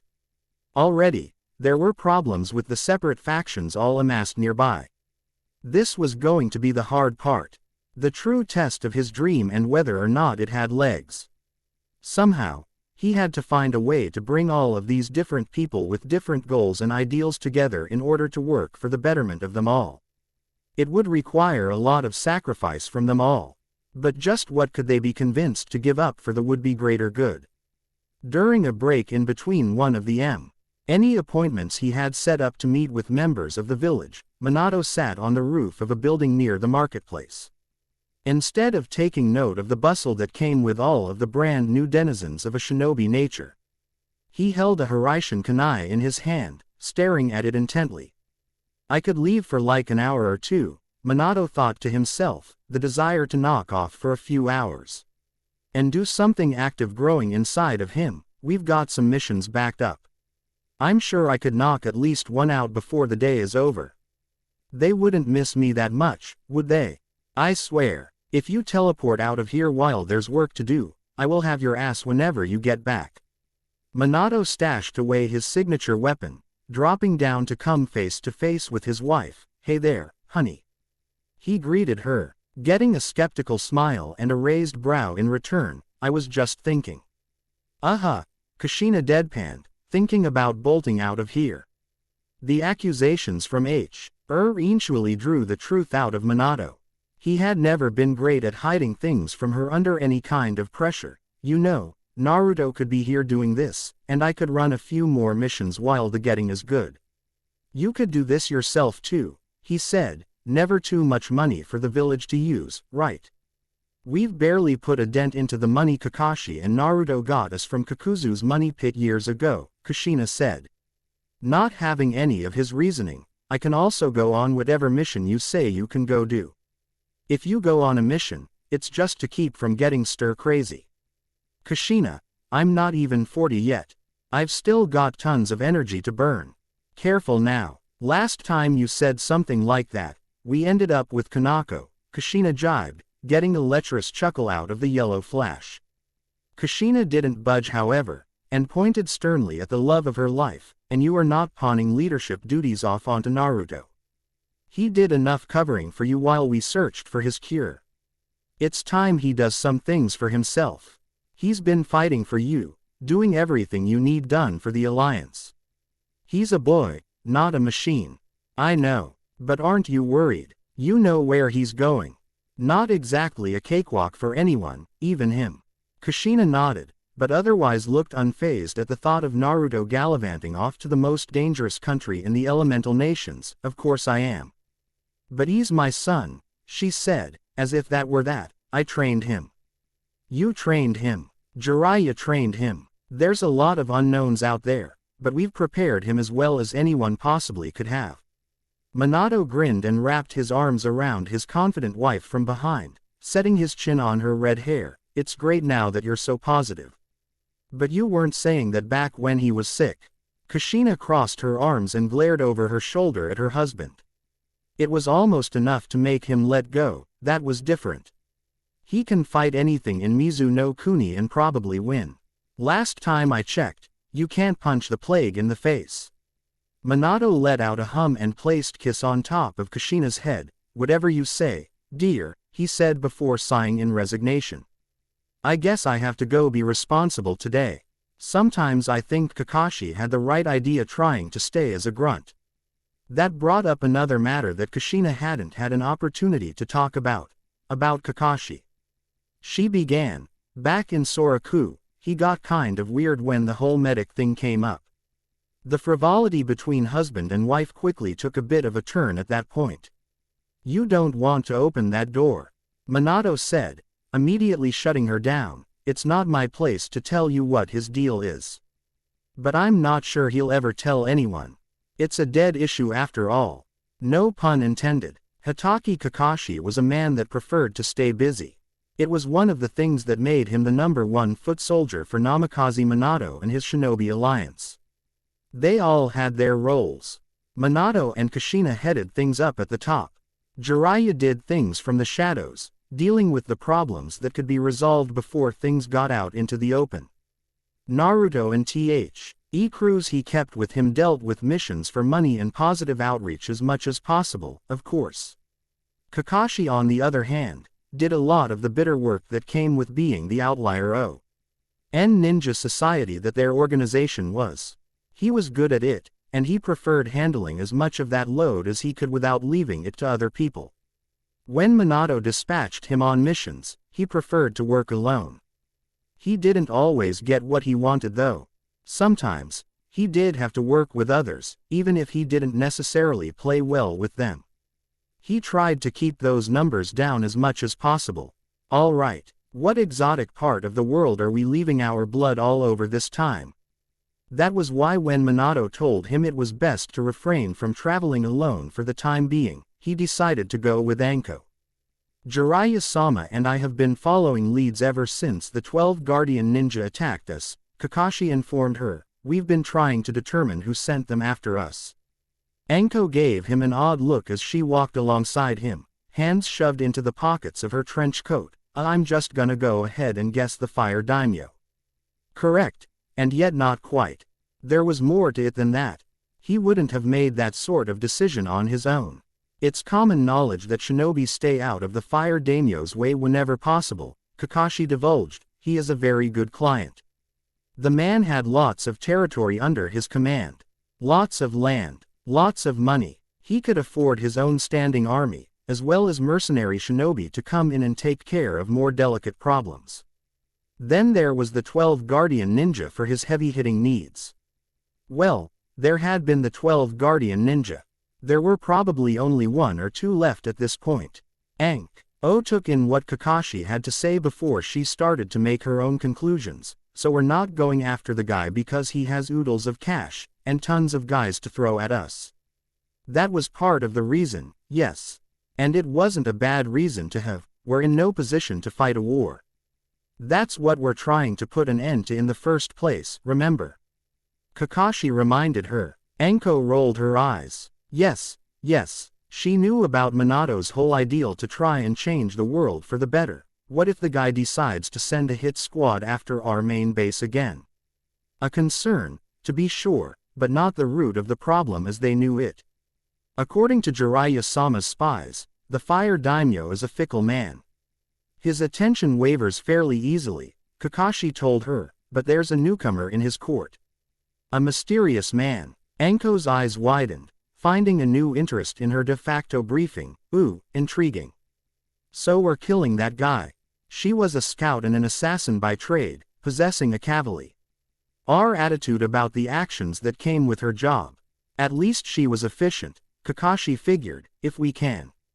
For now, we need to find out more about him. What do we know about him in the first place? Anko asked, desiring details on their would-be target. Kakashi gave her what he could. He only wished they had more available at the moment. All we have is his name Danzo, and what he looks like. Other than that, nothing. Anko threw her hands up into the air, so next to nothing.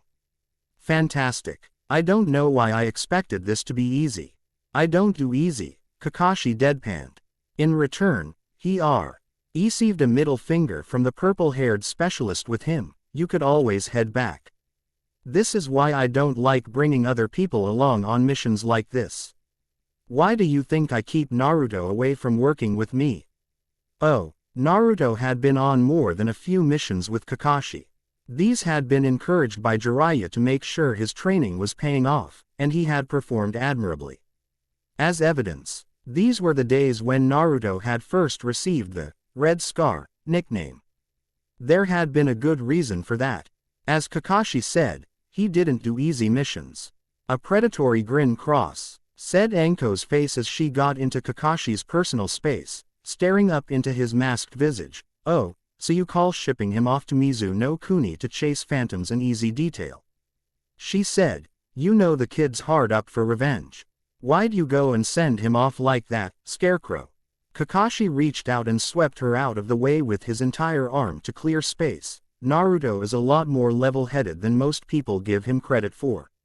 His parents included, he'd spent enough time with the boy over the years to know as much. Anko continued needling her temporary partner, trying to get him to show some life. Ooh. The loyal dog is speaking up against his master. Sexy. Kakashi didn't rise to Anko's teasing. He had been around her far too long for something like that to faze him, just because. Say I follow Minato-sama's doctrine and work for him doesn't mean I agree with everything that he says or does, he said with a chuckle. I do have my own thoughts and opinions. I wouldn't be very good at my job if I didn't. You'd be a whole lot less interesting too. Before they could go on any further, Anko moved in front of him, preventing him from ignoring her. You know, I don't get you yet. I've been trying to figure you out for years and I don't think I'm any closer than I was the day we met. You should probably stop trying then, Kakashi suggested, trying to avoid the fact that she as inching nearer and nearer to him every second. There are reasons for everything, including why I don't feel like getting cozy with anyone. I'm a bad choice for that in the first place. Anko set a hand on his chest and stopped him from proceeding. All of a sudden, the joking and flirting was a thing of the past, but you totally get me. Better than anyone else ever has, actually. She was an intense young woman, and she had issues. But it was nothing that put Kakashi off. He had seen real psychopaths and terrible people. Anko was just a product of the environment that nurtured her, much like him. They were good friends and got along extremely well. But that was all. They were friends, and Kakashi had never sought anything more, even knowing that Anko fancied him. Despite his usual callous, often scathing and sarcastic means of expressing himself, it actually hurt Kakashi to shoot her down. Anko, this isn't a good idea. Anko was nothing, if not persistent, waving off Kakashi's attempt at dismissal. I don't have a lot of those. But I know when I want something, and for some god-awful reason, I want you. An attempt to reach up and touch his face was stopped by his iron grip. She waved her hand in his face. Come on. Scarecrow. It's not like I'm not asking you to put a ring on my finger or anything. I know you like me. Kakashi raised his single visible eyebrow in return. I don't dislike you as much as I do other people. No, he specified. See, Anko said with a big grin that quickly mellowed to a more reserved smile. Come on, big guy. What's the deal? I don't bite. Well, I guess I do. But never anything important. It was a joke, but Kakashi wasn't in the mood to joke or play around about this. Everyone I've ever cared about has died in front of me, he bluntly stated, so my solution. Just don't care about anyone else. Ever. The complete lack of empathy from Anko was almost startling. Bullshit. I don't believe that. You care about those kids, Naruto and Tenten. You care about them the way I do about Fu. Despite yourself, I know. This, Kakashi could quantify for the sake of his own point. Naruto was my mission. I had to protect him for Minato-sama and Kushina-sama's sakes. Now I don't. It's that simple. Anko stared a hole through Kakashi with her brown eyes, before letting the matter drop. Have it your way. I'm more patient than I look. Akashi watched her head off in the direction they had been going. He seriously doubted that this would be the end of their little conversation, because Anko was just as persistent as she looked, fortunately or unfortunately. She would just choose a different moment to bring it up next time, and it would likely be sooner rather than later, seeing as how they were working together for the time being. The man sighed behind his face mask and shook his head before getting his mind back into the game, and this is why I don't like working with other people. With Naruto East Elemental Sea, Naruto and Tenten were at their best when they were landlocked. Tenten's weapon style had been developed the way it had because her home village was in an area of plains with few forests. If she could see a target, she could hit it. Naruto, on the other hand, he grew up and trained in a forest. That wasn't to say that he was terrible on water. His home was an island. He had been on plenty of ships and knew his way around them. Kabuto, to their knowledge, had never been on a ship. His entire life had been spent on solid land, situated deep within Hinokuni. Not exactly the most oceanic place in the world.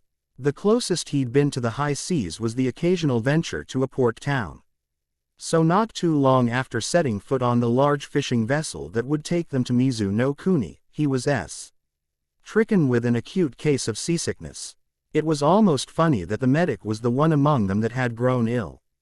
It wasn't though, because Tenten had been the same at one point in time. Kabuto pathetically hugged a crate near the center of the ship, quietly moaning pitifully. Every so often, Tenten would stride over to him to sit for a moment and try to make him feel better. Sorry. The Eastern Sea is choppier than the South. But, I've got crackers and water. I can't eat anything right now, Kabuto complained, stomach churning. He wanted to hang out near the edge of the ship for easy access to vomit. But the others had insisted on staying as close to the center of the ship as possible. This is awful. Tenten rubbed his back in an effort to try and soothe him. You should try. If you don't have anything, it'll just be that much worse. Trust me. Kabuto knew this already. He was a medical professional. That being said, the human mind didn't work in that way. He felt that anything going down would just come right back up again, and a deep knowledge of how the human body worked did little to change that.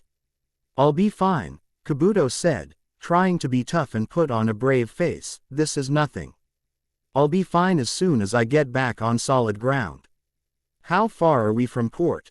His hopes were quickly dashed by Kaiza.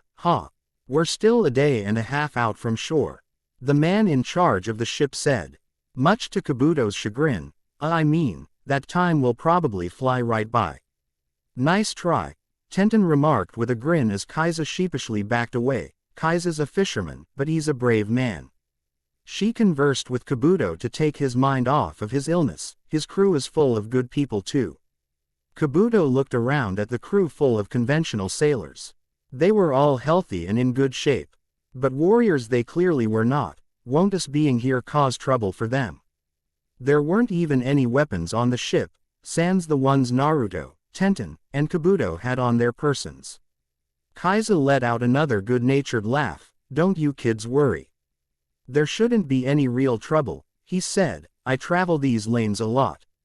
We see some clan ships out on patrol sometimes.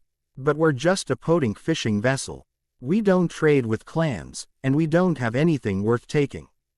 Another crew member paused in his work on deck to crack a joke. Unless you need. NJA types are really hard up for fish these days. He got a round of laughs from his crewmates for his troubles. It wasn't that funny, but the cheerful atmosphere made Tenten smile. It was a bright day, and had been an extraordinarily peaceful trip so far. Much more peaceful than what they had been dealing with lately. It wasn't likely to last. Conspicuous by his absence was Naruto, but it didn't take very long to find him. There weren't a lot of people in the world with hair that was quite his shape and color. She found him standing up on a vantage point between the ship's sails, looking out at the ocean. Tenten shook her head at the sight of him. Of course, he would be up at the highest place he could reach, just because. Instead of calling out to him, she climbed her way up to stand with him. What are you doing all the way up here, you weirdo? She didn't get a response at first. His focus was set on something else that not even her presence could disturb. Following Naruto's gaze, Tenten noticed what had caught his attention. A ship heading their way. It was still quite some ways off, but there wasn't anyone on board that had better vision than her. If Naruto could see something that had caught his eye, there was no question that she would as well. "Naruto, what is it?" she asked, standing next to him to try and get the view he was getting. It only took a matter of seconds for her to pick up on it. "Wait. That sail has the same symbol that used to be on a lot of Naruto's clothes and gear. The Uzumaki clan symbol." "Oh, no." Before she could even turn to assure him, Naruto hit her with a big wide grin. "It's fine," he said, getting a frown out of her. She knew better than to buy that expression straight off. "Tenten, it'll be okay, alright." It wasn't okay. They were in a fishing ship. They couldn't outrun an Uzumaki clan vessel. Those things were made to intercept any ship put at sea, but they won't do anything, Naruto said, rubbing his best friend's shoulder. "They don't like me. But they won't start a fight unless they know they can take me down." Tenten's heart sank for Naruto. He was persona non grata as far as his clan was concerned. He had always been the black sheep for various reasons, and those reasons had only grown more numerous as time passed. He didn't want to fight his clansmen, but if they pushed the issue, he would crack as many skulls as he needed to resolve things.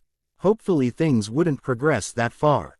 From below, they heard Kaiza hitting on the mast to get their attention before he yelled up to them, "Kids, that Uzumaki clan ship is moving up fast. We've got to slow up and let them board. We can't fight him." Both Tenten and Naruto jumped down to speak with the captain. "We wouldn't expect you to," the kunoichi of the group said. "Do you want us to hide?" Naruto shook his head before an answer could be given. "I don't think it matters," he said to Tenten before talking to the captain. "Kaiza, didn't you say you take this way all the time? And no one ever bothers you?" "Yeah, unless there's trouble they're keeping an eye out for. The Uzumaki don't really mess with me. We've offloaded some of our catches with them sometimes. They pay well. I've never had any problems." With as many times as Kaiza apparently traveled there, they would know his ship, and there wasn't exactly a lot of room for them all. And to smuggle war materials or a dangerous force anywhere near Uzu no Kuni. Even if he could, the Uzumaki clan wasn't at war with anyone in particular. Naruto shut his eyes and breathed deeply out of his nose. "They know we're here," he concluded. "Hiding won't matter. Hiding would actually make things worse for Kaiza. He's going to catch hell for transporting us in the first place," Tenten rebutted, hands on her hips. Naruto didn't agree. "No, he won't. He's not a ninja. He lives his life on the water, not dealing with shinobi world bullshit. He doesn't know what's my deal is with them, the way the Uzumaki clan treated him aside. They wouldn't do anything to an upstanding merchant just because he gave him passage on his ship. At least he hoped not." He recoiled in pain when Tenten slugged him in the arm. "Our deal, you ass. Your problems are my problems. So what do we do?" Naruto took a moment to mull it over before shrugging to himself and hopping onto the railing on the side of the ship. "I'm just gonna see what they want." "They want to kill you," Tenten pointed out with a raised brow. The weapons lady had a point, but Naruto also had one. "Well, we've got a medic," he said, pointing to the seasick Kabuto before jumping off onto the surface of the water. Tenten took a look back at Kabuto, who was still fighting a losing war with his stomach. She rolled her eyes before following suit. "That doesn't mean we have to use him. If he was going to march straight into the face of hostile forces, he wouldn't be doing it alone. Not on her watch." A ship full of Uzumaki clan nav. Al Shinobi watched in awe and anger as two lone shinobi marched from a stationary ship that they had been trying to catch up to for hours. Anger and awe at Uzumaki Naruto. He had been one of them at one time. Him and his mother. Instead, he had become a ticking time bomb amongst them, and his mother had betrayed her good friend, their benevolent leader, for the sake of her anarchist of a lover. "Who does he think he is?" one of them muttered, chomping at the bit to take Naruto down a peg as he and Tenten strode their way across the surface of the water, marching over here like some kind of badass. "We can take him out right now." "Do not engage," the officer in charge demanded. "He isn't attacking, so we won't prompt him to." Younger, more exuberant members of the crew, closer to Naruto's age, didn't like this idea whatsoever. But we can handle him. He's not that tough. The ones closer to his age remembered what he was like back when he lived with them. He had been the pariah, the odd man out. None of them played with him or trained with him, so he never seemed very strong. After he had up and fled the island years ago, it was hard to reconcile that child with what he had become in the interim. The young could be remarkably foolhardy, and young Uzumaki clan ninja were most of the population that served on their ships. It was their version of border patrol. Fortunately, there were older individuals on board that could rein them in, namely the captain. The lead rabble-rouser was grabbed by the collar and thrown back across the deck, sliding on his backside until he hit the mast. He looked up at his livid superior, who glared down at him. "I'm not letting anyone under my command get killed doing something so stupid. Do you honestly think any of you can stand up to him?" Annette, her older Uzumaki clan member, shook his head as he gazed sternly at the younger ilk. Many of them were no older than 16. Some were as young as 13. What did they know? Nothing. "How many battles have you all seen, really?" he asked rhetorically. "Survive a campaign or two on the mainland and come back to Uzu no Kuni. Maybe then you'll have a better perspective of what things are like, and the kind of person it takes to survive out there." The Uzumaki clan was lucky. They were geographically isolated from the problems of the rest of the world, and their leader was easily powerful anew. All on his own to deter anyone looking to try and exploit them regardless. However, this led a lot of their younger generations of ninja to be spoiled. The next step for the youngsters doing patrols on ships, however, was to take missions on the mainland on their own. That would truly separate the wheat from the chaff. Until then, they were a bunch of raw prospects.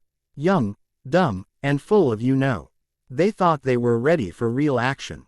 They thought they wanted real action. When they finally got it, if they survived it, they would long for the days of boring border patrols on the island and at sea. I don't know if he lived this long out there because he's a Jinchuriki, or if he did it on his own strength. Either way, that definitely means he's stronger than all of you, the captain said, if anyone takes him on. It won't be you lot. And with that, they let Naruto advance to the ship the rest of the way without trying to subdue him. He and Tenten walked onto the deck with no resistance whatsoever. Both boy and girl stood back to back as a semicircle of seafaring shinobi surrounded them. Naruto scanned the crowd for faces he remembered. It had been a long time since he had been so close to any of his former clan members. He tried to avoid them whenever he could because his parents told him so. It normally wasn't a problem, seeing as how they kept to the seas around their home. Seas that he thought he had gotten Kaiza to sail out of range of. There was a tense silence between the two sides. Naruto could feel behind him how tense Tenten was. She was just waiting for an excuse to start beating people down. She had always taken it hard how he had been treated by what was supposed to have been family, sometimes even worse than he did. On the side facing the ocean, out of sight of the others, he reached behind himself and gave her hand a quick squeeze, prompting her to relax a bit. With that done, Naruto tried to break the ice with a smile. "Hey there everybody. Anyone remember me?" A misstep, as his smiling was more infuriating than comforting. One of the younger clan members stepped forward brazenly. "Are you out of your mind? You're going to walk over here like we won't kill you?" Naruto looked around at the amassed force of Uzumaki clan shinobi, keeping his posture strong and straight. "You haven't yet," he said, "so you did now I was here." "I didn't. D'you think we'd made any trouble on our way to the coast?" Tenten shook her head. "We didn't. You really were on your best behavior.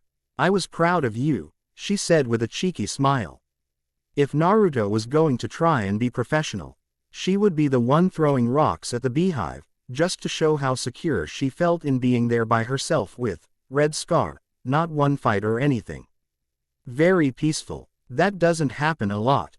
Naruto went along with Tenten's casual tone of conversation. It really doesn't. It makes it hard to go on vacations and stuff. I haven't had any real time off in forever. Tenten made a show of pouting. That's right. You never take me anywhere anymore, Naruto. It took a moment for her words to sink in. A shiver went down her spine. Wow, that really made it sound like we were dating, didn't it? Even Naruto had to shoot her an uncomfortable look over his shoulder. It was kinda weird. Don't ever say something like that again, would you? Enough. The banter between the two friends was interrupted by the Uzumaki clan captain. You don't need to know how we found you, Red Scar. Naruto frowned at the older man. In another life, he might have served on the An's ship like so many of the kids there. You can use my name, you know. The captain shrugged his shoulders in response. Whatever you wish, Namikaze. Tenten felt anger at the intentional slight against Naruto. It was completely a transparent insult. He had never gone by his father's surname. That's not his name. No one on the other side budged on the matter. He isn't one of us anymore, so we won't call him an Uzumaki. And he isn't a friend or an ally, so we won't use his given name either. An older Uzumaki clan member said, he's either Red Scar, or he's Namikaze. Those are his options. Naruto clenched his fists, but let his anger pass moments later. The matter of his family name wasn't a hill worth dying on. Not when they didn't even want him. He knew who he was and where he had come from. That was what mattered the most. What do you want? I'm not anywhere near Uzu, i.e. Tenten had made it a point to make sure Kaiza would keep a wide berth from the Uzumaki-held island, and the last time they checked, the clan hadn't made any territorial grabs to expand that would change the sea lanes. Don't tell me this is a hunter team, because that would be wow. There were lots of baby-faced recruits that bristled at what could have been perceived as an insult. Naruto hadn't meant it as one, but that didn't stop them from perceiving it as one or Tenten from smirking because of it. Before tensions could rise again, a girl pushed her way through the crew and into Naruto's direct line of sight. When Naruto first saw her, it took him a moment to put her current face with her old one. Not long though. Oh, I guess I figured out how you found me here across the whole goddamn ocean, he said, sounding dejected. Hey, Karen. Karen still had her hair that was unkempt on one side, as well as her glasses. Her outfit consisted of a long-sleeved lavender blouse that exposed her navel despite the belt around her stomach, little black shorts, and long black thigh-high stockings with black sandals. She didn't look that much different than she used to. Just a lot more grown up. She moved over to the shinobi in charge of the vessel and pulled him aside momentarily. Captain, I want to talk to him. The captain's eyes bugged out. He looked back and forth between Naruto and Karen. Talk to him. We weren't even supposed to approach him. The task they had undertaken to locate Naruto was merely to observe and report. Only a select few had clearance to engage him in any way. We were to verify that you were sensing him correctly, confirm that he was in these waters, and that was all. Karen knew this. After all, she was the one that had guided them to him in the first place, but we're here now. He's here now. She tried to reason. He's not going to do anything. And even if he did, who's going to stop him? Any of us? Not likely. Tenten took the opportunity of discussion between Karen and the captain to get some answers from Naruto. Who is this supposed to be? She whispered. That young woman was their age. The same age as most of the rest of the crew that were either scared of Naruto or overeager to engage him in battle. Yet she seemed to be strong-willed, more certain of herself than even the officers on board. Naruto kept his eyes on the conversation Karen was having with the captain as he answered, "She's my cousin." That was almost enough of an answer to satisfy Tenten. Until she realized just how little it really explained. Everyone here is technically your cousin somehow, aren't they? Naruto couldn't help but grin at the very factual statement, calling him on his B.S. "This is the cousin that used to pick on me," he replied. Tenten raised an eyebrow and silently gestured to the redhead with glasses that they were referring to, and then back to him. How she could have ever bullied him in any way was beyond her. Naruto's cheeks turned red. I used to be the runt, okay. And I wasn't really in a position to fight back at the time. Excuses. But she would let it slide for now. All right, Tenten backed off, a thought in mind that there was a time and a place for everything. I'm so gonna mess with you about this later. Just be ready for that. For now though, gotta make you look strong. Speaking of things that made him look strong, it was that moment where the nine-tailed fox took the opportunity to make his presence known to Naruto. What do you mean? Used to be the runt. You're still a runt as far as I'm concerned. Naruto's body quivered with the surprise at hearing Kurama's voice in his head. Seriously. You've been silent for like a week. And you wake up now. Take your ass back to sleep. Kurama considered the request for a moment. The happenings of humans only mattered to him in the slightest when they involved his Jinchuriki. No. I don't think I will. It looks like you're a hair's breadth away from stepping into some shit. I want to watch this. You're not gonna help. Meh, you suck. Naruto thought to himself with finality, ceasing the conversation with the creature sealed inside of him. By then, the conversation between Karen and the ship's captain seemed to be wrapping up.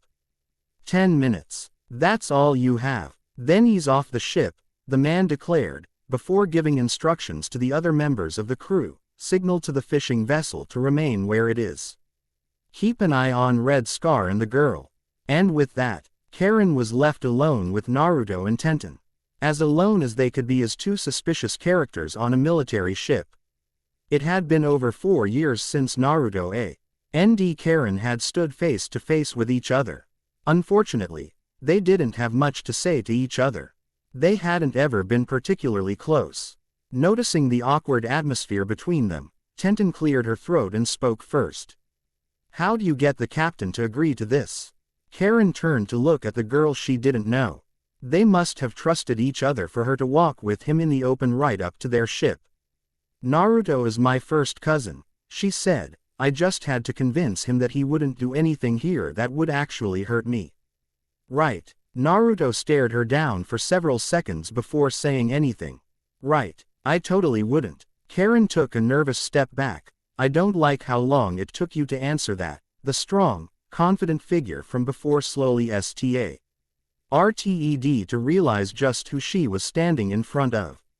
This wasn't the same little boy she used to know. Not even close. He'd seen and done too much. More than she had, that much was certain. She was useful, with her special abilities. So she saw action more than most others her age. Still, it paled in comparison to what Naruto had experienced. He looked more powerful, and that was before she ever even tried to take a look at his chakra. Up close, it was intimidating to see. He could crush her if he wanted to, easily. He could crush everyone on the ship. Only veterans would have a chance to survive against him. And that chance was slim to none. She really hoped that he was as nice as he used to be, and that this wasn't a mistake. Her answer came soon enough, when Naruto finally spoke to her for real. So, mind's eye of the Kagura, huh? I hate that jutsu, despite the fact that it was more than likely that his own little sister was developing it for herself. You sensing me out across the seas now? There was a measure of joking in his tone. It was enough to set Karen more at ease than before. You need to give me more credit than that. I felt you coming back when you were on the mainland. What are you doing in these parts? Naruto shrugged, heading to Mizu no Kuni. Tenten smacked him on the arm, but he didn't care. They had nothing to hide. They weren't doing anything wrong. Nor were they doing anything that would threaten the Uzumaki clan. I'm looking for something. Not that I'm expecting any of you to help since no one did the first time when I really needed someone to. There were still hard feelings there. Then again, how could they not be? Things hadn't been forgotten by the Uzumaki clan itself, so how could it have been forgotten by the person that had been affected the most? How did one respond to that? There was nothing Karen could have said to smooth things out between them. Leaning on your cousin in public a bit because he was the odd duck of the clan was one thing. Turning your back on him entirely after he was outcast was another. There was nothing anyone could have done, Naruto. It was Nagato-sama's orders. When I told him what I felt in you, it's because it scared me. I thought I was helping. She had been 10 years old. A child. No older than he had been, really. She hadn't known that telling Nagato what she had told him about Naruto's chakra would have led to him being marked for death, would have led to him having to flee for his life. Smart girl, Kurama rumbled from within Naruto's mind, she's still scared of me. And she should be. The thing was, she had done the right thing at first.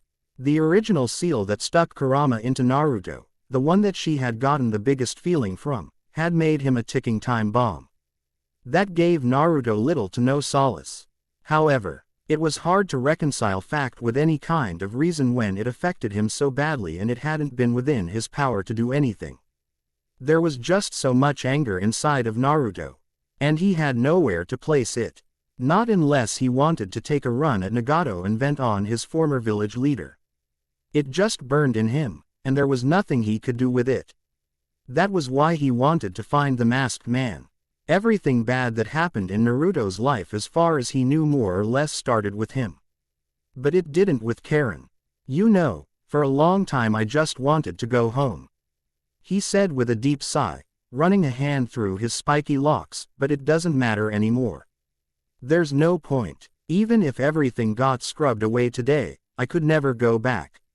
I don't think I ever really liked it there in the first place. Uzu no Kuni was beautiful, and Naruto enjoyed the land itself. Other than that, he couldn't think of any reason he would have wanted to stay there.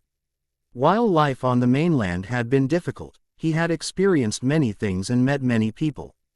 He wouldn't have given any of that up for the world. Karen visibly fliched at being told that he didn't like anything about their home, not at all.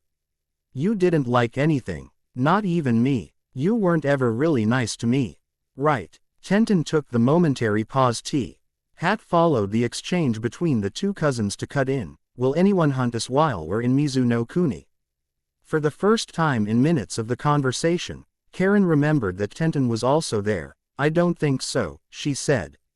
We're not equipped for that sort of thing, so it won't be us. And no one wants to set foot in that place. If anything, there might be hunters waiting for you to leave and head back.